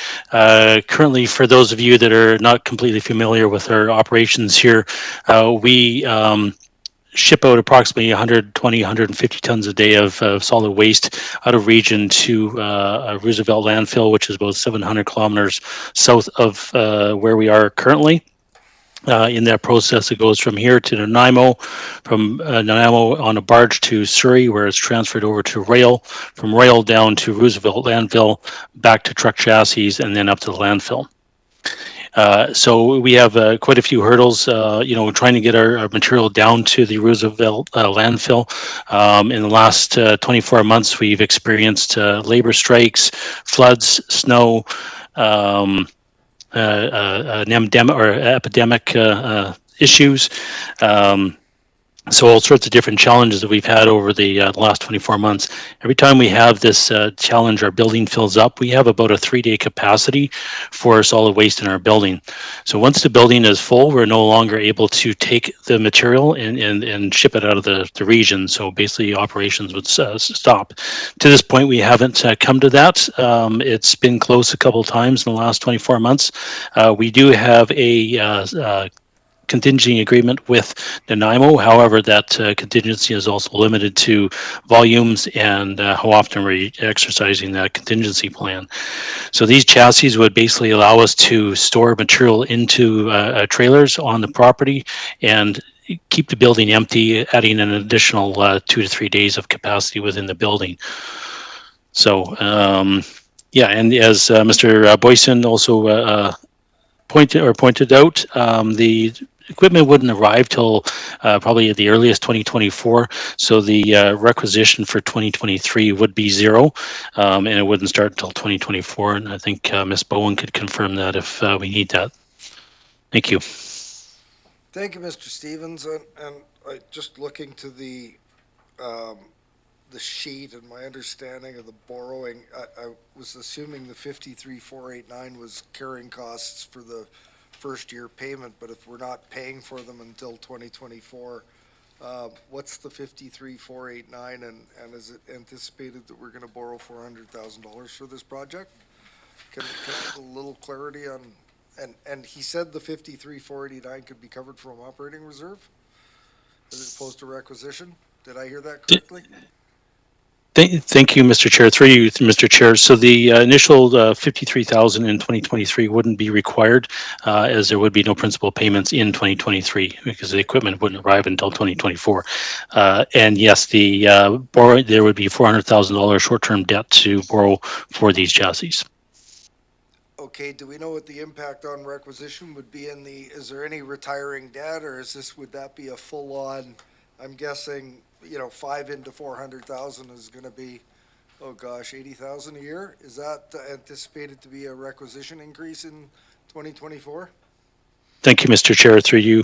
Yes, there would be a requisition increase after 2024 going forward. Thank you. There's too many screens to look at. I turn to committee. What are your thoughts? Director Douglas. I guess the part I'm confused about, Mr. Chair, is, so it's been indicated that the requisition increase wouldn't be until 2024. And perhaps I just missed this, but the agenda materials do indicate that there will be a cost in 2023. Correct. And he's saying that is it the 53,489 would be covered by operating reserve? So what's in the agenda then should be revised? Like it's on page 77, so the 5389 is shown as requisition, but it sounds like that should be changed to operating reserve. Just go to solid waste. So if you go to page 77, funding sources requisition 2023, 53,489. So there are no borrowing costs in 2023 because they wouldn't be received. You better speak. Right. Mr. Chair, if I understand correctly, there wouldn't be borrowing costs in 2023, which is the associated amount in 2023 of 53,489, as the chassis wouldn't be received until the following year. Mr. Stevens, is that correct? That is correct. Thank you. So this Would need to be amended. amended, got Yes. Director Wilson. Thank you, Mr. Chair. Thanks, Mr. Stevens. That's good. So I'm looking at the risks here, and I see a lot of things about chargeback and things coming back from basically contaminated materials being sent down to the landfills there. That's the risks of that happening. What would it be? Do you have any idea of how much we were charged in chargebacks before? If we put this in there and it costs us 50,000 a year, whatever, but the new coordinator is going to save us that much because of chargebacks. Do we have any estimation on how much chargebacks there's been in the last couple of years? Director Wilson, I think we're talking about containers, not coordinators. Were we? I thought Yes. we were talking about both. No, we're Okay. looking I'll at containers at this Save point. that one. I'll get back to you. Thank you. This is a great question. Any further questions on this item? What is the pleasure of the committee at this point? Which is item 30. Item 30. Director Bartman. Just pushing the button, only have to put my hand up. I just wanted to understand if we hold off making a decision on this for this budget, is that really put them in a very difficult position? Just trying to understand if putting a pause on this. I gathering yes, but I just wanted to hear that for sure. Mr. Stevens or Mr. Boyson? Thank you, Mr. Chair, through you, Director. So there would be an increased risk, as there was a risk last year. We were able to manage those risks and keep those levels of garbage down to a low enough point where we didn't have to close the facility. But with increasing, demands of the facility and environmental impacts, there is an ever increasing risk that we may come into a situation where we can't move that material. In the event of an emergency, if ferries were shut down or barges or we couldn't get equipment, we could be in a situation where we cannot move that material. So those are some of the risks. And like, as I said, there was on 2 different occasions in 2022 where we were nearing a point where we would have to report to the board that we were out of solutions to ship materials out of region and didn't have a home for them locally. Director Martman? So this is one of those difficult ones because now I feel like we're moving things into 2024. And I'd like to sort of know at one point, how much of a percentage increase we're looking at in 2024 already. But I would move this motion. Thank you. I think we have to have some corrected numbers, though. Yeah, I think eliminating the requisition from the motion is the operative part of this. Do we have a seconder? Seconded by Director McClinton. Well done. Director Douglas, you're poised at the ready to say something. Just so I'm clear, so we're talking now about the trailer chassis and not, and we would be voting on the solid waste coordinator if we do consider that separately. Got it? Yep. Any discussion on the chassis project? Alternate Director Duncan. Thank you. So did I understand correctly that we would be buying 2 days worth of extra holding? Is that that's what we're paying $450,000 for?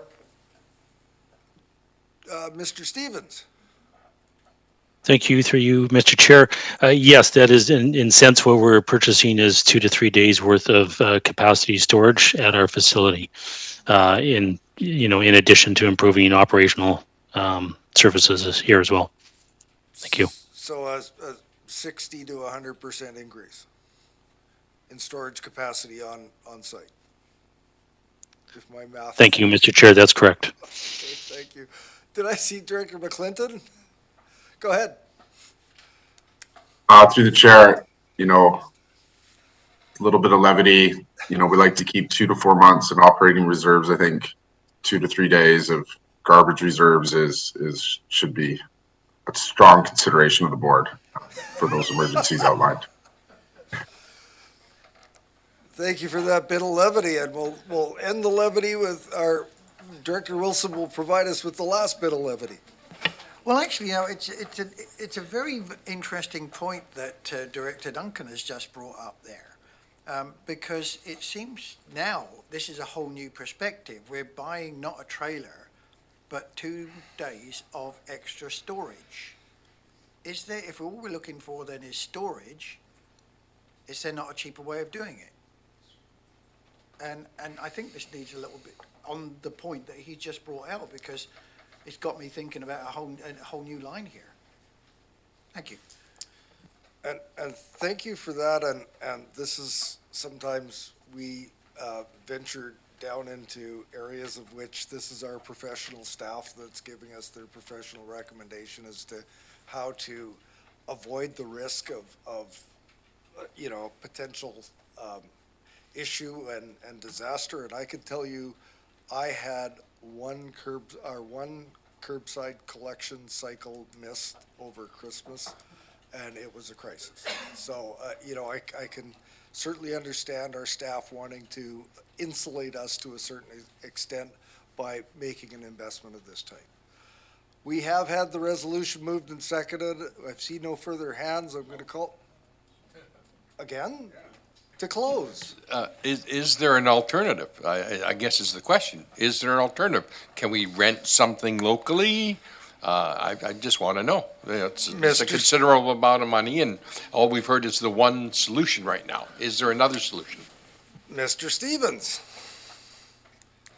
Thank you, through you, Mr. Chair.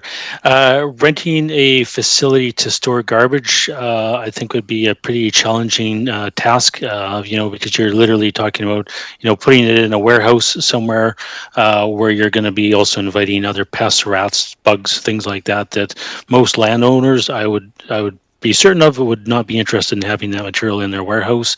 And then there's also the having equipment at that warehouse to transload the material back into containers, to bring them back to Bings Creek, to be able to ship them back into containers. So I think, for that, that impact would be very costly, between renting the space, if we could find the space, and then finding the space at a drop of a hat would also be very challenging.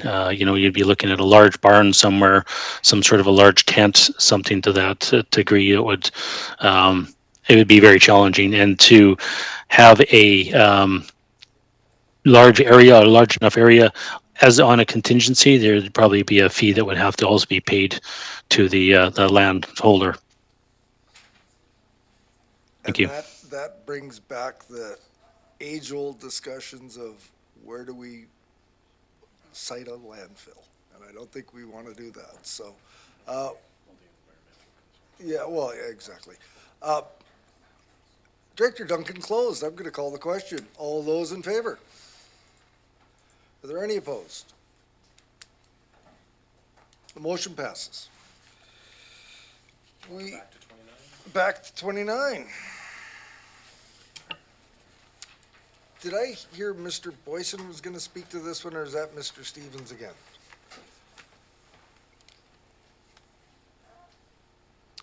I will be, thank you, Mr. Chair. I'll be asking one of my managers to respond to the question.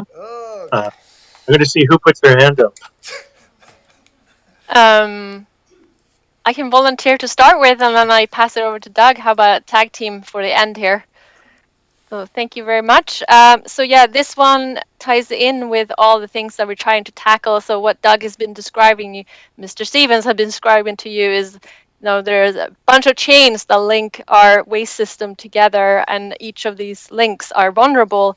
Something that's been very frustrating for us as staff is that we don't have enough resources to prevent people from just going to our garbage bins and dumping everything that they bring to Bings Creek or Peerless or Mead straight into the garbage bins. Same thing with the waste transfer station. So a method to alleviate the volume of garbage that we're processing, we're really wanting to put in place the staff resources to basically stand guard and provide this education to begin with, and then later, after a year, we're thinking enforcement, enforcing our bylaws to then prevent reusable material, recyclable material from ending up in the garbage. Because right now we have a lot of waste diversion systems and services, but these are being underused by our customers, unfortunately. So we do need to allocate that staff resource to help reduce the volumes.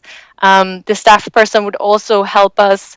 Something that we're working on with other regional districts is to streamline our bylaws. So working with CRD and Nanaimo, so we all have similar bans in place, and just making sure that our clean wood waste isn't going to Heartland landfill by private haulers or isn't going to Nanaimo. So again, this person would play a key part in helping us achieve that goal. Doug, over to you if you have anything to add. Thank you, through you, Mr. Chair. Yes, just to add to that as well, we see a lot of contamination in our buildings, in our garbage streams, and by contamination, I again, as Ms. already mentioned, it's things like clean wood waste, clean recycling that could otherwise go into the appropriate bins, but it is, often just dumped and mixed with other garbage, and we need the resources and the staff to help educate and then to enforce our policies and bylaws. Thank you. Thank you, Mr. Stevens. I've got myself and Director Wilson on the list, and my comments, and there may be a bit of levity in this, so I'm sure staff aren't laughing. So would this position assist firstly in our problem with the curbside contamination rate that we have? Because, last numbers I heard, we were at 15% and we're supposed to be at 3%, and there's impending fines. And the second point is, would this person help us to get a free store opened again? Thank you. I can speak to that first, maybe. We see this person as being a mobile person. So with the education enforcement, there will be a period where our customers are learning that we are now being serious about implementing our bylaws and we have the resources to do so. And then they could be mobile and help with curbside and other project.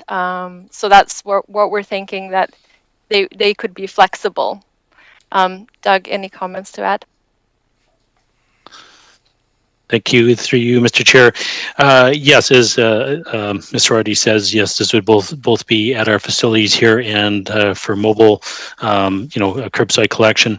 As far as the being in assistance with getting the free stores open, I don't know that this person would directly be able to assist with that, but they would be able to provide valuable feedback in regards to the materials that are going into the garbage. So they'd be able to quantify and qualify how much materials going into these bins could actually be used or reused and put into free stores and other charitable stores. Thank you. Thank you for that, Director Wilson. Yeah, thank you, Mr. Chair. And Mr. Stevens, this is not about the last question. I'm sorry, I came in at the wrong time there. But the bit about chargeback, do we have any ideas, and maybe this is an answer for finance, do we have any estimation on the amount of chargeback that's been coming to us over the last couple of years that is going to be saved by putting a coordinator in place?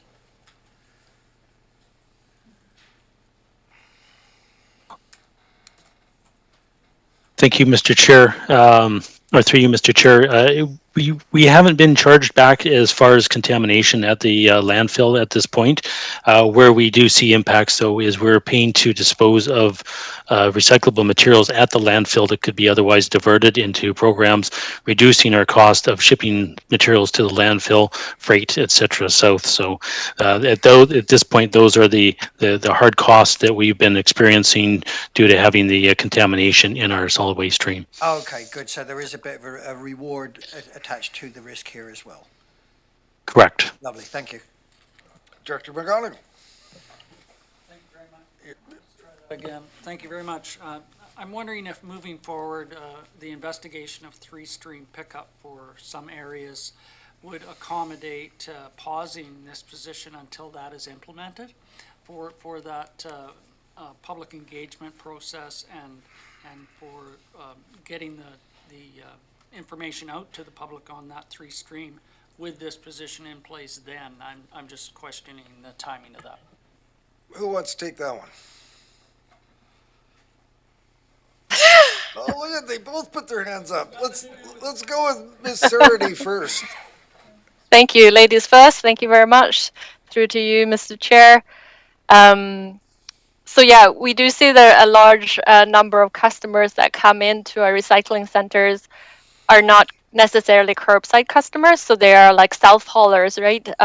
They're doing cleanup of their yard or their garage, or so they wouldn't be using the curbside service. So we do see that this is quite necessary. And just to paint you a picture, to me and my colleague Leah Berscheid, we did a study for diverting hard plastics, and we spent maybe 20 minutes by the garbage bins, and in that 20 minutes there were so many customers that brought materials and just dumped it straight in the bins in that drop-off area for recyclables. Many items could have been diverted to the EPR or the recycling programs that we have. It just really demonstrated to me that we need a person permanently, at least for a while, to stand there and help customers do the right thing. Over to you, Mr. Stevens. Thank you, through you, Mr. Chair. Yes, I was going to basically say the same thing, Mrs. Sarati, that the need for the facilities is very high, that we start the programs here on site, and then we'd be able to assist with the three stream, or even the existing curbside system as we have it today. There is a lot of contamination in it, and it could be up towards, late 2024, early 2025 before the three stream program is in place. So we really need to move forward on this this agenda now. Thank you. And just to follow up, if I may, I do see possible concern once the three stream comes on continued and increased contamination within that stream, and that's all I wanted to get across. Great point, and I'm hoping I'm going to conclude this because I'm looking for some help here in that we've got the risk of potential Roosevelt chargebacks for contamination in the product we're shipping. We've got the ability to, and the cost of what we're sending there is, I'm guessing it's around $200 a ton. So if we can reduce that, that's a good thing. If we can reduce the contamination rate in the curbside, if we're being more efficient in our processes, then I could see that there would be cost recovery in this position being there. But I don't have enough information to suggest that, there was a 30% cost recovery or avoidance of potential charges. So I'm looking to committee. This is a low priority item, but it's been made clear to be a priority amongst the staff there. Is there any interest in looking at this as a July hire or some other way of getting this on stream so that we can begin the process of getting some of the benefits of what they're saying this position entails? I'm going to go to Director Nicholson first. Director Nicholson. I'm wondering if this is something that can be done on a pilot with, really trying to quantify that, because I agree, we keep funding more things and we don't really have good data on how much it's paying for itself. So, maybe we could, if it could be done on a temporary basis, like for a year, to see how much, see where we go and see if they could come up with some information. Thank you. Director Douglas. Yes, question for you, Mr. Chair. So we've got this item we're dealing with right now for the solid waste management complex, solid waste coordinator, but earlier for the medium priorities, we did consider the solid waste management complex recycling facility attendant 1. Did we decline that? Yes. So if we want to hire a position in that area, shouldn't we go with the medium priority over the low priority? It's a great question. All right.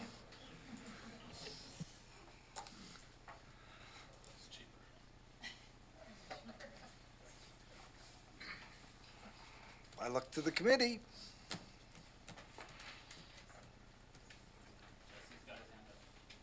Director McClinton, thank you. I just want to bring us back to where we started, pencil the eraser. I mean, this is like, we're splitting hairs here and we could definitely go either way. But, I would look to support this at a time when requisitions aren't increasing so much. I see the value, but, we got to make tough decisions. Thank you, Director McClinton. So I'm going to call for a mover and a seconder of the motion that's in the agenda and see what happens.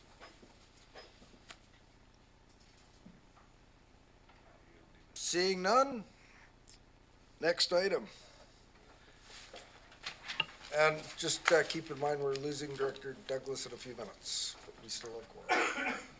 You're on item 32, a recommendation to the board that the supplemental request for function 575 office improvements be approved. This appears to be an item that involves zero requisition. Moved by Director Douglas. Is there a seconder? Seconded by Director Abbott. Any discussion? Look at that, no discussion. Call a question, all in favor? Any opposed? None opposed, the motion carries. We're not going to the next item because that's closed. So I will now invite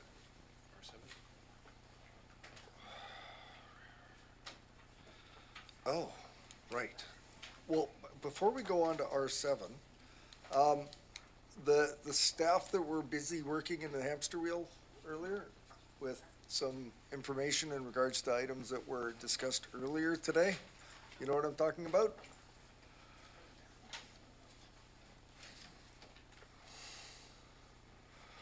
Mr. Postings, Mr. Ladder Truck himself.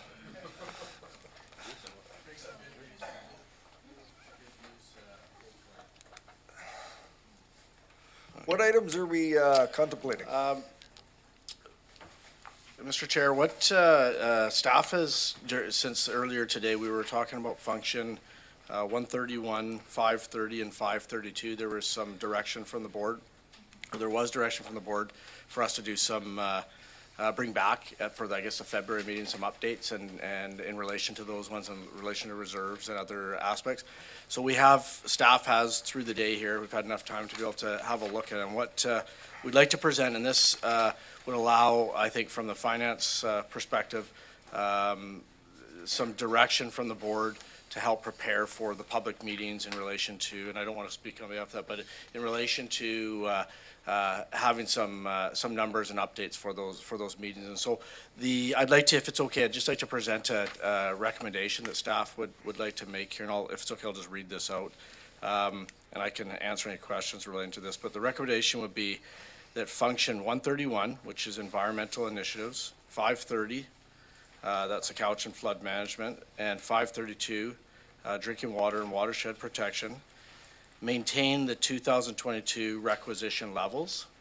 And so that's basically what we are, so each of them had an increase in a request, and so this would be to maintain that existing levels of requests. So I think at this point in time, so for example, drinking water and watershed protection had around a $205,000 additional request approximately. But if it's okay, this recommendation would be for us, and then we'll still come back with a report in February with some more details there, but it will help us have a little bit of guidance in the sense of the actual requisition. So there'll be no new requisitions for 2023 or budget. Did I say that? Just maybe I should turn to those that. So I love the sound of that, and it's general enough that gives staff flexibility to move within. I see Director Douglas itching to get out the door. Would someone like to move that recommendation? Moved by Director Martman, seconded by Director Wilson. People to speak to it. Anybody want to speak to it? Director McClinton. Just want to thank the staff for listening to the board and coming back so quickly. Amazing work. Thank you. Fully support it. Call a question. All those in favor? Any opposed? I see none opposed. That motion carries. Thank you, Mr. Postings. I think Mr. Elzinga's up next. Is he? Is it Mr. Elzinga? Yes, you're moving to R7, report from Community Services Department with regard to overview of function 390, regional recreation funding services. Recommendation that it be recommended to the board that the 2023 draft budget for function 390, regional recreation funding services, be approved. So this is our last item on the agenda before we go to closed. Do you want to excuse yourself or you're still with us? Did you say 3:15? Okay, sure. Go ahead, Mr. Elzinga. Thank you, Mr. Chair. Through to the committee, don't have a lot to say outside of the report that is presented as part of your package. Other than a real big thank you to finance for the amount of work and calculations they have to do the phased-in approach. And so if there are questions from the committee, Tracy has offered to respond on behalf of calculations. I can certainly respond on behalf of assumptions and principles and history and all of the other aspects of that. The format for regional recreation is through a new function 390, And so you won't see reserve funds, you won't see general expenditures like office supplies, that sort of thing in the function. It is just a reallocation based on decisions made to date around the phasing in of the 1/3, 2/3 for the initiative. So I have in the report some assumptions we're making around reserve funds that have not been presented to the committee or board previously. We've had to work on the format for that. The reserve funds for each facility would be held by the owner of the facility. We've also put in the report some assumptions on how we would handle the use of reserve funds for capital expenditures, both from an expansion of service and replacement of existing infrastructure perspective, but also when decisions are made throughout the year when the board decides to embark upon an initiative and use reserve funds, how we would correct any imbalance at the end of the year. So the report's in your package, Mr. Chair. I'm here to answer any questions.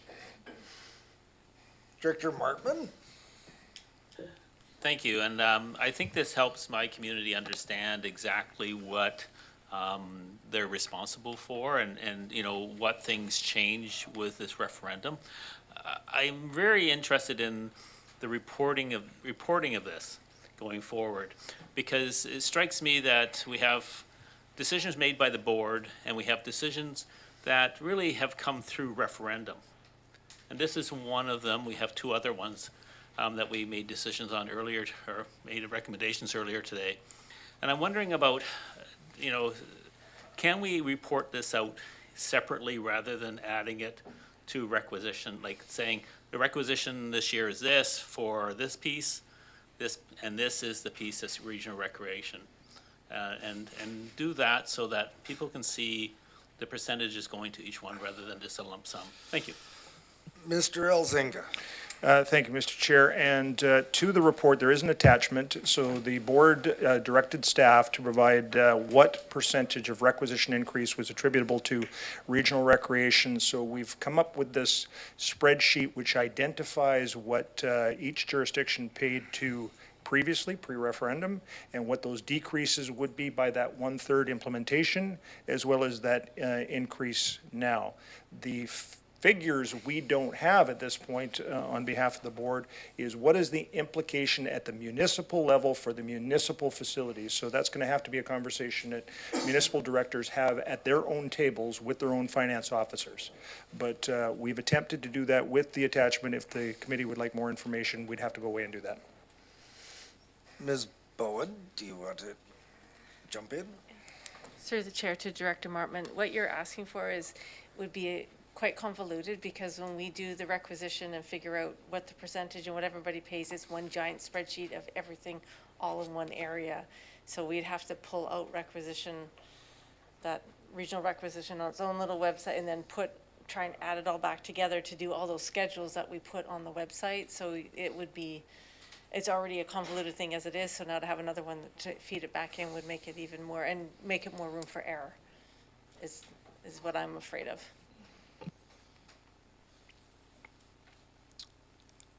Director Segal. Thank you, through the chair.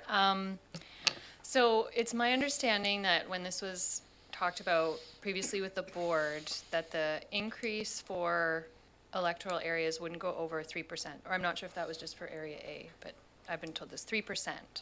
And in the information that went out to the public, it was shown to be about 2.8% increase per year, which I know is based on numbers from 2019, I think we've talked about.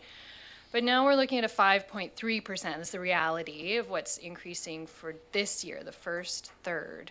And so I'm wondering, is every year going to be this 5.3% increase or more? Or are future years going to be around that 2.8 that was projected? I guess just to give, you know, my residents an idea of what they're really looking at going forward. Mr. Elzinga. Thank you, Mr. Chair, through to Director Segal. So let's put into the public realm some of the conversation that we've had around this. So in the first year of a function, by policy of the board, that any expenditures related to public approval of that new function get placed in the costs in the first year. So that establishment cost would not carry over into years 2 and 3. So there would be an adjustment there. The other thing is that regional recreation's been a discussion for this board for decades. And so Ms. Bowen has gone back to look at previous use of feasibility reserve funds for this topic.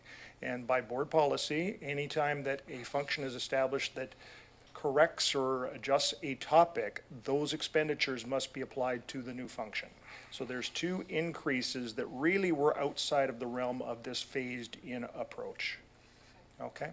And as you've alluded to, that the presentation to the public was around 2019 budget numbers. Unfortunately, because of the pandemic, finance managers around the region figured that was the best apples-to-apples comparison for presenting to the public.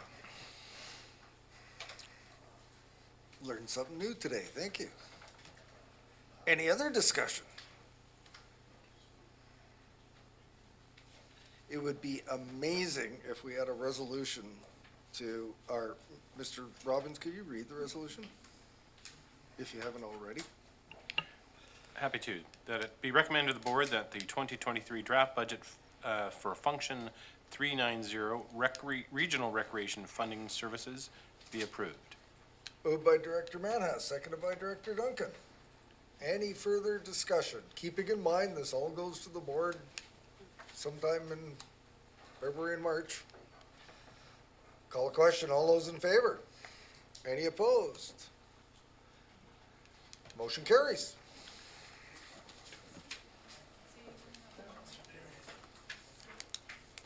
Moving on your agenda, Mr. Chair, moving to Section 9, question period. Do we have anyone in the gallery or anybody online that would like to provide a question to the chair on today's agenda? Mr. Chair, it looks like you've done a real good job today. It's amazing that you got through this early. Didn't expect this. I brought my supper with me. Mr. Chair, on this morning's public period, I asked that a notice of motion to move if it could be brought up, and a lot of people asked me what that was. I wonder if we could get Mr. Robbins to explain how that works to the board. Certainly, but just for clarity, a notice of motion for an electoral area services committee meeting must be made at an electoral area services committee meeting, does it not?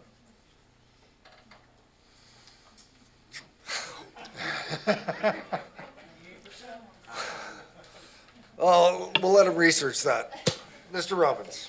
That's a very good question, and I'm not sure that it needs to, so I can't answer you one way or the other whether it needs to originate there. But the concept of a notice of motion, and it came up at one of your other budget meetings where you have an opportunity to bring, to give notice to your colleagues around the table, a motion that you'd like them to consider so that there is a time span with which you can be prepared to understand what it is that the person is proposing.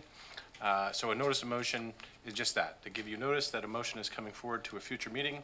Then that motion will be placed on a future agenda to which that the person proposing the motion can certainly bring it to the table, onto the floor, and then have a discussion. And so with respect to quite frankly, generally speaking, any type of business can be brought forward, and that is one of your tools to bring business before each of the tables that you sit at, whether it's EASE, committee, or board. And I don't normally refer questions that are to the chair to staff, but in this case, we had an expert sitting here, so. Thank you very much Mr. for your Evans. leniency, Mr. Chair. Mr. Chair, on function 488, if you look at bylaw number 3737, from what I read of that contract is that we provide, the Shawnigan Basin Society provides a service to the CVRD, and we've been providing that service. but we haven't been collecting any funds because we've managed well through it one way or the other. Is it possible that we could have staff look into seeing if this is a legal binding contract that we may be paid? Well, it's not an item that's on today's agenda, but I understand. And, I you think know, the budget is, Mr. Chair. Well, no, you're asking about a specific agenda, or a specific function On that's a not budget on our item. agenda today, but let me answer. So, we'll make the inquiries, but it's my understanding that it is within the purview of the board with virtually every function under our control, and is that unless there is a legally binding contract, current contract, that we can zero a function at the discretion of the board and at support of the weighted vote of the board. So whether there is an implied or legal requirement of funding of a specific function, I will ask staff to make some general inquiries, and we'll report back at the next committee of the whole. Mr. Chair, at today's meeting, I heard a financial person say that we can't change that. We have a binding contract.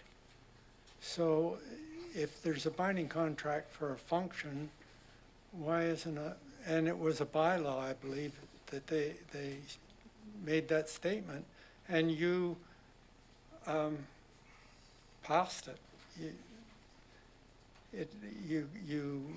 The board approved the function and its funding.